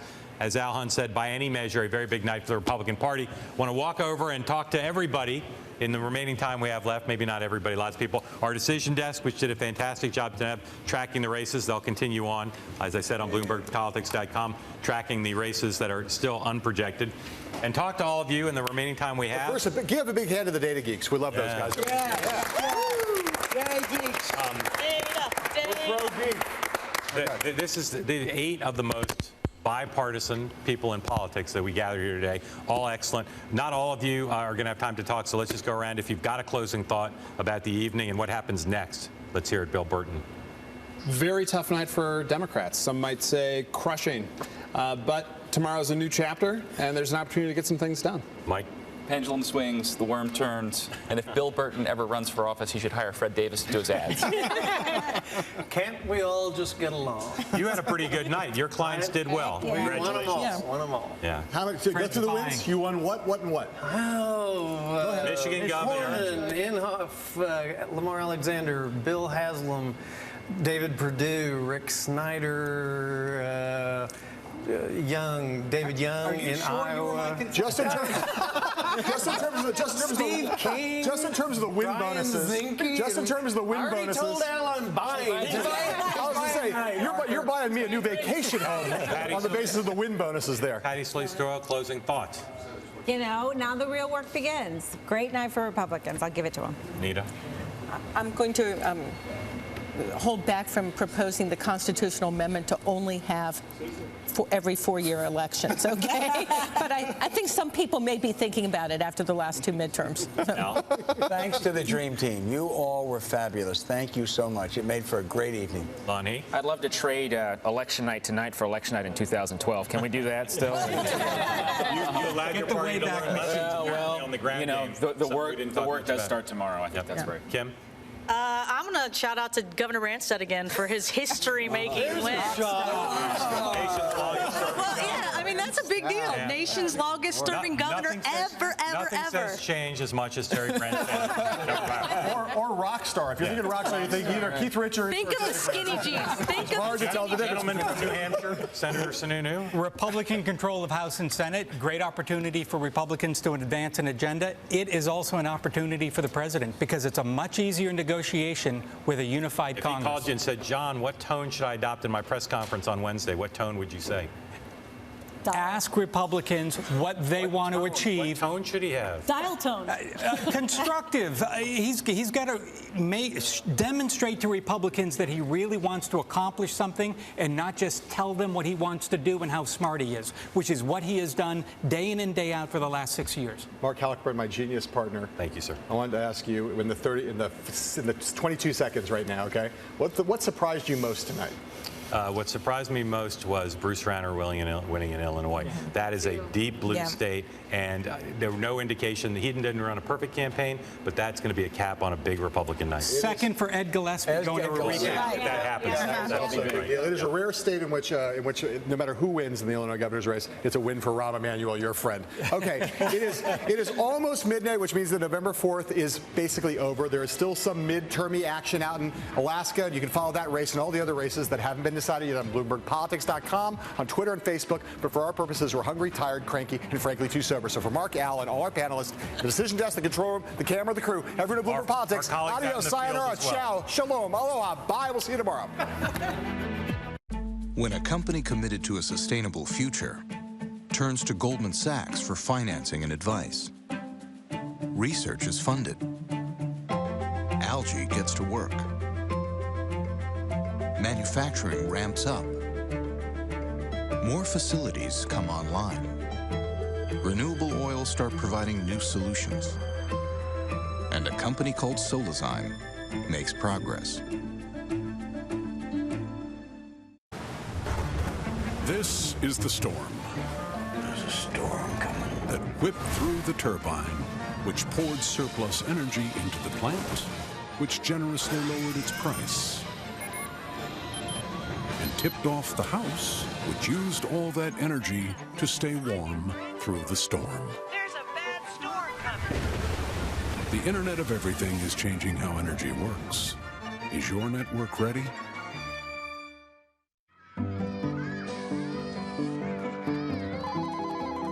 Edward Jones, this is Shirley speaking. How may I help you? Oh, hey, Neil. How are you? How was the trip? With nearly 7 million investors, He's right here. Hold on one second. you'd expect us to have a highly skilled call center. Kevin, Neil Hawley's on line 1. Okay, great.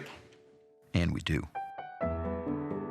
It's how Edward Jones makes sense of investing. Gunderman Group. Gunderman Group is growing. Getting in a groove. Growth is gratifying. Goal is to grow. Gotta get greater growth. I just talked to UPS. They've got expert advice, special discounts, new technologies, like smart pickups. They'll only show up when you print a label, and it's automatic. We save time and money. Time? Money? Time and money. Awesome. Awesome. Awesome. Awesome. Awesome. Awesome. I love logistics.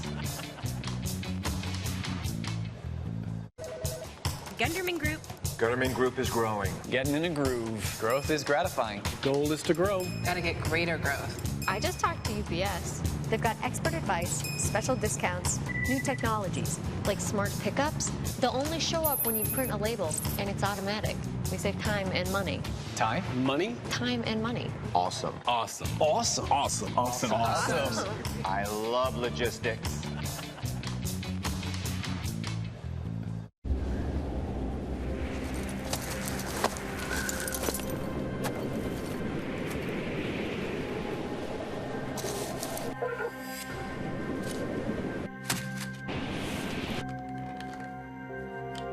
Vigor, resolve, tenacity.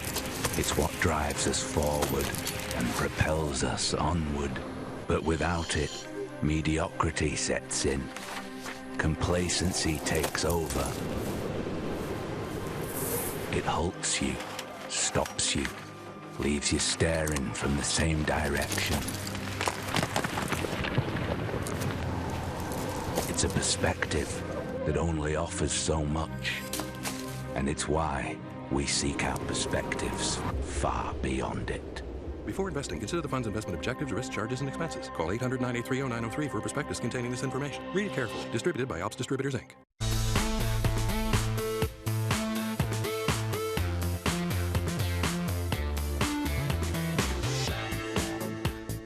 He's built some of the world's biggest pop stars. Justin Bieber, Ariana Grande, Korean viral sensation Psy, and Call Me Maybe hitmaker Carly Rae Jepsen. It all started when Scooter Braun stumbled across a YouTube video of a kid in a Canadian talent show. That kid was Justin Bieber, and Braun is the manager who catapulted him to superstardom. But as the music industry goes through traumatic transformation, Braun is reinventing his own empire, producing movies and TV shows, investing in tech companies like Uber and Pinterest, and looking for more stars he can make along the way. Joining me today on Studio 1.0, rising every mogul, Scooter Braun. Scooter, thank you so much for joining us. Thanks for having me. You were raised in Connecticut. That is true. The son of an orthodontist and a dentist. Mm-hmm. Did you ever in a million years think you would be dominating pop music? I don't even know if I am dominating pop music. I'm just having a good time. And yeah, when I was younger, I thought, you know, like every kid, I wanted to play in the NBA. And no one told me I would grow up to be about 5'11" and not have the hops that I thought I was going to have. Just kind of one thing led to another, and read a couple books that kind of inspired me, and here I am. What music was Scooter Braun listening to when he was 13 years old? 13. That was, you know, my bar mitzvah circuit. So it was like, I like to move it, move it. I like to move it. That was a big one. I was a big Michael Jackson fan, and you know, I loved Boyz II Men. But then I also loved like Biggie. I was the first kid in the suburbs to discover Biggie because I played in a basketball camp. My roommates were from Harlem, and they were like, "You don't know Notorious?" And then I kind of went back to the suburbs with this mixtape. And then when it hit the radio 4 months later, I felt like I owned it. And that kind of showed me for the first time the idea of self-discovery of music. Can you sing? Till about puberty. Can you dance? My first job ever was dancing at bar mitzvahs and weddings on the weekends for $150. How about playing an instrument? My instrument was always kind of my ear. I knew what song to play to make the audience move at the right time. One of the values of your company is have a superhuman work ethic. I mean, what's the origin of that? I think originally it actually came from guilt. My grandparents were Holocaust survivors, and my parents didn't grow up with a lot, really nothing. Knowing that I was the first generation to have a little bit of something, I wanted to not receive anything, and I wanted to work harder than everyone to make my own mark in the world. You went to college, but school didn't really suit you, it seems. Yeah, I went to Emory University in Atlanta. I just found myself wanting to do business, wanting to not sit in class, and unfortunately I started selling fake IDs for about 2 months there, and then I realized I was going to get caught. I was really good, though. I mean, it was impressive. They worked. Yeah, they worked. You became a promoter, a party promoter, when you were 19? Yeah, I was throwing all the 21 and up parties, and I was 19. And the reason I dropped out of school is there was a guidance counselor, and he sat me down, and he told me the story of Robert Woodruff, the guy of Coca-Cola, largest endowment at Emory. And I thought, wait, this is great. He's telling me the story of an entrepreneur. He gets me. And at the end, he looks at me, and he goes, you know why I told you this story? Because Robert Woodruff is 1 in a billion. And the chance of you being a Robert Woodruff is almost impossible, and you need to stay in school and stop with this pipe dream. I said, thank you very much. I think, I understand now. And he goes, so we're cool? And I said, yeah, I'm dropping out of college. Do you think you proved him wrong? I don't think he cares whether I prove him wrong. I think he's doing Do you care? No, because I want my kid to go to college someday. So, it wasn't that. It was just, I don't like the fact that he told me I was I shouldn't believe in my dream. While we're young, this is when we should take chances. What was your dream? At the time, I just read a book about one of the founders of DreamWorks, David Geffen, and I kind of just I read another book about Richard Branson. But the truth is, I just wanted to be an entrepreneur. You became quite a celebrity on the Atlanta hip-hop scene. Ludacris and CeeLo were going to your parties. You threw a party for Britney Spears. Yeah, I was good. I was a good party promoter. It got to a point where I wasn't just throwing their parties, they were all coming to mine. So when did you get your first big break? It might have been Jermaine Dupri saying you're more than nightclubs and giving me an opportunity to work at So So Def, because that opened up a whole world to me. But it could have been, Steve Rifkin, who's the founder of Loud Records and SRC. He was the first person to give me a record deal for Asher Roth when no one would. In the early days, how were you looking for talent? Well, the funny thing was, in the early days, everyone thinks that every act I've ever signed has just blown up because we've gone on a crazy run. But I signed a couple acts in Atlanta where I had to learn the hard way. I failed. There are myths about the greatest founders, the greatest entrepreneurs that are so often boiled down into legend. What is the myth of Scooter Braun, and what is the reality? The myth is that, I plug them into this machine. It's hard work. Every single day is hard work. And I think there was a point in my career where, I did such a good job where I went from being, okay, Scooter, young entrepreneur, to being Justin Bieber's manager because I did a really good job, and so did he. And I think the myth is that people think that success is just this beautiful, glamorous, fun thing. I get paid for the bullshit. I do everything else for free. The reality of me is I am a normal, flawed, person who just is too stupid to know that I shouldn't be doing some things. Justin Bieber, Psy, Ariana Grande. What's your secret? The first time I saw Justin, I knew I could get him to being a worldwide known pop star. I just knew it in my gut.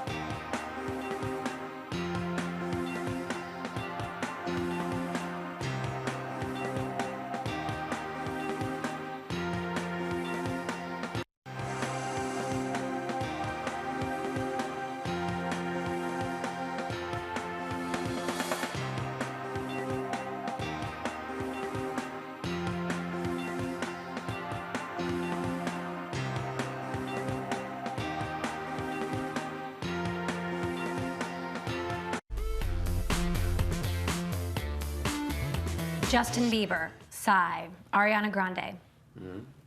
What's your secret? Sometimes it's just a gut thing, and I'm like, okay, I know what that is. I know what to do. I mean, Psy in Korea does 80,000 people a night. Like, the Gangnam Style thing wasn't, it was a phenomenon here, but he also, the reason it worked so well is he could do it live so incredibly well. Justin is one of the most talented people I've ever met, and he has so much pressure on him growing up in front of the entire world, but I think he's handling it fairly well, and he will learn from his mistakes and become a better man for it. And Ariana has one of the best voices I've ever heard in my entire life. What's your management style? How are you different from other managers? I think my style is family. People say you shouldn't mix business with pleasure, and I think that's BS. Because personally, I think that if you care about someone, if you deeply care about them, you will stay up the extra hours to do something for them, and vice versa. I've been called stupid by plenty of my mentors because they say, look, you're too close. But I think it's better to feel than not feel. How do you make sure some of these artists aren't